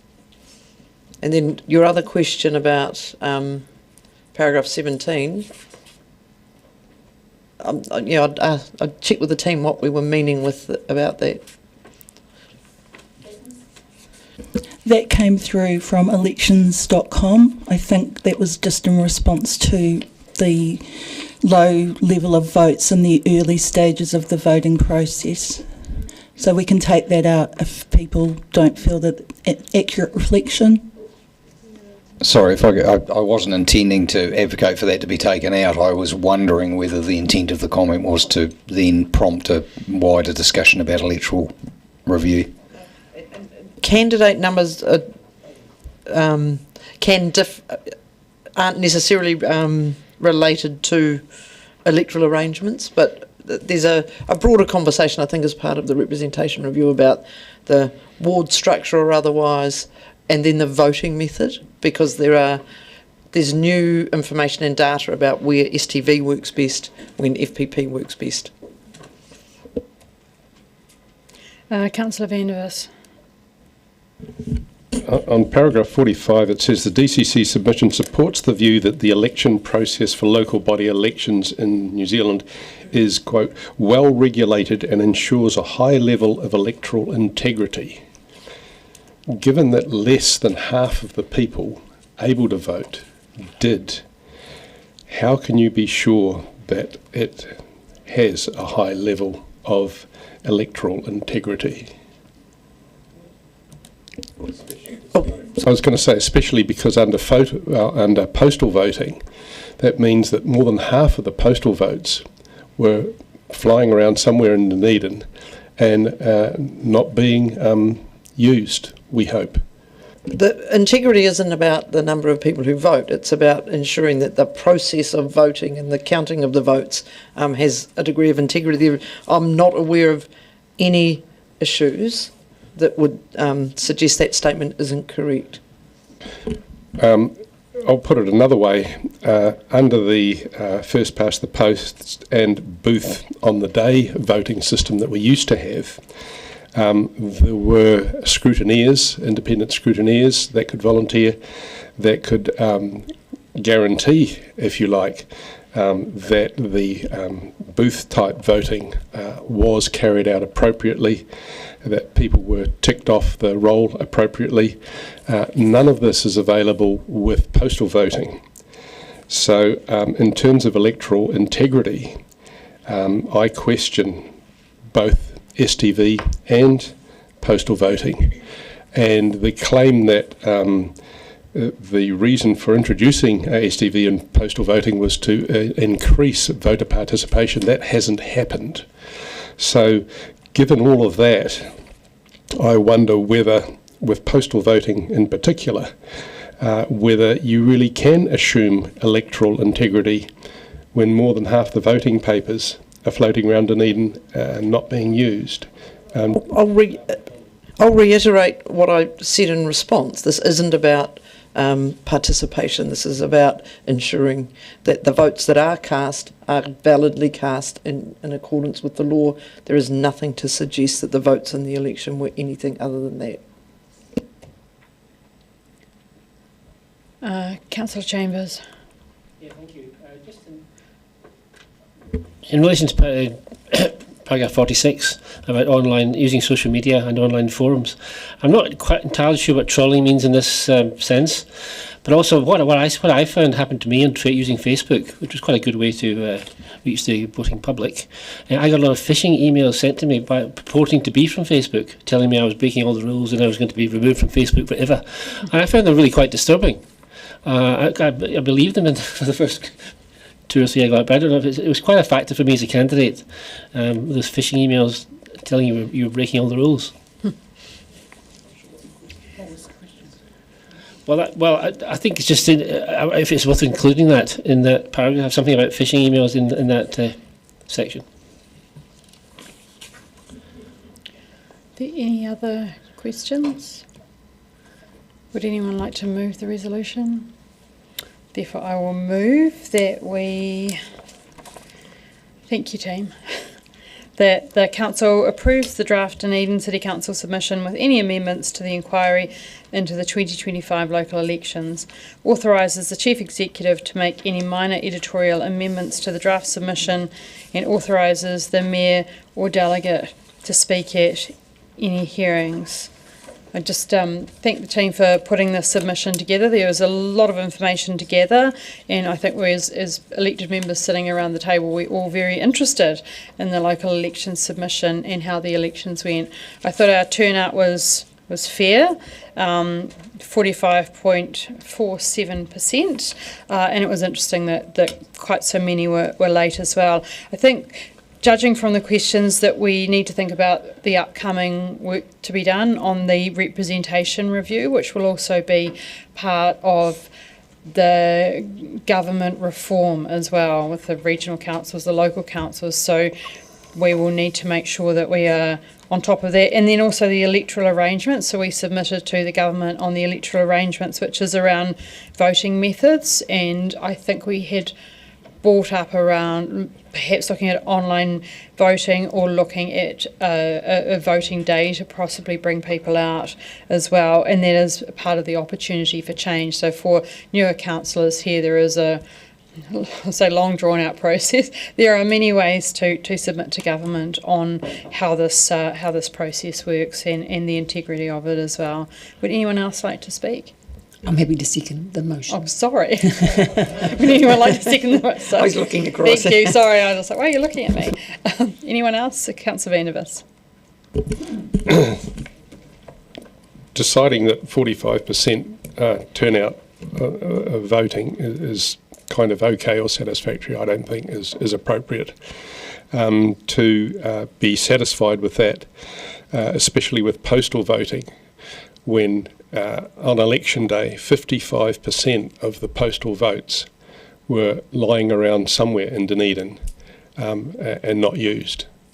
The 45% that were used, a percentage of them potentially had been left lying around somewhere and were misused as well. And I get anecdotal evidence of that happening every year for about 4 or 5 elections now. So I don't think we can be complacent about postal voting. I also don't think we can be complacent about what STV delivers in terms of voter representation. The STV system strongly takes into account second preference votes of minority candidates. Those second preference votes get selectively moved up. Second preference votes of higher polling candidates don't get moved down. And there are a number of university professors who agree with me that the STV system isn't as representative as some other university professor at the university who proposed the STV system in the first place make. Point of order. 25.2C irrelevant. That's not the subject of this at all. I'll just adjourn for a second. Move that we have an adjournment. Seconded Deputy Mayor Lucas. All those in favour? Against? This carried.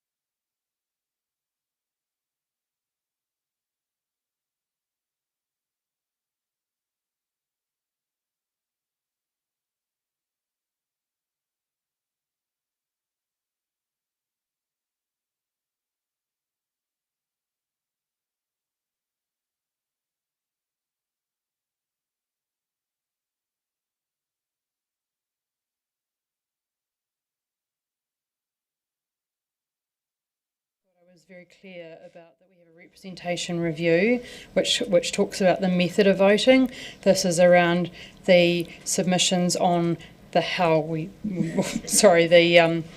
the process within Dunedin. If I could just clarify for the Mayor, there are separate processes for electoral arrangements, which is the representation review, and for choosing the voting method, both of which are council decisions. They are not necessarily done as part of the same process, but they're separate from this process.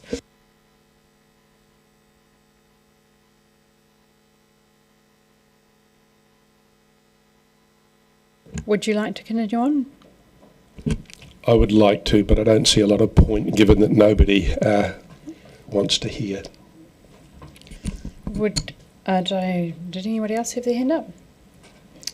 Okay, therefore sorry, Councillor Gary. Thank you, Your Worship. And look, I just wanted to take this opportunity to comment on the professionalism of the Deputy Electoral Officer, who was new to the role. She did, I believe, an exceptional job, as did her team, who were contracted, and a group of young people contracted to do the job, and I believe they did a sterling job. So a shout out, because elections are not getting any easier.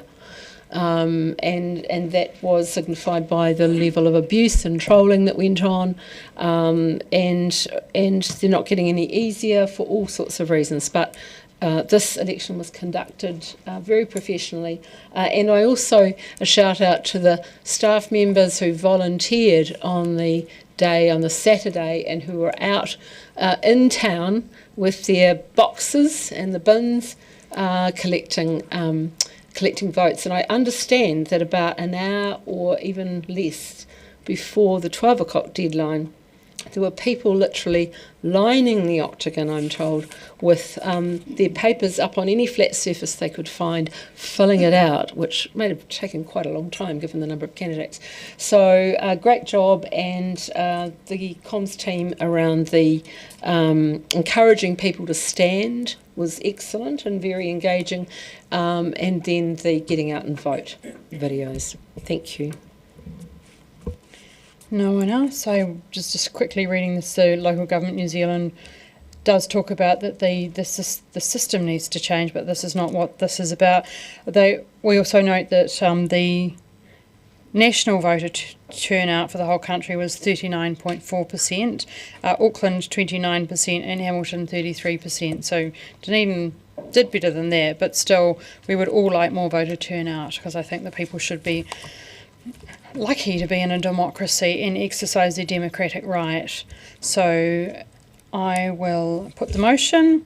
All those in favour say aye. Those against? No, recorded please. Abstentions? That is carried. So we'll move to item 11, which is the Local Authorities Triennial Agreement to 2026 to 2029.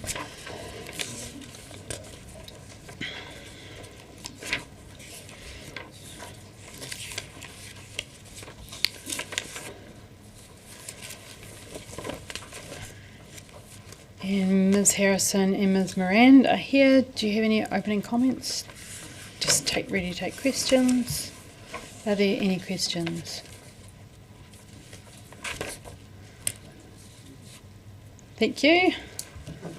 I will move that the Council approves the Otago Local Authorities Triennial Agreement 26 to 29, authorises the Mayor to sign the Otago Local Authorities Triennial Agreement 26-29 on behalf of the DCC, notes that the triennial agreement requires the Otago Mayoral Forum to identify and oversee progress on regional focus areas where a regional approach is either required or I think there's a bit of a typo there, or to improve system. It says designed to improve outcomes for Otago, or something and improve. Yeah. Thank you for seconding it. Just want to add that, change that a bit, because it doesn't make sense. See, it just says required or an. Yeah. Yeah. The standard resolution, councillors. I'll just find out what the missing word is. Thank you. I'll just quickly speak to that. This is about the all of our, our councils getting together and just setting some terms of reference around that. The councils don't have a decision or mandates to make decisions on behalf. This is more of a forum where the Otago mayors and the chairs get together, and we try to find things that we have in common that we can advance together. At the moment, we're all talking about the review of local government and how that's going to affect us. Some of the things we do talk about is areas that we might have in common. I think the one that we most have in common is tourism, cycleways, and perhaps export through our port. So I will put the motion. All those in favour say aye. Against? Abstentions? That is carried. Item 12, the grants review. And welcome Ms Huako and Ms Moran to speak to the report.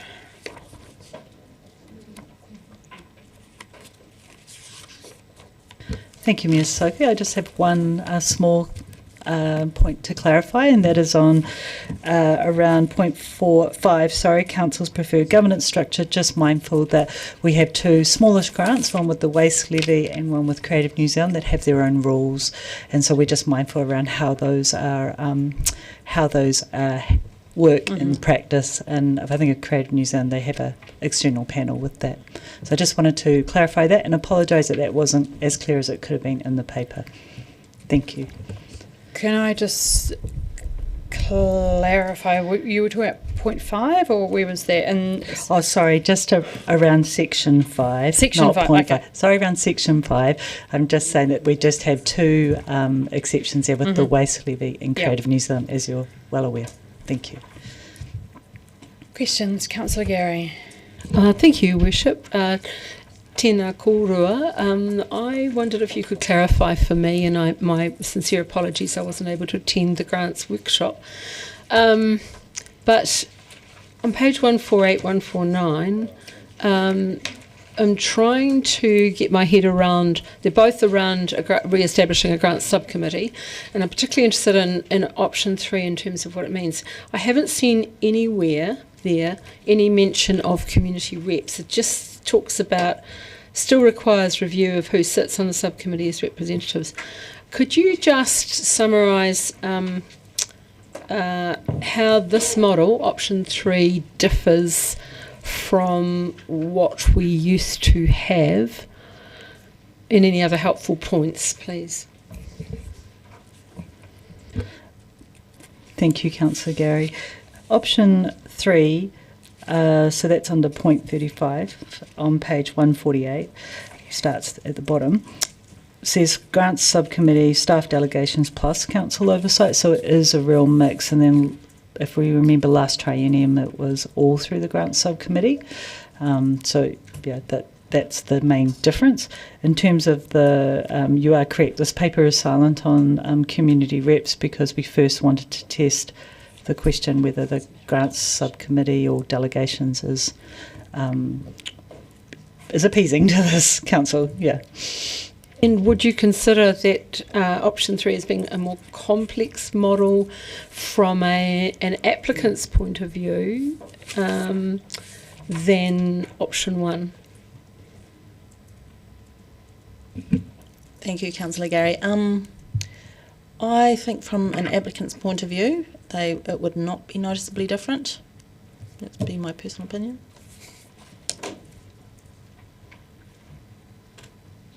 Any other questions? Councillor Ong. Thank you, Your Worship. I want to come back to a question that I asked at the meeting for the Grants Committee as well.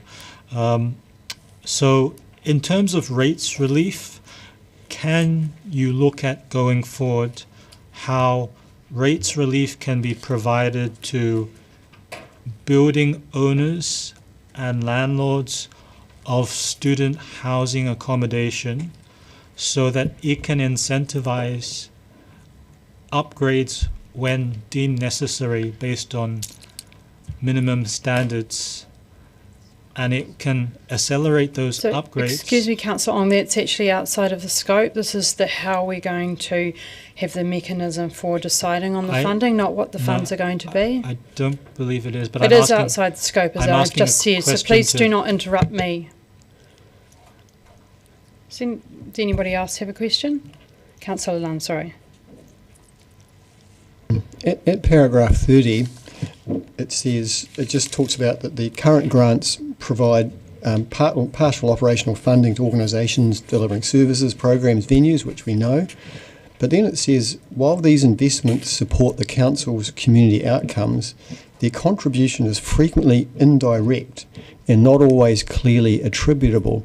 Could you give me 1 or 2 examples of that, please? Sure, if I may, if I think about a grant that we just recently administered through this council, which is the rates relief grant. So we have provided rates relief to a number of building owners and tenants, and we do know that providing that support allows them to then contribute to, as we've heard the term before, wide community benefit, but we haven't always been explicit in tracking or measuring that. And I think that is what we also talked about in the workshop, is to get more explicit about that, and particularly in our report backs. Thank you for that. Can we state with any certainty that within the community grants, setting aside the rates relief grants, that we would have grants that would have indirect outcome that we couldn't attribute? I think, because we're talking about community grants, then I think that the indirect outcomes, and I'm talking about positive outcomes here, couldn't necessarily always be attributed to our specific grant, because our grants are quite low in the total quantum, but however we've always said that we're a partial funder and they're a contributor, but they may not be the cause. So I guess that's a difference between causation and correlation. We are contributing to something that is happening. Could it happen without the grant? In some places maybe, but in a lot of places not. It's the weaving together of many parts that allow these community groups to do what they do.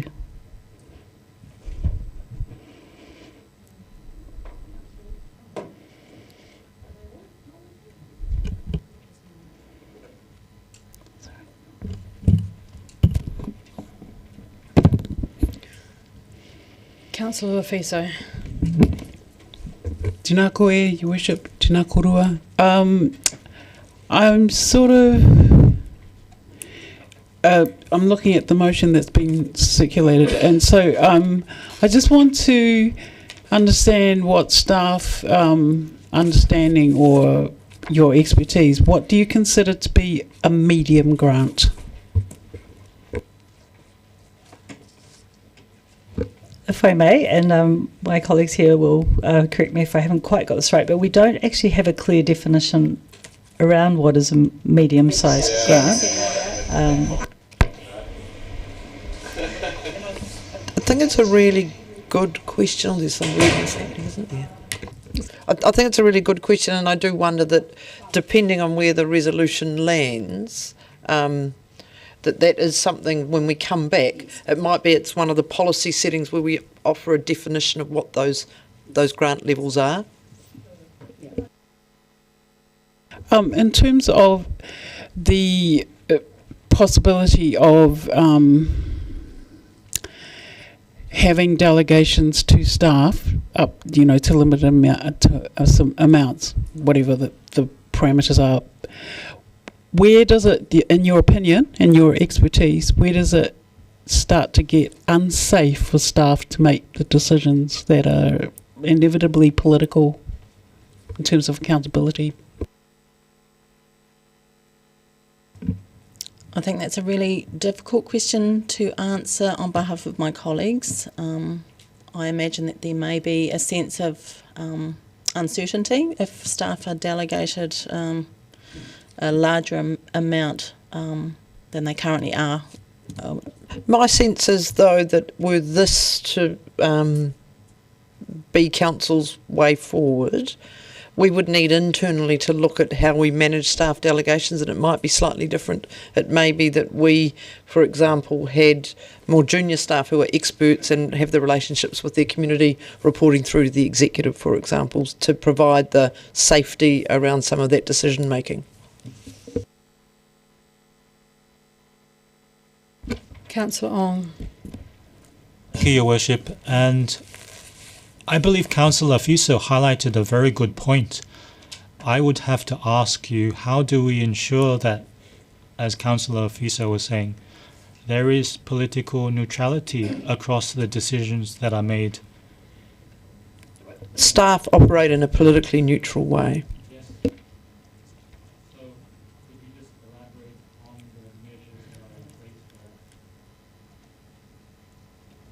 It's a fundamental tenet of the values that the staff and the organisation work under is political neutrality.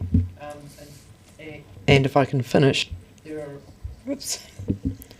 there are a range of mechanisms whereby we have a whole range of conflict of interest processes internally for staff. We have a wide range actually of HR processes that manage all of that stuff, and staff are politically neutral. Can I request that we have that policy, internal policy, shared with us, to myself, and if Councillor Lofisa would also like that as well, but for myself, and then I'll provide it on across our table of elected members. Councillor Walker.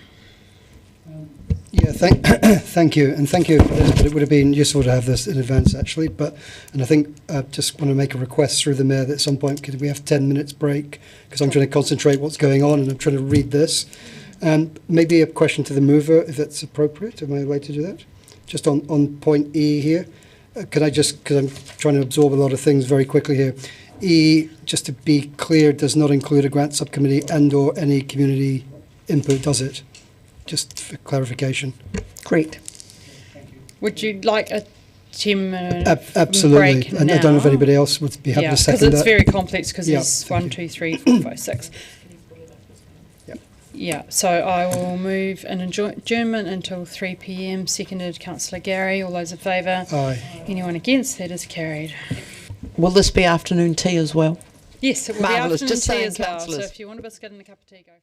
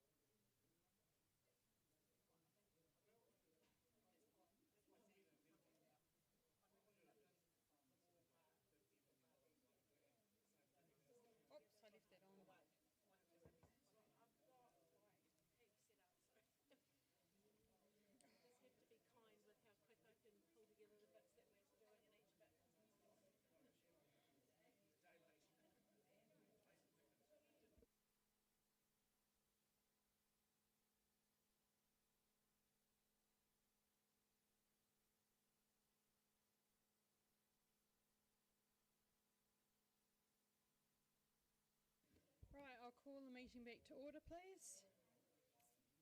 If people could take their seats and we will finish with questions. Right, can we take our seats, please?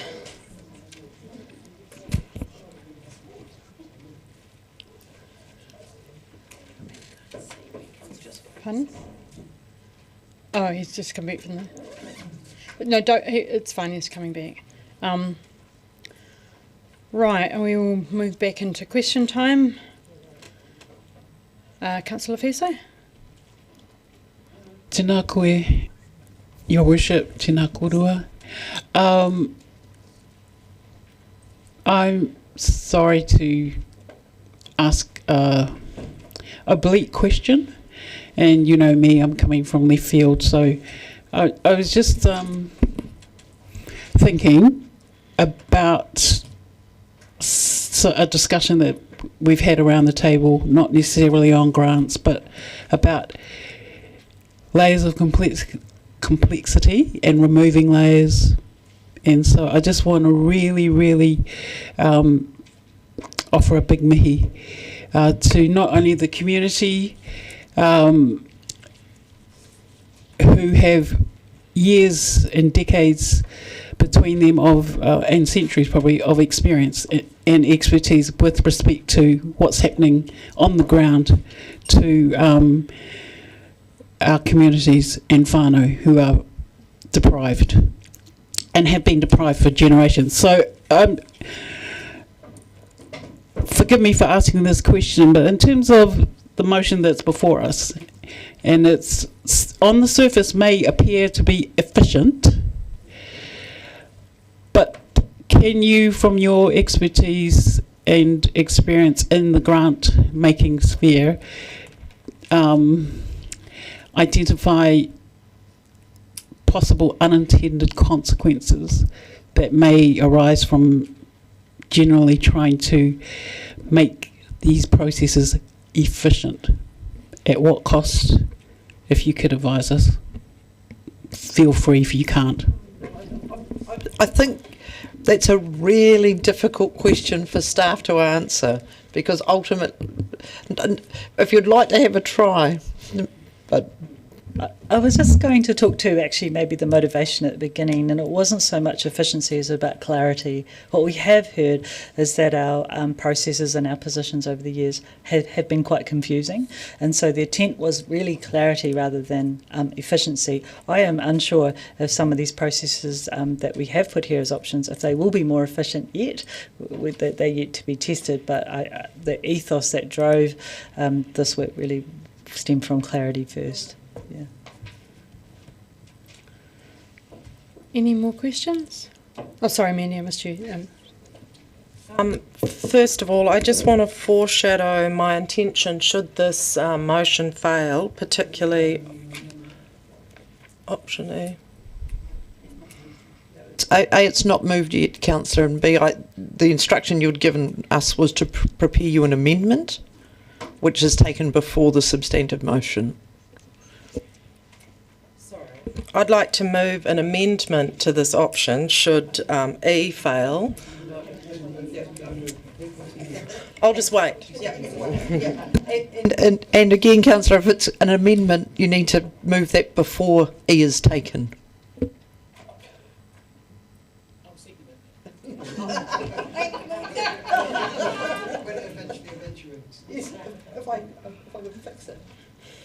Right, Councillor Walker. Yeah, sorry if this is a tricky question as well, but I guess one of the points E here has made it tricky, I guess, for us. The question is simply, would potentially stripping away community participation and grant making send the wrong message to the very organisations we rely on to deliver vital outcomes on the ground?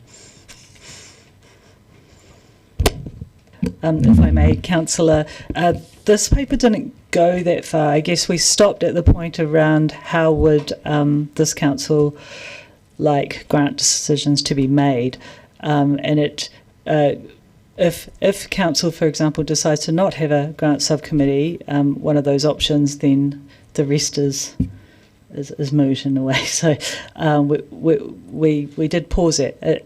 I would say we would need to go off and do some work to answer you more fully and in an authentic way. Councillor Gary, then Councillor Chambers. Thank you, Worship. Tēnā kōrua. Ms. Huaka, sorry. I wanted to know how consistent the motion is, how it fits with the recommendations from this document, and also the view of Vuli. Now, for colleagues who went around then, Vuli was brought out by the community builders from the States to speak about best practice in funding, grants funding, community funding. And it was certainly around a high trust model, and that was what we were working to until the last council. So I want to know, how does this fit with Vuli's philosophies, and how does it fit with the Be the Change? As much as you can.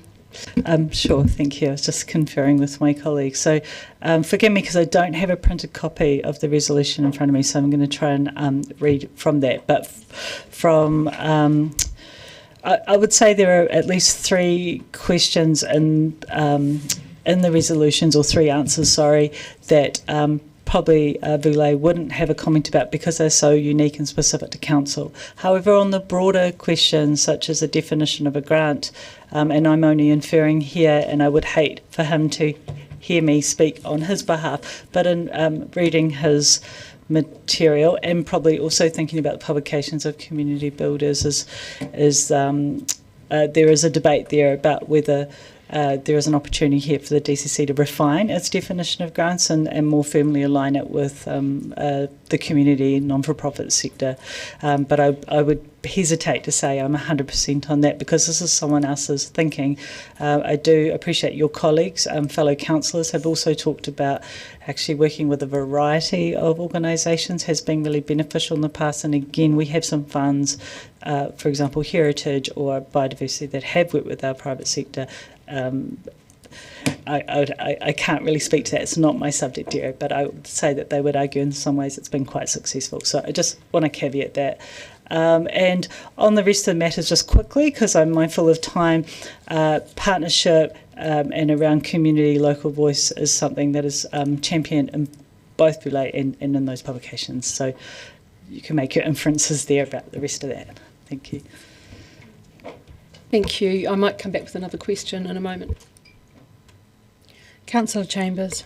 Yeah, thank you. Perhaps this is a question I should have asked during the workshop, but I'm a new councillor, sorry. But in relation to the grants committee that's mentioned in your report, clearly we haven't had a grants committee since I've been on council. So I just trying to get an idea of what the grants committee involves. I know it has 4 councillors on it, had 4 councillors on it. How many other people are in the room, and how do they make a decision?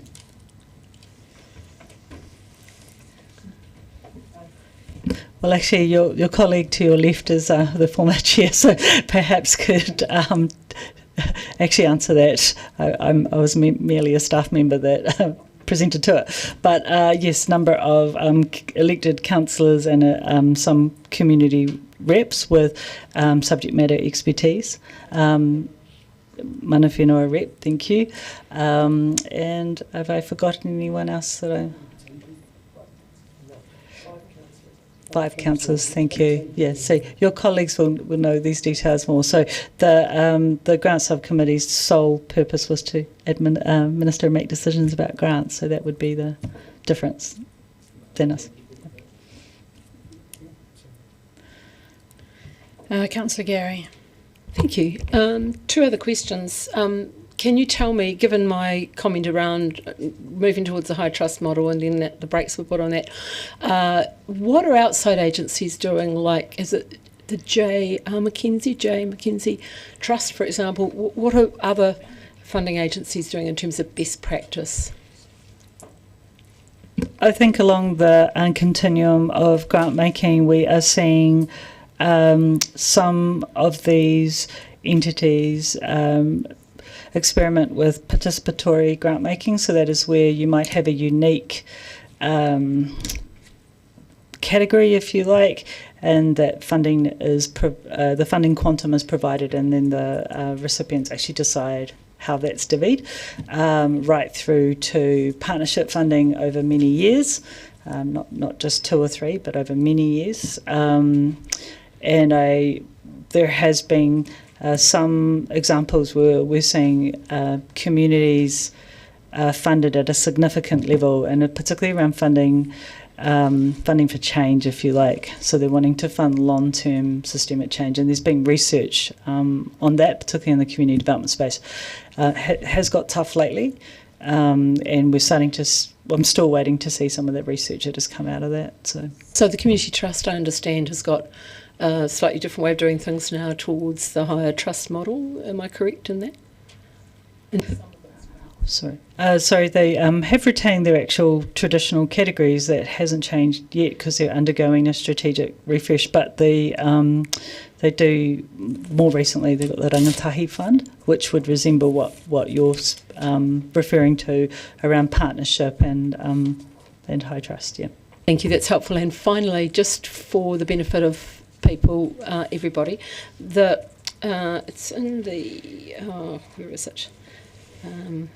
Somewhere around I think it was in the definition actually, the for-profit and the not-for-profit. Can you just clarify on what occasions, can you give some examples of the for-profit kind of organisations that might receive funding under this definition? If I may. So right now we do work with our for-profit entities within grant making, as I mentioned before. That might be within rates relief, where we fund that, and heritage comes to mind, and so does biodiversity, but probably waste is your most recent example of that. So it's about achieving that community benefit. And the heritage one's a good example, isn't it? Thank you. Councillor Sims and Councillor Hall. Councillor Sims. Thank you, Mayor Sophie. Does any of this require oversight from the Auditor General? All of our financial processes ultimately are overseen by the Office of the AG, but as part of their annual audit. Sorry, and just second to that, I'm still a bit uneasy about the definition of a medium grant. Is that, have we got any idea what was intended? Again, the policy settings would look at that, but I'm assuming up to 5,000 potentially. But that we'd have to work through that as part of the once we had policy settings. Councillor Hall, then Councillor Walker. So I've read through this. I'm a little bit confused about E, but everything else looks really good. So staff allocates small to medium grants under their approved delegation, and then the Finance and Performance Committee approves all other grants. But is it their remit to do that? Shouldn't that be brought to a committee? Well, the Finance and CCOs is a committee.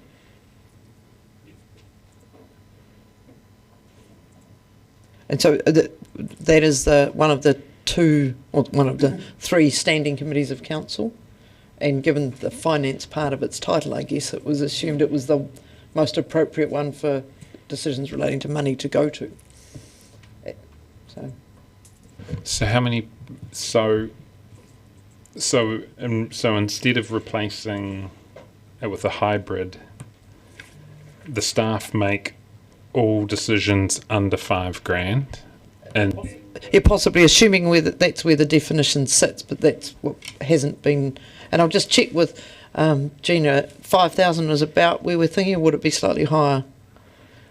I would say for this council's context, that seems to be about right. If we look outside, the definitions of what's small, medium differ greatly. If you look at philanthropy, they can be quite large numbers, 50,000, 100,000. But within the context of this council, within the LGA, then that seems to be, yeah. We haven't done the work, though. I just want to say that on that matter. The option as it was drafted suggested a committee of the whole. there are 3 committees of the whole, audit and risk. Oh no, it's not a committee of the whole. 2, policy and finance. This seemed the better option of the 2. Councillor Walker. Yeah, thanks. If the mover doesn't, are you happy for me to ask the mover a question? Are you happy to? Yeah. Just. Sorry, it's not moved yet. Sorry, I'm not quite sure how you would ask the question. It emanated from you, so it says on here the motion. Can I ask the person who passed out the motion? It goes to that last sentence in Part A around targeting not-for-profits, grants may support for-profit activities, blah, blah, blah. And we're aware that we do that already. For my head, heritage and waste are obvious ones. Have you thought about what guardrails or how high the bar is, just to make sure it doesn't open the door for every Sorry, my understanding is that's what will come back in terms of the policy settings, and that's when the guardrails will be put in place. This is to do the high level, which is the report's asking us the high level, and then that would. So we shouldn't worry at this juncture.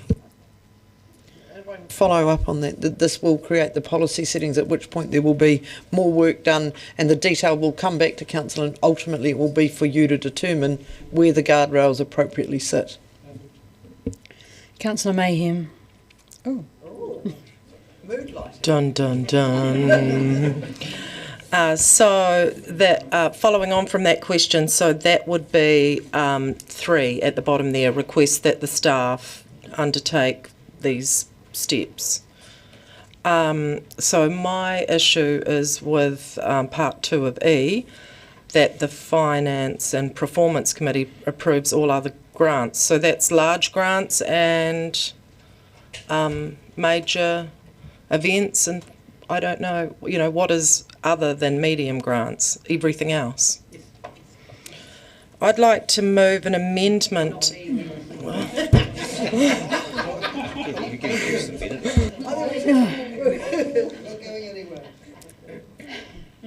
Do we need an explanation of the process again about the amendment or not? No, once we get this moved, then I think you can move straight to Councillor Mayhem, but I think I need 2 minutes with you to tweak. Okay. Once you've got that moved. Are there any more questions? Thank you. So, would you? I would like to move this very long resolution. And sorry, I'll second it. I'd like to move an amendment to E. Yeah, but if I could just speak with the CE for a second. Yeah, please. I'll move an adjournment for 2 minutes till 3:22 p.m. Seconded, Deputy Mayor Lucas. All those in favour say aye. There's carried.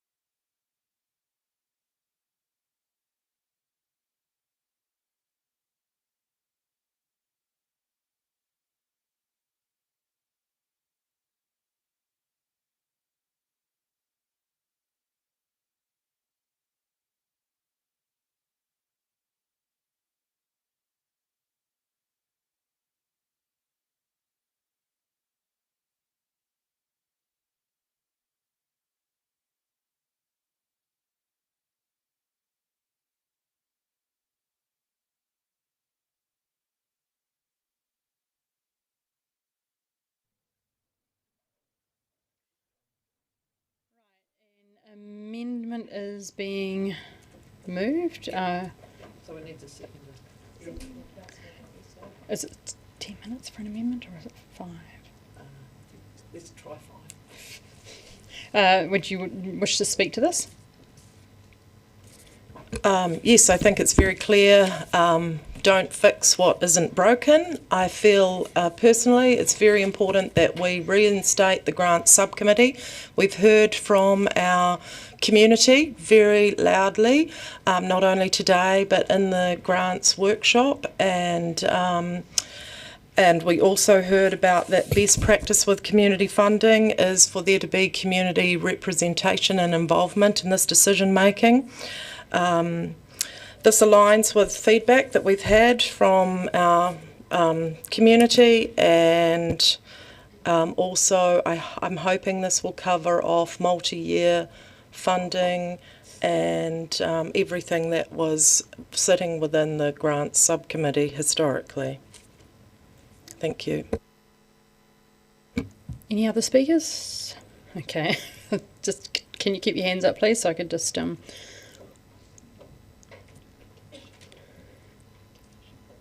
Right. Councillor Walker, Gary Vandervis and Laufiso and Treadwell. Yeah, thank you, and thank you for this. But obviously, when it came, I was a bit perplexed by party, and I'll tell you why. Listen, colleagues, without community input into grants, in my mind, they fail. They don't work, and they're not representative. The long-standing grant subcommittee was not perfect, actually. No structure ever is. But it stood as a genuine example of power sharing and cooperation between council and community. We've heard it today, we've heard it previously, and we'll hear it in the future. And it was not an insincere consultation exercise designed to tick a box, and often local authorities can fall into that category. It was a meaningful partnership. It recognised a simple but powerful truth.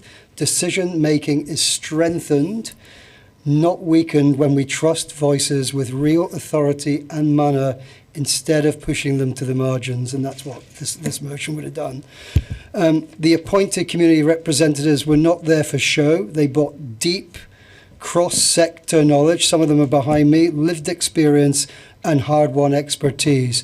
Crucially, their voices carried equal weight to those of us as elected members who sat on that committee. The balance was deliberate, it was principled, and as a past member, I can tell you it worked. With the debates, with their arguments, yes, but it worked. It ensured that grant decisions reflected both democratic mandate and community reality. It was a model many councils or grant funders speak about in theory, but few are prepared to implement in practice. This is why it was so disappointing to see this subcommittee put under the guillotine without clear justification, without transparent reasoning, and without any real evidence that it had failed. Even more troubling is that it has been set aside without a coherent plan for what will replace it. Removing a functioning, trusted structure without offering a credible alternative is not reform in my mind. It's a turn for the worse. The uncertainty this has created is not illusionary. It has caused real and ongoing stress for community organisations. I'm in some of them, already operating under immense pressure, as we have heard in the public forum. These groups should be focused on delivering essential services, supporting vulnerable people, and strengthening our communities. Instead, they are left in limbo, unsure how future funding decisions will be made, and questioning whether their voices will still matter. Community participation in grant making is not a nice to have. It's fundamental to fairness. It is central to transparency.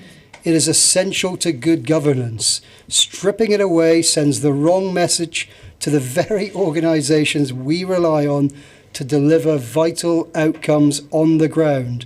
We can and must do better than E. Let us reaffirm our commitment to genuine partnership by supporting this amendment. Let us recognise that shared authority builds stronger decisions and stronger communities. And let us ensure that that the community voice is reinstated where it belongs, at the heart of this vital process. Councillor Gary. Thank you, Your Worship. I want to start by acknowledging community in the room. We have former community reps, we have applicants, we have people with huge breadth and depth of community development experience and massive networks in the community. So thank you for coming, and I want to just remind my colleagues that we talk around this table often around wanting to engage the community more. Well, we've got a very high level of engagement, folks. They attended the workshop. You are in the room today, you come to public forum often and speak very knowledgeably and articulately, and there has been talk today about us being sure to listen to the community. So if there was ever a time to listen, then now is the time, and we have had a very clear message that we need to reinstate the grants subcommittee. Not only do we have former community reps in the room, we have several of us who have chaired the grants subcommittee, so there's a lot of experience. And my experience of the community reps, and I helped to choose them when I was chair, where it was very difficult to choose because of the amazing talent and expertise of people who put themselves forward. And it had that breadth, mana whenua, arts, community development, and theatre, and they brought expertise that elected members simply did not have. Plus, of course, our staff with their expertise and relationships. We've been told loud and clear today what we need to do. We need to reinstate the grants subcommittee, and I too am perplexed and disappointed that it was disestablished and nothing was put in its place immediately, because it has created a large degree of uncertainty for our community that I think was needless. However, you did all get the experience of what it's like to consider grants. It's a big process, it needs focus, you need to be trained in it, there's very good training given, and perhaps it's helpful that you did have that experience in the intervening period. Around the subcommittee table, we would have very robust debate at times. We didn't all agree. The staff provided us with their expert knowledge and assessments. I do remember the days when the staff would come in with a barrow with the folders on it, and that then developed into excellent summaries so that we had all the paperwork behind it should we want to look up or need to look up anything, any detail. But the staff did a summary and a recommendation around very robust criteria. The people in the room have lived experience, and as I've said, there's a breadth and depth of that. We've heard that the processes have had integrity. We've heard about the stress and uncertainty that our lack of a process and a subcommittee has created, and uncertainty. And as the portfolio holder for culture and the arts, along with my colleague Councillor Mayhem, we are only too aware of the impact of this on the arts community. So I would urge all of you to vote for this amendment. I thank the mover and seconder of the substantive motion, because most of the options chosen in it I can support, but the establishment of the grants subcommittee is absolutely pivotal, and it's to me just totally inappropriate that it should go to Finance and Performance Committee, which yes does deal with money. This is so much more than money. It is about people, people, people. Councillor Van der Vis. I served on the grants subcommittee for many years, many frustrating years, and it became so broken while I was on it that my failure to do anything about the way it became railroaded in many respects meant that my only option was to simply resign from the grant subcommittee. The claim that it functions and that it's a good trust model, I don't believe are the case. A high trust model, to me, is a model that simply opens itself up for abuse. Elected representatives, in my view, Point of order, Madam Chair. I find that comment around abuse very disrespectful to our community who are sitting in the gallery. I'll uphold the point of order and just ask you to withdraw that abuse comment, please, Councillor Vandervis. I will withdraw the abuse comment. Instead, I will just say that my experience and long experience of the high trust model was one that I could no longer be part of. The grant subcommittee was broken, which is why I believe we are looking at it again now. It is elected representatives' job to actually set very clear policy, and I'm very happy that we're doing that, and that Councillor Lucas's motion is a good first step in that direction. It is up to us to set very clear policy, which then staff can operationally decide on most of. For the major grant issues and the ones that may involve terms of up to 3 years, I think it is then appropriate for those major issues, major financial concerns, to be debated by full council and decided on by full council. And let's not have the subcommittee issue involved at all.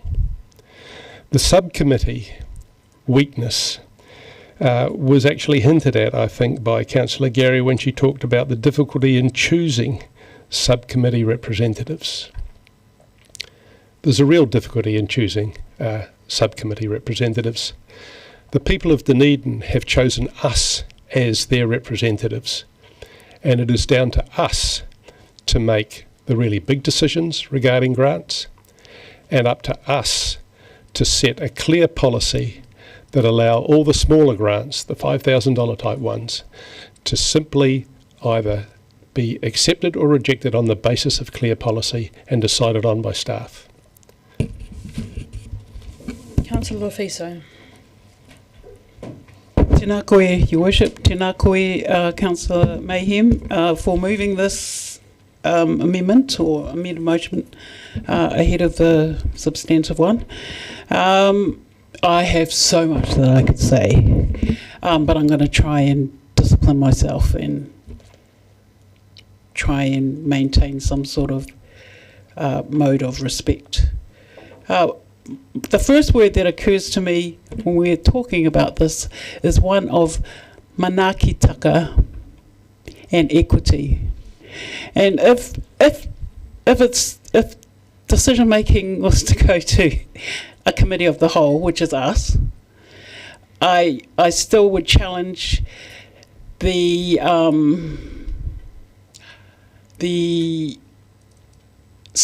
not suitability, the lived experience of most of the elected members to actually appreciate where these grant applications are coming from.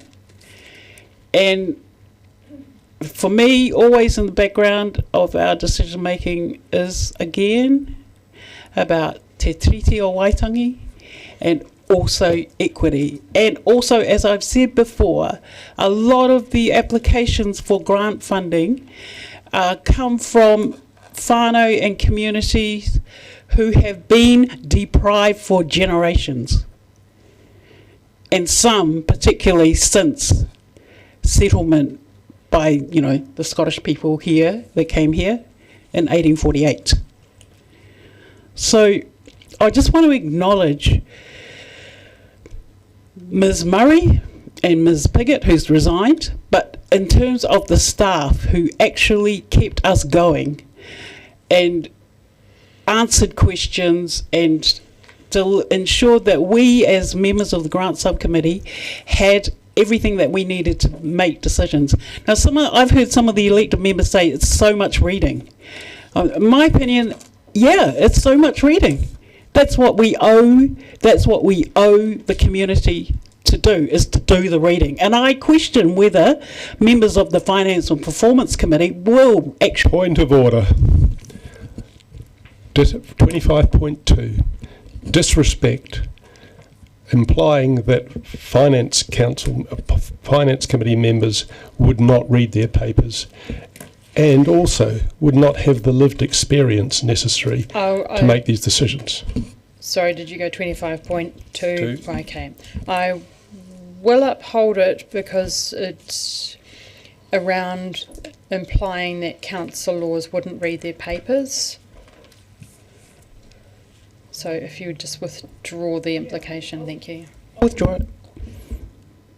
Nevertheless, I want to challenge the assumption that the Finance and Performance Committee can make the decisions that are needed by people who are deprived and have been doing it hard for generations, not just the last 40 years, hard as they have been. And I also want to acknowledge the mana whenua representatives on subcommittee. There's one person, and I there might be two on the other committee, but I just want to say that it has been really important. Colleagues may dismiss that experience, but the actual robust debate between that of elected members and community reps and experts, and mana whenua bringing their experiences and their perspectives, which I must admit there are learnings for me too. I think we're doing our communities a disservice for generations if we don't have communities at the table making decisions, sharing that power. I've got no problem with the people who are on the Heritage Committee, and I've got no problem with the quantum. And in fact, I would love it for the place-based groups to have equity there too. Councillor Treadwell. Tēnā koe, Your Worship, and I appreciate Councillor Lucas's idea of being expedient here, so I'll try and get through this relatively quickly. I think the crux of this is it's an issue of trust. So our administration of grants, that reflects a trust that we have in the community, trust that acknowledges that they'll act in the interests of our city. And handily, by the measures we have, the money that we spend on those grants delivers bang for buck, which should be unsurprising given that we're talking about work that attracts volunteer mahi into the equation, which was reaffirmed today by many of the speakers, and again, ka mihi to all of our speakers who are currently in the public forum. The presence of community representatives on the grants subcommittee, I don't think that was a factor in why the committee was disestablished, nor I don't think it was disestablished because of any acknowledged dysfunctionality. It was just the change of our structure at the start of this triennium. So when we create a new grant structure, we exclude community from it, we're expressing a really strong message of distrust because we're explicitly excluding people from a process that they were in previously and not through any fault of their own. So I'd really like to support Councillor Mayhem's amendment here. Kia ora. Deputy Mayor Lucas. Thank you. My suggestion of the grants going to the Finance and Performance Committee was that all of us here, we are elected by our community. We are here to represent our community, and I see this as part of the work that we need to do. And part of our homework is to connect with our community when we read those grant applications.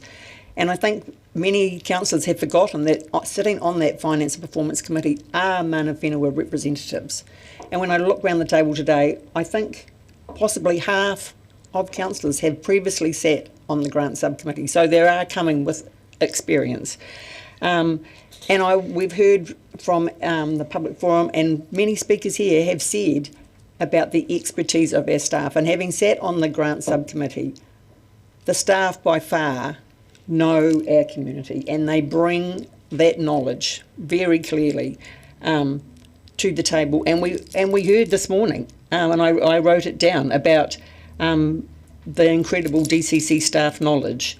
And I think we saw, there was also a comment about high trust, and I think we saw in the end of last year when staff allocated those grants up to $5,000. To me, that is high trust. Our staff know the communities in which they're doing those grants, and I think that is part of it, and that was where I was heading, is because it's not about being efficient, it's about keeping the decision close to the people who know what's happening, and in that case for those small to medium grants, and I think that's really appropriate.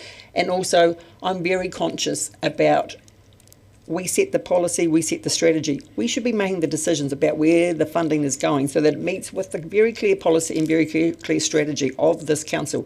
And I can think of a number of grants that have been decided by the grant subcommittee that do not meet where clearly a council would heading, but you're only one vote and you very easily can be outnumbered. And I just think this is about being very clear in the environment where we're heading, is that any funding goes, very importantly, to where we as a council wish to set the direction of our city. Thank you. I will speak now, and I am aligned with, sorry? Oh, I'll read you the list. I have me on the list. Yeah. Yeah, no, I've got me, then Councillor On, then Councillor Lunn, then Councillor Weatherall, then Councillor Sims. Yeah, no, have I missed? Yeah, I was counting to see where I, just because I've got mayhem down for right of reply so I don't forget. Okay. I supported the original motion from Deputy Mayor Lucas. I also spent 6 years on the grant subcommittee and thought quite deeply about it, having spent that time, done a lot of research, and I go back to my election plan and promises, which were less committees to align policy and strategy, more transparency and accountability, to streamline decision making, and I also had very clearly in there that council should approve MOUs and memorandums of understanding and service level agreements, including for the multi-year agreements. And I had done a lot of research on other councils, including Christchurch, and this is the model that they use, which seems very efficient for them. I have sympathy for the philanthropic models, however, this is ratepayer money, and in the end councillors are ultimately responsible for those money. We are the community representatives, we are also elected representatives, and when we look at using the finance and council controlled organisation committee that also has mana whenua representation on it, so I would consider this a good model to go down. And I have struggled with this model, but when I have looked at what all of the other councils are doing, our responsibilities, I think this is a way to go. I also think that the staff doing the smaller sums, is that we hardly ever move from those sums. If we moved $100 here and there or so that's why I support that. I absolutely want to tautoko the bang for buck and the volunteer hours that are put in as well, which I thoroughly appreciate, having read many applications and appreciating the work that is put in. I also think that we have especially declared conflicts of interest on our conflict of interest register, which is published, and when we are going through the grant subcommittee, people put up their hands about whether they do have conflicts of interest on those, but I think that for transparency's sake it's often better to have those clearly printed up. I'm just going to excuse myself for a second. Can I just...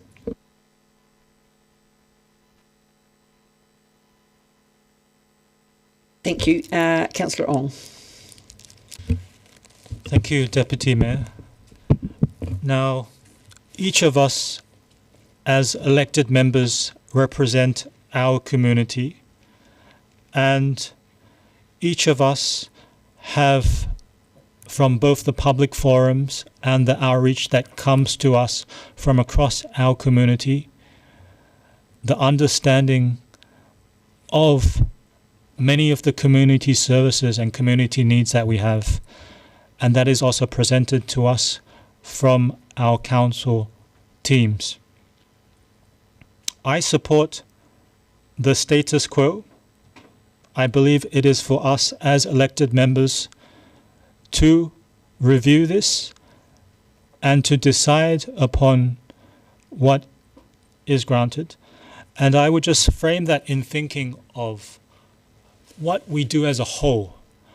Now, having money and finances for our council is about providing the community services and community benefit for our community. And it comes in as a financial statement across to all of us. The first part of that council financial statement is we need to grow the top line. The top line is the income that we earn across each of our council business assets, so that we do have more coming in the same way as, like, for example, our airport, we do have more visitors coming in, and that brings more income in to the top line of our financial statement. That's part of the picture that we have and we are to be involved in. The next part of it is on the interest we pay on our debt, which is the outgoing side of it. And of course, if we can optimize how much we pay and minimize the interest in innovative ways on our debt, that reduces the amount that is outgoing from our financial statement. And the other part of the outgoing is what we can provide to our community in terms of grants. That is another part of the outgoing from our financial statement. And all that comes in together in what we have an overall picture of.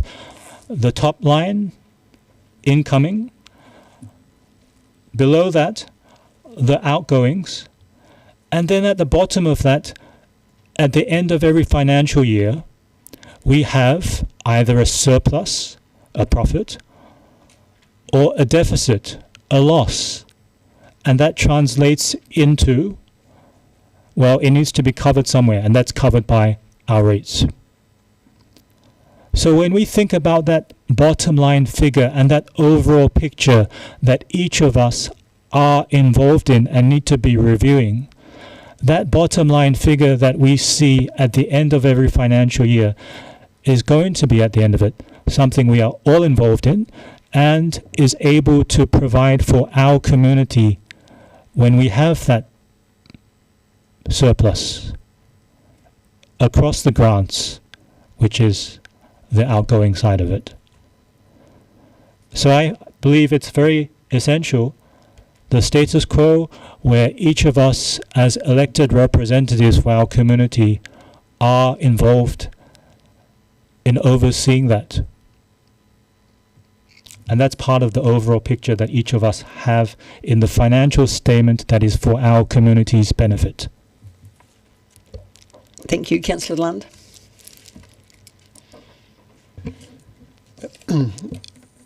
There have been a range of reasons advanced in order to support the idea of a grant subcommittee. I just want to run through a few of them because I believe that none of them hold water. The first was raised about staff safety, the staff making the grants. Well, the answer to that is that within central government there are many panels that are, their names are confidential, making decisions around tens of millions of dollars. So I'm very sure there will be a process that can be set up that will protect staff. The second thing is that Councillor Walker said that we'll be pushing groups to the margins. Now, that is not true. What the motion before us today is to set up a group of staff, but more importantly with a very clear and defined policy that they will adhere to. There will be no outside influence, and it will be overseen by the ELT and CEO Graham. It was also said that there's no credible alternative to a grants committee. Well, this is actually disrespectful and dismissive of staff who have just heard from a number of councillors who have excellent in-depth knowledge of the grant sector, probably better than most of us. Councillor Fiso talked about equity.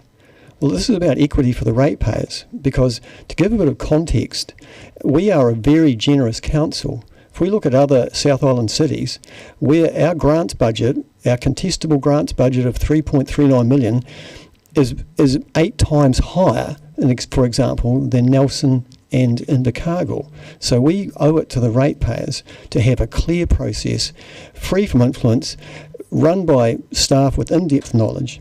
And Mayor Barker was elected on a platform of streamlining decision-making. I believe that we should support her in this matter towards that. Councillor Weatherall and Councillor Sims. Thank you, Mayor Sophie. I've listened and acknowledged the nervousness from community organisations that rely on stability to exist. But this report is not about cutting grants. It's not about withdrawing support. It's about strengthening the foundations of a program that distributes millions of ratepayers' dollars each year back to our community. The review clearly reflects the current system is valued and broadly effective. So this is not about fixing a broken system. It's about looking at improvements to improve the system's ability to work even better. Council is simply a steward to distribute public funds, so clarity and consistency has to be an essential component, along with the removal of possible conflicts of interest that may have existed previously. This review simply asks Council what a grant is, why we give grants, and how we prioritise and distribute them. So I feel this review is not radical reform. It's simply going to help clarify how we operate and refresh the perimeters grants operate in. It's long overdue. So I cannot support this amendment due to the possible conflicts or compromise. My view is that community groups should be in the business of asking for grants, but should not be included in the business of deciding who should get them. That is clearly the job of elected representatives, whom the public have placed their trust in. Thank you. Councillor Sims. Thank you, Mayor Sophie. Firstly, I'd like to acknowledge the astounding contribution from volunteers in the 4 benefit organisations, some of whom are with us today.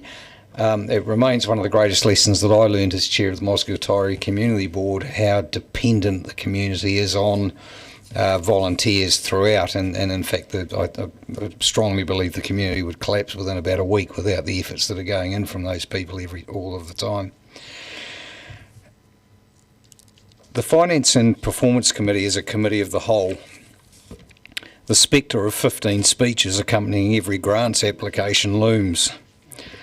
I'm passionate about heritage, and I understand better than some the absolute folly of restoring old buildings.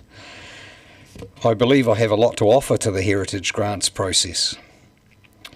I have very little knowledge about some of the other sectors that are eligible for grants, and I believe that my input would add very little. If there is a decision to be made regarding the merit of a theatre application, it would be a long bow to draw to think that I would be better placed to make that decision than Lois Scott. I was very uneasy about the lack of elected member oversight on medium-sized grants, but I've changed my mind based on assurances from Deputy Mayor Lucas, who holds the purse strings tighter than I do, but not quite as tight as Councillor Vandervis. I would like to believe that at least one of the Finance and Performance co-chairs would be on the Grants Subcommittee. I would, however, insist that all elected councillors receive a summary of all grants and that there is a vehicle available for any concerns to be heard effectively. We need also today to be very honest about the restrained fiscal environment that this council is moving into under a 2% rates cap environment. This will compel this council to make some very difficult and some very unpopular decisions in an environment where very much of the choice has been taken away from us. That will impact on many aspects of what the council does, including grants. We need to also assist the for-benefit organisations to encourage other entities, particularly those that have done very well out of Dunedin, to give back, and I'll be supporting this amendment. Thank you. Councillor Hall. Thank you, Your Worship. I want to start by acknowledging the amount of work that has gone into this review. This is more than a tidy up. It is a structural reset in how we think about grants, what they are for and who they are for, and how we're meant to measure their impact. For me, the key shift here is moving from reactive, fragmented funding towards a clear partnership model. If we are funding organisations year after year, we should be clear about how the outcomes we expect and how those outcomes align with the strategic priorities. I support allowing limited eligibility for for-profit entities where there is demonstrable public benefit. Innovation and social enterprise do not always sit neatly within the traditional non-for-profit structure. However, that must come from strong safeguards, transparency and clear reporting so ratepayers understand the value being delivered. I also support the motion towards clearer grant categories and introducing of outcome-focused community grants. If we are serious about the areas such as youth, housing, community wellbeing, for our funding structures should reflect that. In short, the review strengthens clarity, accountability and alignment with our strategic decisions. If we get the guardrails right and set up more modern and sustainable grants framework for Dunedin. Thank you. Councillor Chambers. Yeah, thank you. Yes, for me the most important words in paragraph E there, as proposed, are staff delegation and staff allocating small grants under delegation. And I think I would agree with the other councillors who have spoke up in so much in favour of our staff being able to do this quite confidently. And I think that would completely change the work that the committee has to do in itself. So the Finance and Performance Committee meets every 2 months. Of our meeting of the whole council in that committee, and I think we're going to have a packed agenda on those committees. So I think I would support the Competitive Grants Committee. I was very impressed by the submissions this morning, and I think I will be supporting this amendment. Councillor Mayhem, your right of reply. Thank you very much, and thank you everyone for your commentary. Our council grants provide support and foster community development, enhance our local social, cultural and environmental economic well-beings, essential funding for operational costs, social services, helping our organisations to build capacity, filling the gap for initiatives that might not be profitable on their own. We can't make it work without community input, and it's a prerequisite for Creative New Zealand in the decision making that the community be involved.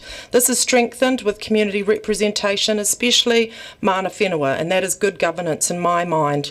Councillor Walker talked about a democratic mandate. We have not been offered any other credible options. I've been uncomfortable with the decisions that were recently made by the council as a whole without fully understanding the makeup of the grants committee and the decision-making process. Councillor Gary reminded us that we want high-level engagement, and it is not frequently that we have a full gallery of members of the public, and to me that speaks volumes that this is a very important issue for our place-based groups, the arts community and mana whenua. Perplexed and disappointed, says Councillor Gary, about the disestablishment of the Grants Committee, and today we're on the right path to reset this. We know that many of our practitioners were unable to plan very far into the future without the guarantee of funding. We know that the Summer Shakespeare event this very weekend nearly did not go ahead due to the timing of the funding, a ball that we almost dropped. My concern is if we lose the trust of the community, if we do not make the right decision today. Councillor Vandervis's comments about shared work and shared contribution to the city, it's not just about trust, but it's about walking alongside our community, Councillor Vandervis. There's no way to measure the socio-economic indicators, well-beings, and our grants that support people within the community. We heard from the community in the public forum that the multi-year funding lowers admin for our staff, that it's very important for the community to be involved, that money allocated has not kept up with inflation. There's been no growth in the funds, yet we expect our community to do more with less, although every dollar floods back into our community. There's a worry that if it's purely governors making this decision and asking for these performance measures, they're going to be very hard to meet. We heard from the Ōtepoti community builders about being the change, and a request very clearly mandated from them to reinstate the funding committee. The time it is taking is too hard on our communities. We need to be responsible, and we need to be diligent about the huge impact that this is having. Councillor Lafiso talked about equity and the challenge on our elected members who do not have lived experience of our minority groups, deprived whānaus and communities. She challenged assumptions that the Finance and Performance Committee have no knowledge or background in decision making. I'd like to point out around the table that possibly Councillor Lafiso and I are the only people that have ever lived on a benefit, lived in, Councillor Treadwell. Oh, there's 4 of us. Lived in Brockville State Housing, or perhaps like myself, been a solo parent for many, many years on the domestic purpose benefit. I know how to measure out my dollars and make them go a long way. Praise for the robust debate and the perspectives that these Grants Committee brought, and I would like to also praise Councillor Lafiso for the way that the grants were chaired equitably. Councillor Treadwell has an issue with the trust in the grants administration. Unsurprising that we get bang for buck with all of the funds, and supports the involvement of community. Nothing about us without us is what springs to my mind.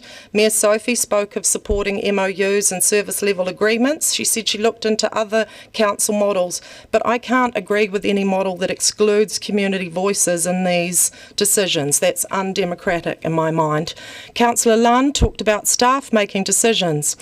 Some of those groups are made up of just one person though, and I do believe that is a risk to our staff. Our grants are higher than Invercargill and Nelson because we are the 10th largest city in landmass in the world, and our population is second only to Christchurch as in Te Waipounamu, so of course our grant allocation is going to be larger. Councillor Weatherall is looking to improve... just need to wrap it up really quickly, thank you. Sorry. I'll cut to the... Yeah, you'll cut. Time's up. Thank you. I have a lot more to say, but I'll stop. Okay, thank you. We will now put it to the vote by By division, division, please. I was just saying that. Councillor Chambers. Aye. Councillor Gary. Aye. Councillor Hall. Aye. Councillor Lafiso. Aye. Councillor Lucas. No. Councillor Lund. No. Councillor Mayhem. Aye. Councillor Ong.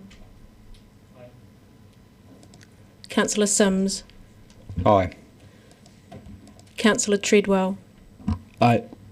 Councillor Vandervis. No. Councillor Walker. Aye. Councillor Weatherall. No. Mayor Sophie.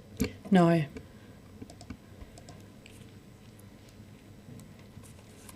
Declared carried 9-5. Right, we shall now move on to the rest of the... The substantive motion, sorry. Just for clarity now, councillors, the amended section E has now replaced the what was in the original motion. So the GSO is just working on that now, and that now becomes the substantive motion, which you've still got to debate. Which is moved by Deputy Mayor Lucas. Thank you.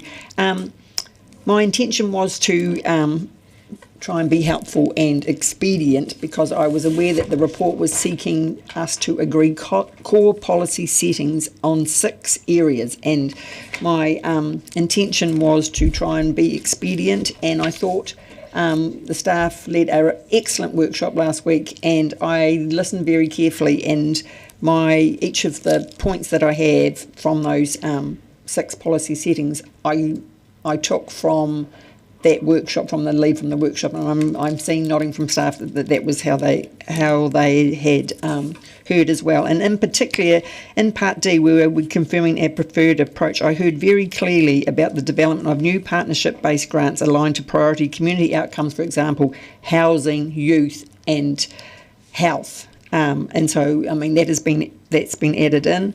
And I note in F about noting that grant funding levels will be set through the annual plan and long-term plan processes, and that is in particular the environment within which we are heading with rates capping.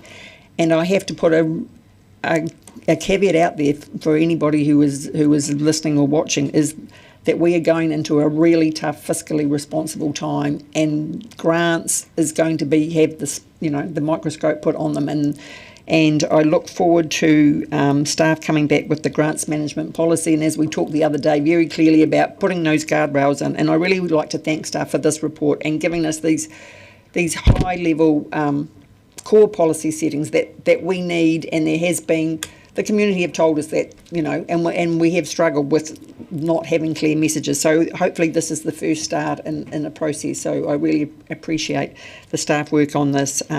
And hopefully I've captured the feel from councillors, and we might be able to be relatively expedient. Councillor Ong. Yes, if I may, Your Worship, I would just like to record a change in my previous vote. No. Councillor Hall. Sorry, I may have got a bit ahead of myself before. Thank you, Deputy Mayor. I support this, and I think it's going to be very helpful. Anyone else wish to speak? Councillor Gary. Thank you, Your Worship. Thank you, Deputy Mayor, for putting up this motion, and it aligns with, apart from the one that we've just changed, it aligns with the direction in which I was travelling. So clearly a great deal of work has gone into thinking about this. It's helpful to review and refresh and think about, what is a grant, and it's good to have that clarity about, when the occasions in which we grant to for-profits. I really liked the role and purpose encouragement, particularly the word partnership and enabler, because I think that's what we do. And in C, that made a great deal of sense. And the consolidation also made a great deal of sense. So there's a lot of streamlining in here that's obviously had a lot of thought, and I'm very happy to support it. Councillor Walker. Yeah, thanks. Just in a few words, thanks to the mover for putting this. There's a lot of work gone into this. Thanks to staff, obviously, who've sat behind this, and for the various workshops. And apart from the little speed bump that was E, it's pretty encouraging to see around this table that we're broadly aligned with each other. And I think we should take a bit of faith from that, actually.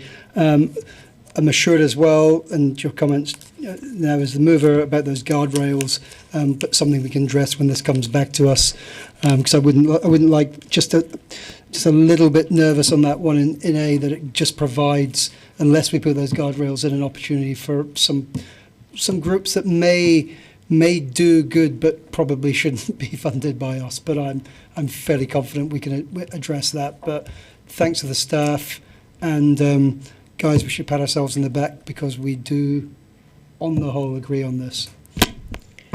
Councillor Chambers.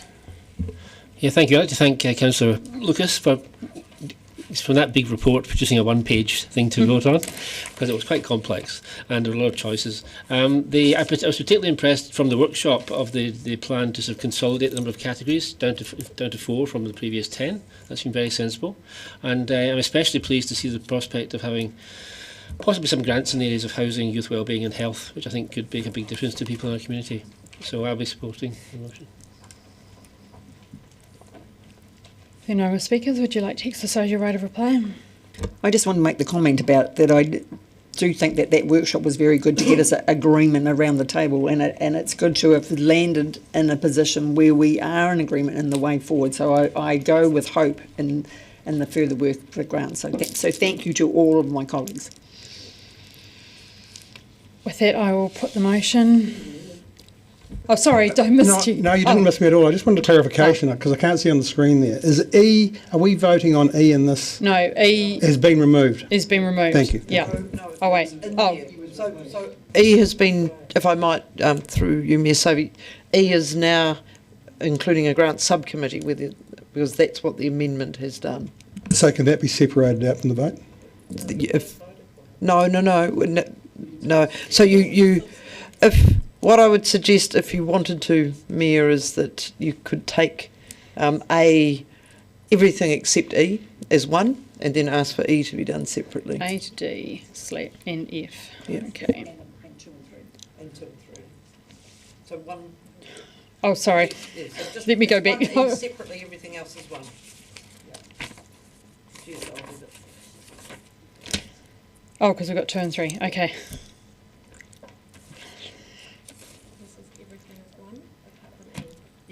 Yes. And 2 and 3. Everything is 1. So that's 1, 2, and 3, apart from E. All those in favour say aye. Aye. Against? That is carried. E. Can we just pop E up again so people are reminded? By division.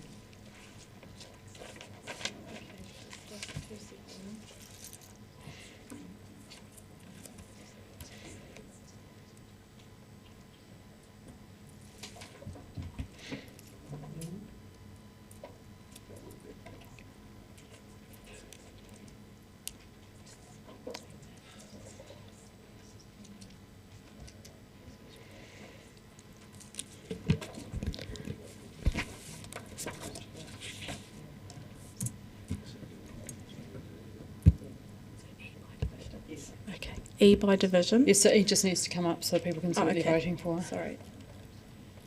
Oops.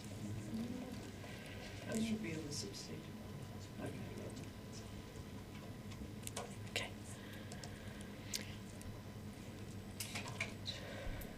Councillor Chambers. Aye. Councillor Gary. Aye. Councillor Hall. Aye. Councillor Lefiso. Aye. Councillor Lucas. No. Councillor Lund. No. Councillor Mayhem. Aye. Councillor Ong. No. Councillor Sims. Aye. Councillor Treadwell. Aye. Councillor Vandervis. No. Councillor Walker. Aye. Councillor Weatherall. No. Mayor Sophie. No.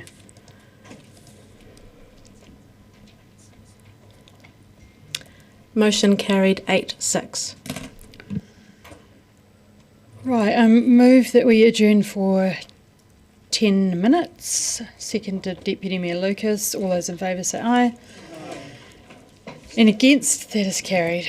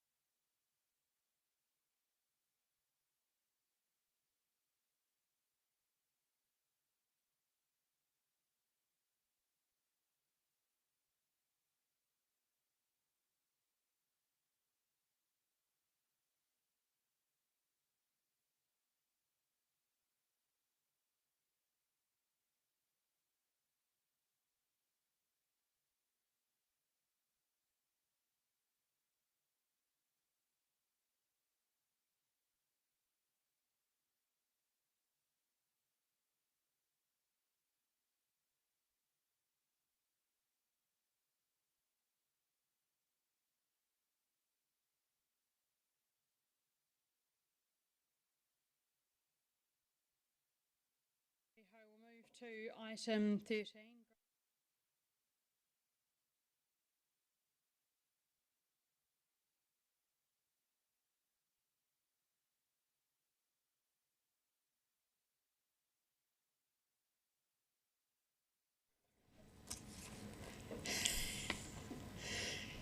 No, thank you. Therefore, I will move that the Council notes the waste minimisation grants are funded by waste disposal levy funds provided by the Ministry for the Environment and are not rates funded. B, thank you.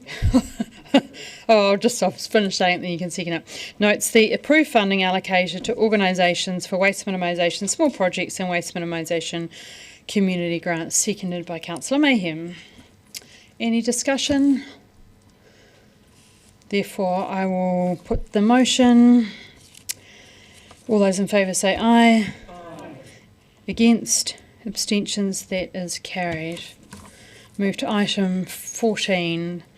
The appointment of an advisory panel to consider District Licensing Committee Commissioner applications.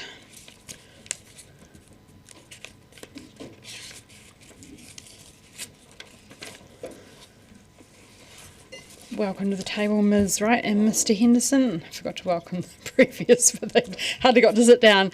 Have you got any opening comments? Thank you, Mayor Sophie. Now happy to take questions. Thank you. Are there any questions? Thank you. So therefore I will thank you for your time. I will move as per the order paper. Seconded Councillor Mayhem. I'm not going to speak to the motion. Would anyone else like to speak to the motion? Could I just check, process, those of us who are being appointed, do we vote? I don't see any problem. That's fine, thank you. So therefore I'll put the motion. All those in favour say aye. Against? That is carried. Item 15, the review of the dangerous, insanitary and affected building policies, page 179 on your papers.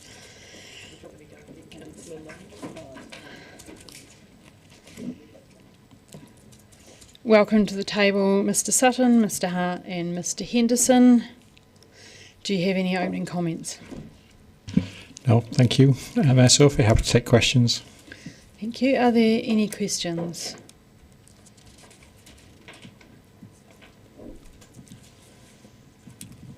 Okay, therefore was I going to move you were going to move that one. Thank you, Steve. Thank you. Councillor Mayhem second. Would you like to speak to it? Assuming you've all read it, just want to thank staff for the report and also thank staff for the track changes. I do like a document that has track changes, it's very helpful. Again, just assuming you've read it, this policy gives effect to the core purposes of the Act as stated in the papers, namely protecting public safety, health, well-being and sustainable development by making certain that buildings are safe, healthy and accessible and fit for use, and I don't think anyone disagrees that should be a goal. Obviously reflects this council's responsibility to keep Dunedin a safe and healthy place to live, while at the same time providing a clear and fair framework to identify and address dangerous, insanitary and affected buildings promptly. And as you're all aware, the policy is applied when concerns are raised and investigated, with a strong focus on working quickly with the building owners to remove risks and remedy those identified unsafe conditions. Again, as the papers say, the scope is defined by the Act, and sadly for a number of people in the community does not extend to matters that are often brought to our attention, such as rental minimum standards or demolition by neglect. It's something we've heard around the table quite often, which are, however, addressed under other legislation. And as we heard recently, the rental minimum standard falls under the Residential Tenancies Act. The review proposes minor changes as detailed on page 181, which I assume, again, that you've read, and I certainly, for one, support in aligning with one of the actions in the revised 2024 Heritage Action Plan, which makes complete sense. Finally, we should take heart, of course, from the fact that the special consultative procedure must be used to amend or replace the policy. So consultation, when open, will provide the opportunity for people to make submissions and support or object or offer up views as is allowed under the process. Councillor Lund. I support the changes, and in particular, I think that the additional clauses around the heritage building are well done. But I would like to make an amendment, so is now the appropriate time to do that, to add to item 2.6. I'd like to move an amendment that we add the words at the end of the sentence, and to the Southern Heritage Trust to be notified of any building listed as character contributing or scheduled under the district plan. Can I just get advice on that? Yeah. Apologies, Councillor, I was semi-distracted. Where are you suggesting that? This is under paragraph 2.6 on page 188.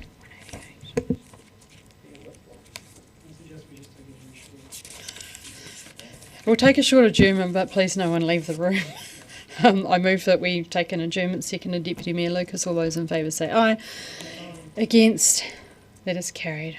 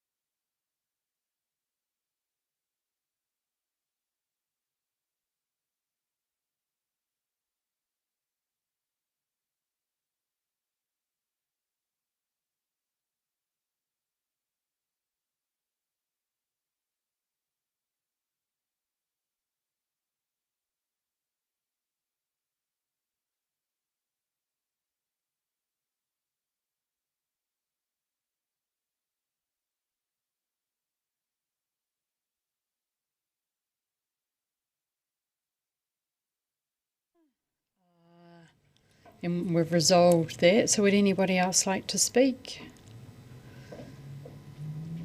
I'll just have one thing of this, sorry. Yeah, go for it. Just in relation to paragraph 2.6, it is, it's useful to a degree that Heritage New Zealand will be notified if there's any dangerous building that's a heritage building. But we must remember that Heritage New Zealand, its policy direction and its decisions are set in Christchurch and Wellington, and they have let us down on a number of decisions around heritage buildings in recent years. So we cannot see them as the panacea or the reliable ally, because they have not been in some cases, and that's why I believe that we need our local heritage advocacy groups, in particular the Southern Heritage Trust and possibly others, that need to be in the loop, as it were. Councillor Weatherall. Just very briefly, I'm happy to support this. I'm also heartened that the review appears to strengthen clarity around heritage protections, which matters in a city like Dunedin, where our historic properties are central to our city's DNA.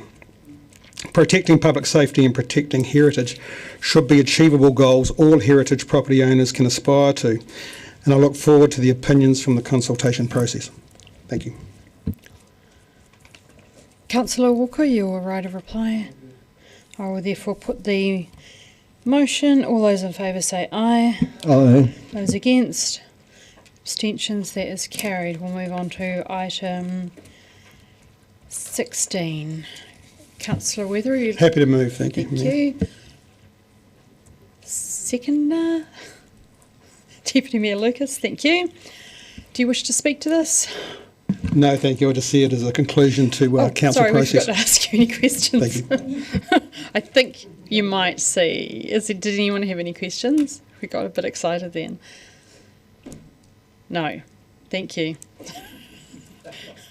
sorry.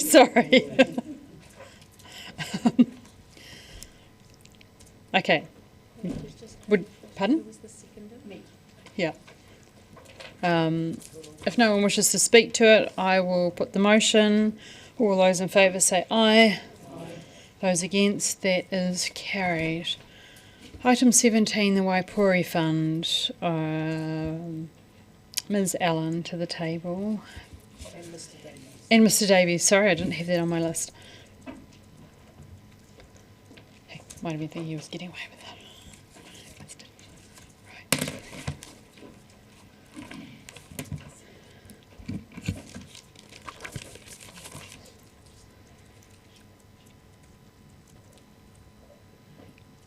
Do you have any opening comments, or are you just happy to take questions?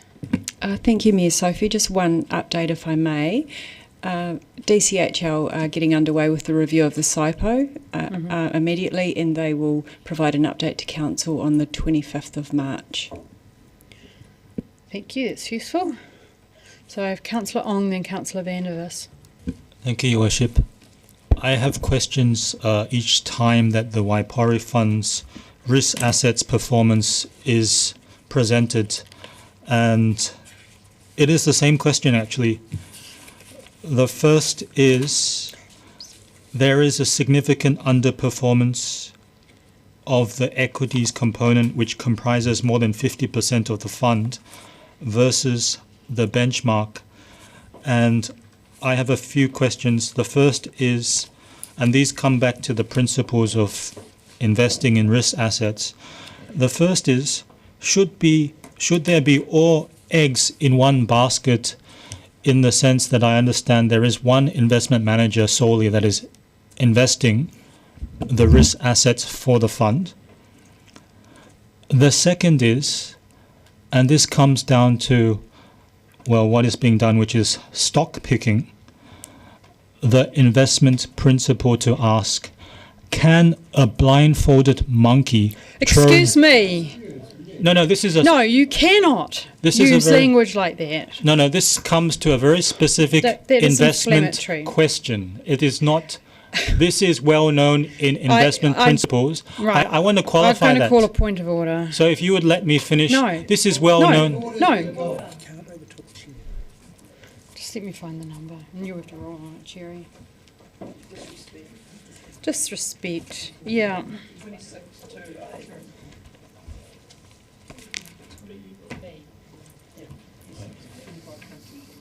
That's the one. No. You need to read the standing orders and understand the process. Sorry. And I'll rule on that point of order, and I'll uphold the point of order. Would you please withdraw that inflammatory language? Inflammatory language. I would ask, what is, because I was not able to finish. Now, what can you please... Councillor, you don't get to argue when there's a point of order has been ruled upon. I've asked you to withdraw your comment, please, in relation to your monkey. This is a very specific and well understood investment term. Sorry, you go. Councillor, you've been asked to withdraw it. It is not the language is not respectful in around the council table. Thank you very much. Could you clarify what was not respectful? Your language in relation to a monkey, blindfolded monkey, I think your phrase was. Could you please withdraw that comment? I would prefer to clarify in that comment. Councillor, when a point of order has been ruled upon, it is not to argue with it. I've asked you to withdraw the comment, please. I don't have anything to say further to that.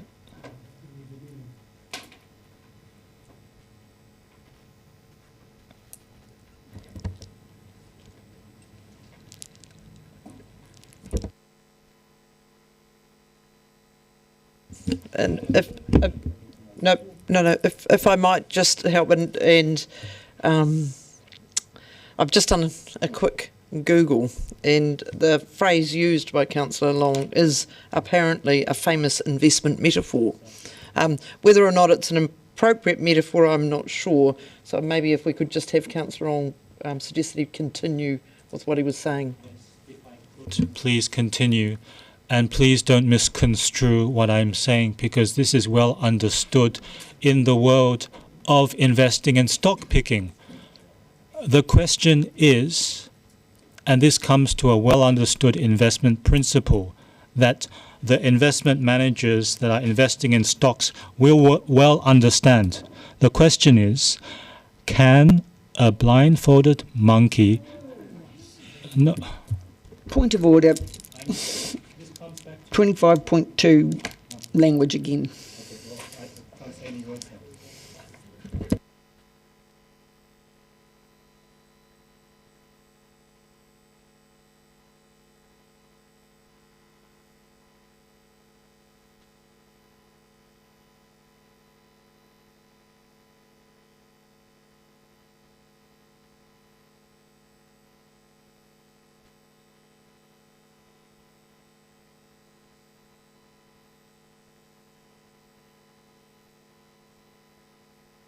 I'm going to uphold the point of order and ask that you rephrase that, because the councillors around the table are obviously finding it offensive. So you did ask one question, and I'm just going to ask you to ask your questions one at a time. So perhaps if staff would like to respond to the first question that was asked while you think about rephrasing your second. I'll rephrase it. If an individual was blindfolded and throwing darts at a dartboard to pick out stocks, could they perform better than the investment performance presently, do you believe, versus the benchmark? And this is a very Sorry to be a pain. 25-2 irrelevance. Excuse me, Madam Mayor. Staff are directed under us, under the SIPO, around the investment policy. So it ultimately... Sorry, microphone. Rests with us as the council. We created the SIPO, we signed off on it, staff follow that directive. Thank you, Councillor Walker. No, I'm ruling on the point of order. I will uphold the point of order specifically because it does ask staff for opinion, which is not appropriate. Right, Councillor Van der Vis, you had a question? It was answered by the Chief Financial Officer at the beginning. Thank you. Oh, thank you. Right, any more questions? Councillor Van der Vis, Councillor Ong. Oh, who did I miss? Thank you, Your Worship. My question is, when was the SIPO, when was that determined? And I understand it says here now, it precludes direct investments in stocks involved in fossil fuel extraction. And I do have a follow-up question to that, but could you just explain the background and rationale to that, please? The SIPO was first established in 1999 when the Waipori electricity generation assets were sold, and it was last reviewed in 2025. And the rationale behind the not investing in fossil fuel extraction entities was based around the Council's socially responsible investment framework. I understand this may be more unique to our specific framework. My question is, when was this reviewed? Firstly, what year was that reviewed? And the second part of it is, now I don't believe we should boycott driving cars because they use fuel. So, but I would say, my question is, when we look at the entities that are listed here, now I'll just quote, these include entities such as West Farmers. Now, West Farmers is not a fossil fuel company per se. So what is your question? My Is question your is- question about when the SIPO was put together? Yeah, my question is, well, firstly, when was the SIPO last reviewed? Secondly, is it suited to be unique that we don't invest in these companies that are stated here? Because these companies, they are not fossil fuel companies. So you've asked your question and now you're making a speech. So No, I'm not. I'll The answer CEO. the little bit of it because I think it had already been answered. I think I heard It was answered Mr at Davey the say the SIPO was last reviewed in 2025, and I thought I heard the CFO introduce the item by saying DCHL will be bringing an updated SIPO to Council in March. To your second bit about the list of companies, not only does the ethical investing framework talk about fossil fuels, my understanding was there were a range of other investments that Council were directed not to invest in. Mr Davey probably has more information about what those other areas were, but it was armaments, cigarettes and various things from memory. Yes, that's right, and also tobacco, and also stocks which are involved in activities harmful to the environment. So it's not necessarily just fossil fuel extraction. That would, you could infer that it covers mining also. Councillor Sims and Councillor Gary. Thank you, Mayor Sophie, and thank you. Excuse me, not quite understanding the process for the SIPO to be created, and I just wanted to ensure that the council has early enough influence on the SIPO to make a real difference, rather than just voting on a SIPO that's brought to us by DCHL. And then I have got a couple of follow-up questions, but it won't take long. So you might recall in the letter of intent, Letter of expectation. That's right. Letter of expectation. Council asked DCHL to bring a draft to them, so then we'll do that, and then there'll be a process to work with DCHL to get councillor feedback on it. So there'll be plenty of opportunity, but you asked them to review it as a priority as part of that process. Sorry, if I could just add to that, it's an update coming in March. It won't be the updated SIPO because that would be your first opportunity to provide input. Okay, thank you. And I'm not sure that I have asked this before or necessarily got an answer that I can recall, but the Waipori Fund holds $13 million in short-term deposits and $42 million in fixed interest deposits. It appear to be an incredibly conservative position as that. And that would normally be a position from an investor that believed that they had some short-term call, or there was a potential for a short-term call on that money. Is there any background to the reason why almost half of the fund is held in cash effectively, or in short-term deposits or fixed interest? The asset allocation, determines what proportion is invested in fixed interest, and the short-term investments are bonds which mature in less than 1 year, so not necessarily cash. So the cash in the portfolio might be something like $1 million, something like that. What I would say, just to build on that, is the council has always taken a very conservative approach in the direction they've provided to DCHL over the management of the fund, which is why they've asked the council has asked for the SIPO to be reviewed in the light of that investment framework, because the risk appetite appears to have changed. Councillor Gary. Thank you, Your Worship. Tēnā kōrua.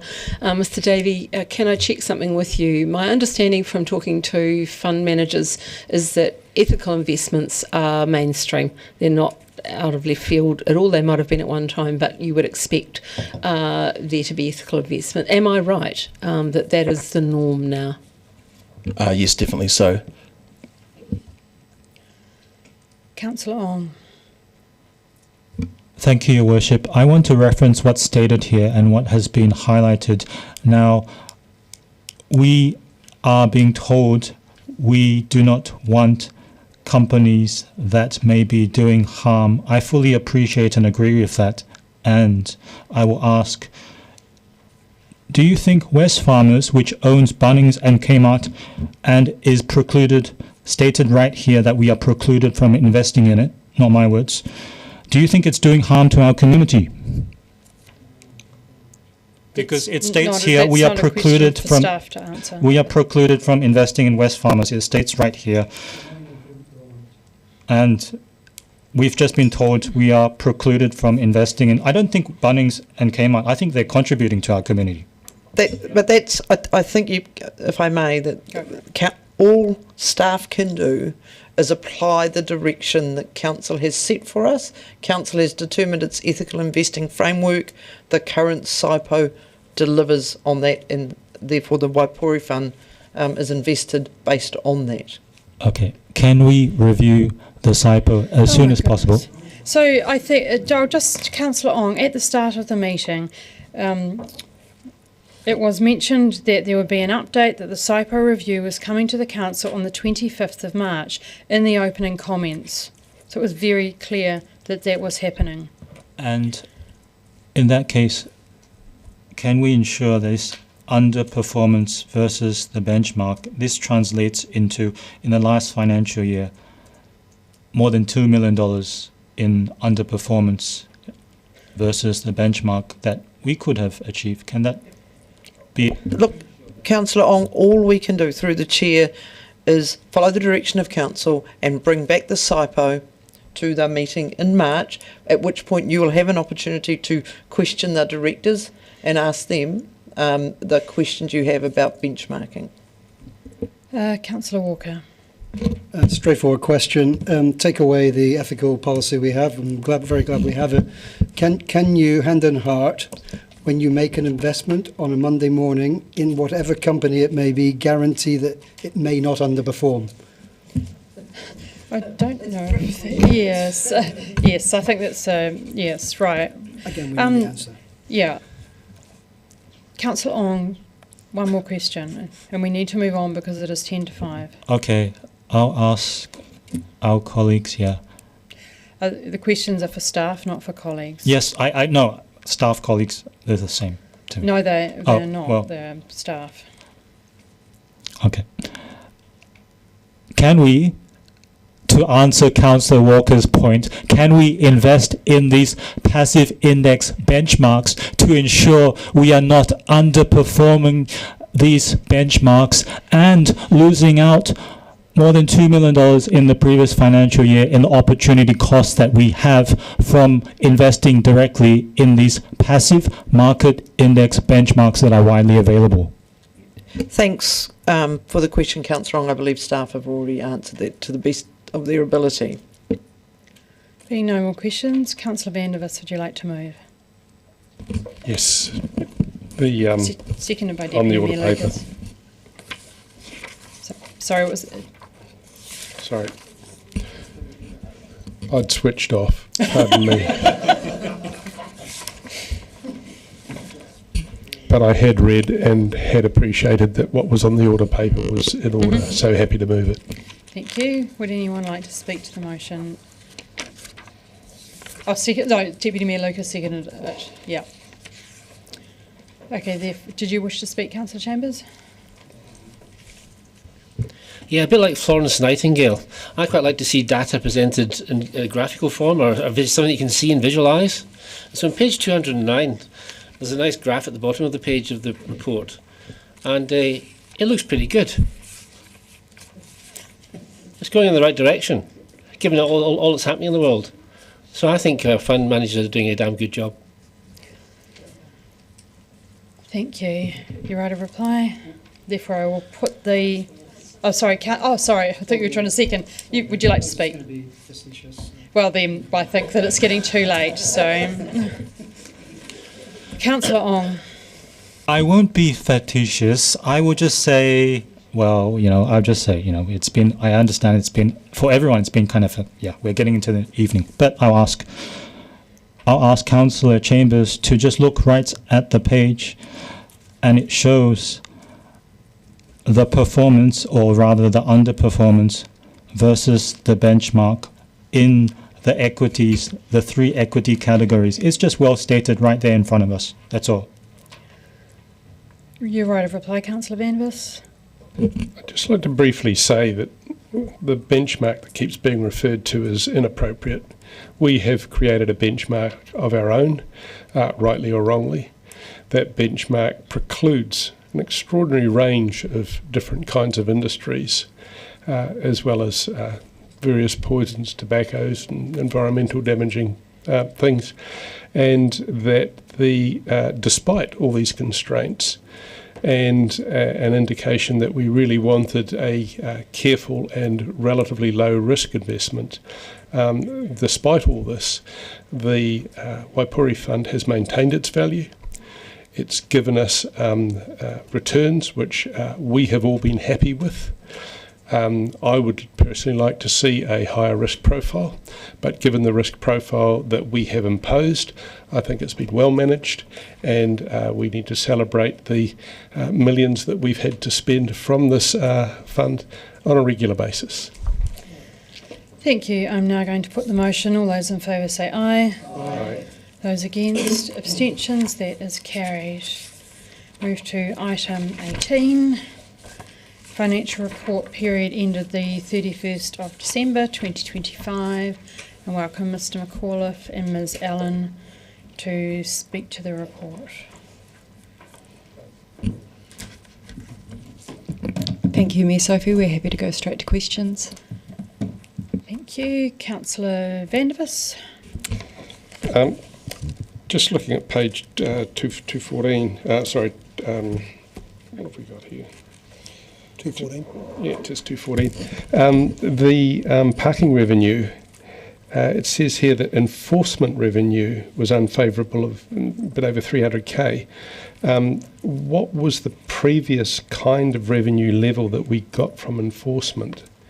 A 300k drop seems pretty significant, and due to staff vacancies, that would pay for a few staff. What was the normal revenue that we could expect from enforcement? Thank you, Councillor. I'll need to take that away and go and look at the figures in terms of it. I know we were particularly short-staffed on that month. Okay, thank you. I would just make the point that a 300k drop would pay for probably 3 parking people, would it, for a year? Also, I'm interested in knowing, and happy to get this information later if it's not available, our overall parking revenue. I'm not talking about enforcement revenue, but I'd like to see enforcement revenue in the context of what the overall revenue from parking is. So if we could have that figure and have divided on-street and parking building revenue specified as well, that would all be very handy. Apart from not having those bits of information, I'm very happy with this financial update and happy to move. Thank you. I had questions from Councillor Lund and Councillor Gary. Just turning to page 221, just on the capital spending, and firstly, thank you for doing the short summary of the savings and the timing that I requested last meeting. On the Fitzroy Street housing renewal, I see we're running $400,000 under budget. Would it be correct that the total budget for that is as per page 231, 2.01 million? Basically, that's the figure for new community housing on the summary, and I'm assuming there's only one new project, which would be Fitzroy Street. Yeah, that's correct, Councillor Lund. Thank you, Mr. Henderson. So that's a significant saving. That's a 25% under budget saving Correct. And that was derived from, like, presumably there was an estimate done by a quantity survey before tenders went out, and it was the, no? Yes, it was, and the market responded with a price that was where you see it. That's correct, isn't it, Anna? Yes. And that process just was an open, conventional open tender process? Correct. Oh, sorry. That's a great result, and I want to just have the team reflect on that. Those are the sorts of savings that can be achieved by a transparent project where you've got multiple bidders that are local and not necessarily going to negotiated types of bid contracts where you're doing weighted attributes. So that's my first point I want to make. If I could respond to that, because I sense a slight question in there. What I would say is that all of our procurement processes are open and transparent. Sometimes we apply a slightly different open methodology to lowest price conforming, and I'm happy to sit you down and talk to you about the nuances in that at your leisure. Please no. Please no. But my point is simply that this was a conventional lowest price conforming and had a very successful result. So no, it wasn't lowest price conforming? Did the lowest price receive the bid? I would have to check on that. It's a great result, but it wasn't a lowest price conforming process. I would like to know if the lowest, but that can be answered later. Next question is around the maintenance on the housing renewals. We've got a very significant underspend for what appears to be maintenance on page 231. And the budget is 1.471 and the actual is 830. Anna will know. Does anyone know that one? Do you know that one? Is that one of yours? So which line? Is this on page 231? Correct. It's at the top. It's under city properties and it's renewals. Yeah. And I'm assuming that's maintenance. No, it's new. I think that's new cabin, but I'm not. I'll get Anna to. Anna's looking. What I would suggest, councillors, if at all possible, when you have line item specific questions like this, if you're able to send them through in advance of the meeting, it's really helpful. We'll do our best to answer them now, but some of them are very specific questions that we may not have answers for. But look, Anna miraculously does, so. Sorry, helped out by my friend next to me who's got the right page in front of him. Can I just check that, Councillor Lund, you're looking at page 231 and you're wondering about the underspend on housing renewals? At the top. Is that correct? At the top? So you're looking at Correct. the actual 576 against the year-to-date budget of 1.2? Correct, and the one below that. Yeah, correct. It's just a timing issue. That's the budget in there for the Fitzroy project itself, and it got started a little bit later than expected, but as you've seen, it'll be under budget and on time. Thanks. And just while we're on that, on the asset renewals for the investment property, we have a very even greater discrepancy. We've got 1.1 million for the year to date and only 33,000. So is that simply a timing issue, or is there actually work that hasn't, there's scope work that hasn't been done for maintenance? No, there's a couple of major projects in there on the investment portfolio. One has been delayed as we're continuing to negotiate the lease terms itself, and the work was expected to be negotiated by now and underway, but it's not. And the other one, we're still planning how to remediate some ground stabilisation up in Auckland. Thanks. Just one or two more.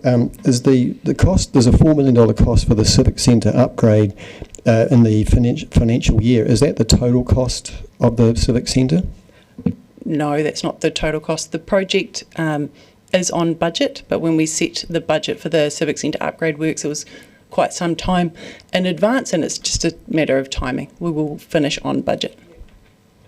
Thanks. And the last thing is the art gallery. This budget of 215,000 for renewals maintenance. Does that include the lift? Is the lift in this building part of that budget? And if not, when will it be operational? I don't believe it's the. No, actually, don't quote me on that. The lift isn't part of that budget that you're referring to. is it funded to be repaired?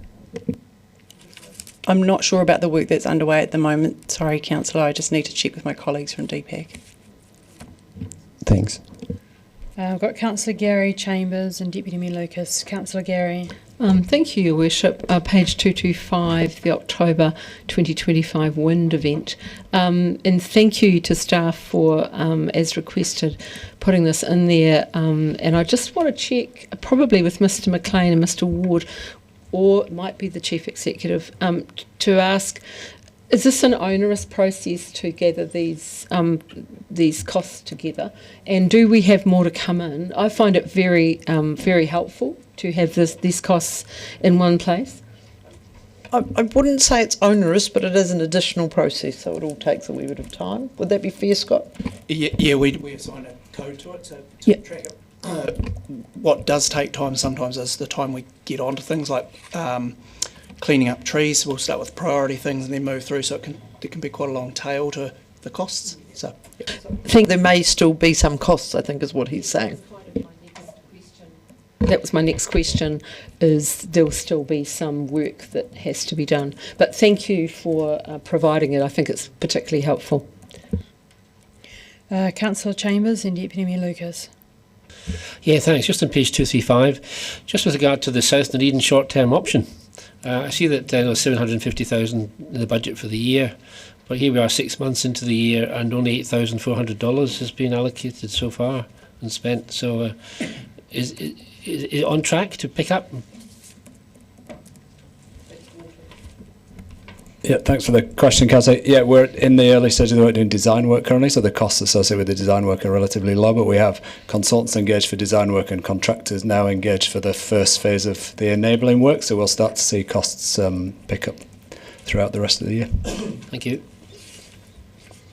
Deputy Mayor Lucas. Thank you. I have several questions. So, one of them is there's a number of references to Better Off funding, and I'm just wondering whether it might be time for an update report on Better Off funding. I can't recall when we last had a separate report, and that would probably then put all the questions in the one report. Would that be possible? Happy to incorporate it into the next finance report. That would be excellent, thank you. On page 217, there's a comment there about grants expenditure being favourable to budget, partly due to the timing of rates relief grants and offset by timing of grants for major and premier events. Now, I had thought that a lot of that would have been sorted by the 31st of December because we were late doing the grants application, so I'm just surprised that we were still sitting favourable at the end of December. Thank you, Deputy Mayor. I believe that the rates grants are actually being paid out over this week from the decisions of Council in December, so they'll be reflected through in the January month report. Excellent, thank you. That's great to know. I just was mindful that people were waiting on that money. On page 221, and Ms Nielsen might better answer this, where there's a comment about the Sargood Centre expenditure that we haven't started any work on that. Do we intend to spend that money and do the work that's budgeted in this financial year? Yes, we do. Excellent, thank you. And I know it's been in a number of reports for more than a year now about the Toitu Theaterette, and then we're now talking about it being completed by March 2026, which is obviously quite a long delay. But when it opens in March, is it going to be ready to go? Is all the programs developed and everything ready to go? Because it has been a really long process. Yes. Excellent, thank you. And sorry, my last question, I think maybe my last question is on page 233. Sorry, I just need to quickly find it. No, that was the same question, sorry. On page 234, my last question was Dunedin Urban Cycleways, which we've spent 1.68 million against the budget of 1.4 for the year to date. I'm not sure what that relates to. I know I've asked this before and I didn't note it down last time what it actually relates to, because I can't think in my mind what I'm looking at. Councillor Walker's going to be a bit confused too. It's not the tunnels though, is it? Scott?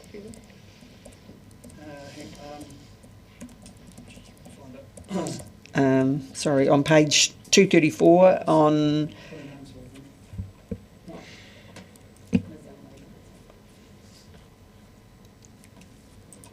Yeah, we're pretty sure it's the tunnels. Yeah. But then that doesn't match up with there's a commentary somewhere in here to say that the tunnels wasn't fully spent. So that's why I can't quickly find the commentary on that. So I'm just not sure. We'll follow up. Yes, we'll follow up on that and update and send an update to you. I have a follow-up for Deputy Mayor Lucas's question around Toitu. It's usually one of my favourite questions to ask. Will there be a paper that comes to council around the admission prices to that theatre to set the prices there? So I'm not looking at you, Doug, I'm looking behind you. Look at Mike. Can you just remind me, what did council determine around that? I can't remember. There's been no, because when we Okay. were doing the fees and charges, it didn't come through. Okay. So I Fine. had asked that question about what was the process for determining that. So what I will do is, rather than, I'll check in with staff and circulate what the plan is at this point. An entry charge to the Toitu Theaterette. Yeah, Councillor Lund. A question for Mr. McLean is just, I've asked questions before about the material recovery facility, and I see that in page 223 you've noted that we've got a delay there due to the ground conditions. Can you tell me if that preloading of the ground that's being carried out now is part of a wider overall building contract, or whether it's a standalone? And my interest in that is whether we're up for extension of time costs for the overall contract with that 4 or 5 month extension, which will be considerable. Thanks, Councillor. I'll have to get back to you on the detail of the contract.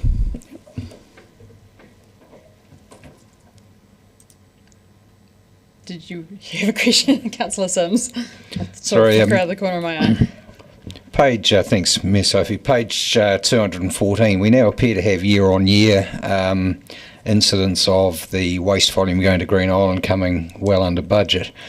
And I'm assuming the budget was, or may well have been amended after we fell short last year. Are we now into a situation where we need to recut those budgets again, given that the waste volume going to Green Island would appear to be in freefall?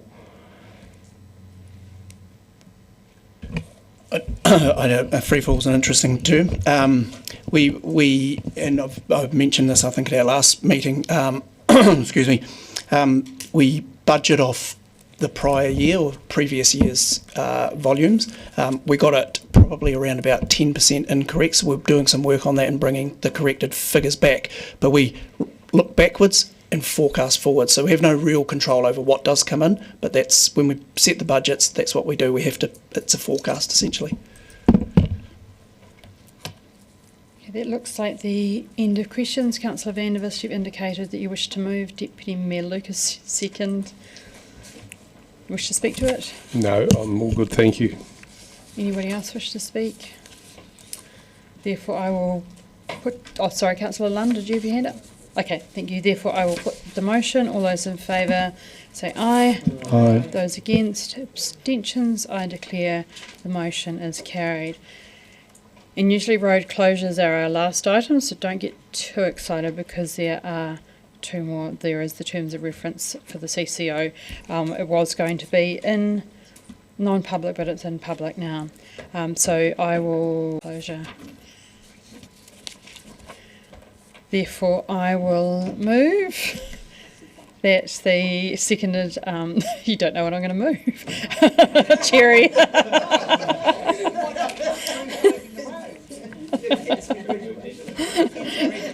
I will move the council resolution as per the paper, seconded by Deputy Mayor Lucas. All those in favour say aye. Anyone against? That is carried. Move on to its item, is it 7? The terms of reference for the council-controlled organisation transition steering group. Oh, you quickly at the table, Mr. Costello. Well done. Have you any opening remarks? Do people have any questions?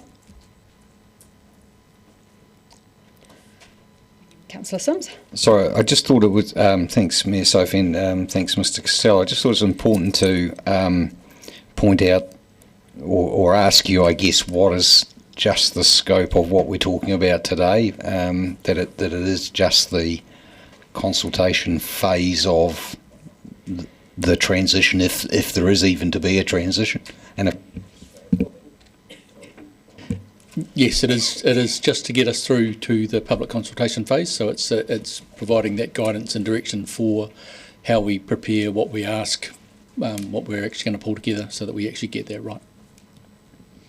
And then the establishment phase becomes the next, which moves to a different phase. Also, for complete transparency, some of the information that needs to be provided to prepare the consultation document is quite detailed information that would also flow through to the establishment of a CCO. So it may be that following consultation, if a CCO is the preferred option, that this group then stays in place, albeit maybe with a different membership, to aid that transition.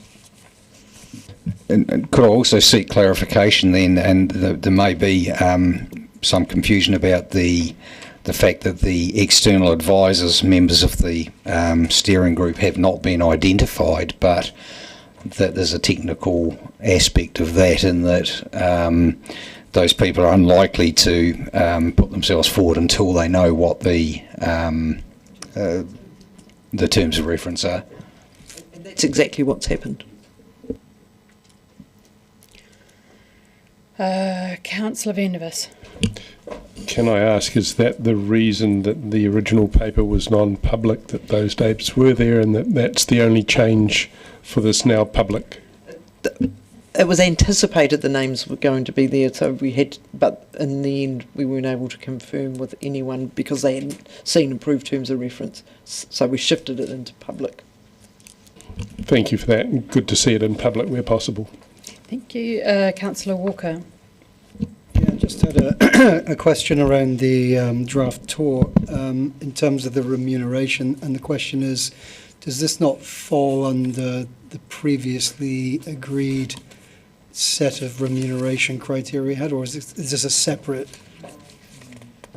It doesn't. If you recall, the previous criteria had exceptions for something like audit and risk, which had specific skills, and this isn't an advisory panel either, which needs to be revisited, what we do with advisory panels.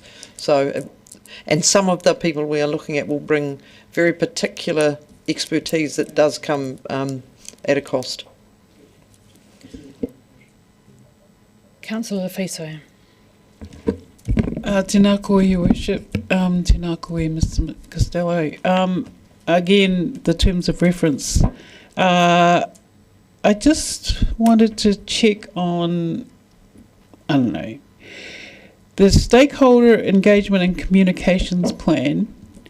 Is it, to me, I mean, I'm just, sorry, it's out of left field, kind of, but is it, do you anticipate a similar process? Because it's an SEP that's going to have to go through, so it's, when we're talking about a stakeholder engagement and communications plan, it's similar to the potential sale of Aurora. Because what I'm getting, my concern is that there seems, I could be wrong, but you know, this economic development, this transition to a CCO, possibly, it comes to me that it's like only the business community will be consulted or focused on, and I want a plan that actually engages people who don't necessarily have that. Absolutely, and that's I think we are trying to learn from the lessons of the Aurora consultation and make sure that there is a comprehensive engagement plan that covers as many stakeholders as we can think of. So Councillor Ong, Vandervis and Gary. Thank you, Your Worship.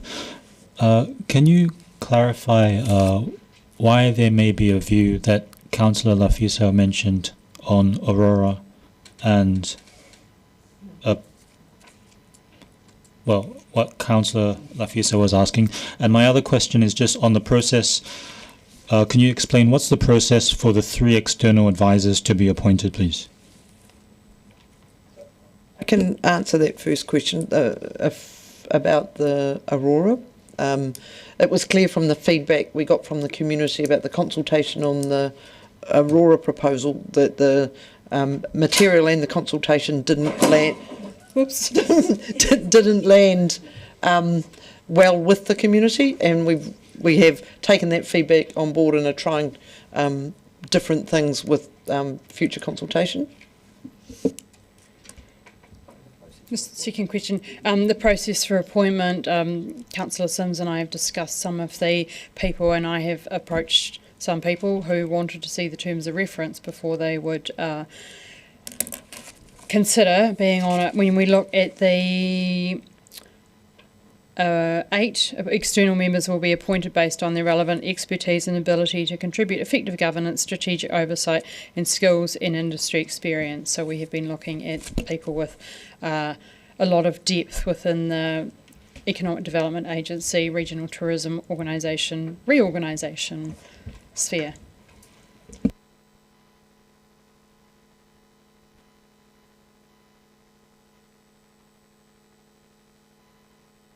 Councillor Vandervis, then Councillor Gary. Given that we're looking at possible creation of a controlled, council-controlled organisation, will there be a role for the portfolio lead for council-controlled organisations in this?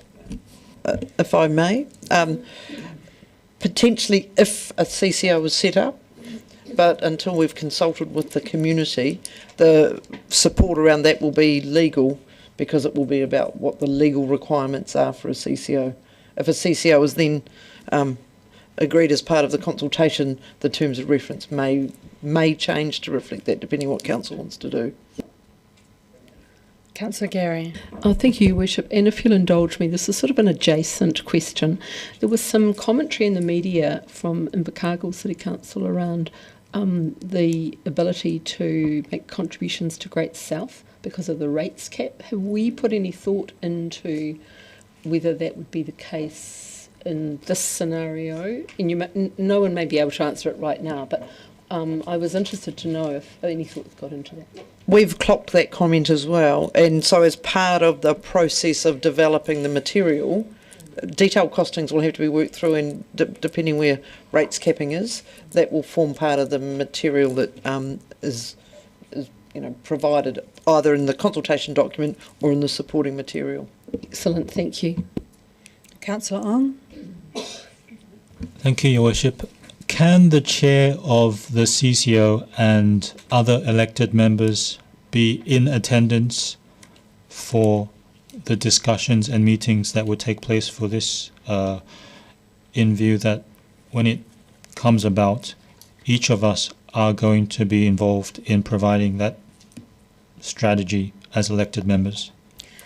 No, the papers will come back to council. You'll see that there is, I think it's monthly reporting. When you look at the reporting requirements, everything comes back to council. So if there's... I could just add the appointment of the external reps will come to council as well, likely at one of the February meetings. Councillor Hall. This might be a little bit irrelevant, but should we be worried that there's a lack of firm costing boundaries at this stage, or is that the next? If I may, I don't know whether you should be worried or not, but the costings are one of the key things that this group will need to do so that we can robustly and accurately cost the options, because at the minute the assumptions in the My Governance report were status quo budget could deliver a CCO. We do really need to test that honestly, because once we've done that, we'll bring it back and council will determine how they want to frame up the options that go out to the community. Councillor Lund. Of the 3 external members, are they all local, or is there anyone from out of the region that might have had specific experience in this matter? So I have approached 3 people. 1 couldn't because they had a conflict. Sorry, 4, a conflict of interest. So the people are recognised experts in their fields who have wide experience. I think we started from the widest experience, and finding people who have the time and capacity can be a challenge. But I'm talking to Councillor Sims as we move through that.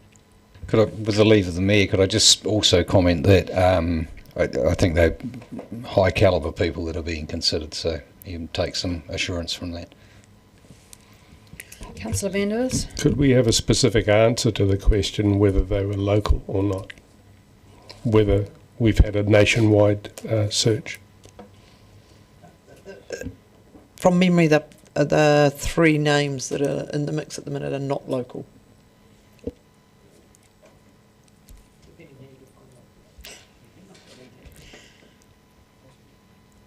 Right, I will move the recommendation as per the paper.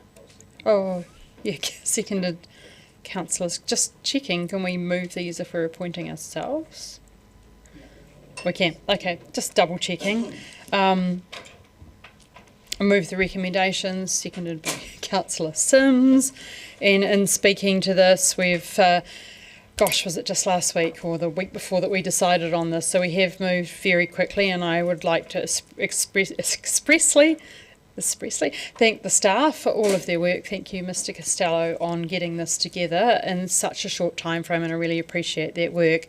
And when I have talked to people who might be members on it, they did want to see the council pass the terms of reference first, so it was a little bit chicken and egg, so they would know what they were getting into, but we've had some positive feedback around that.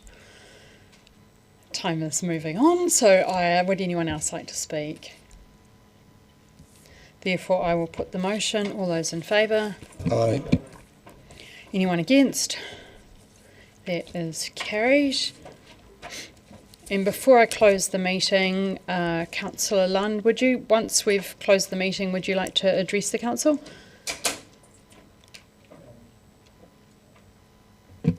No, I'll pass on that. Okay, thank you. So therefore, I will declare the meeting closed at 5:27 p.m.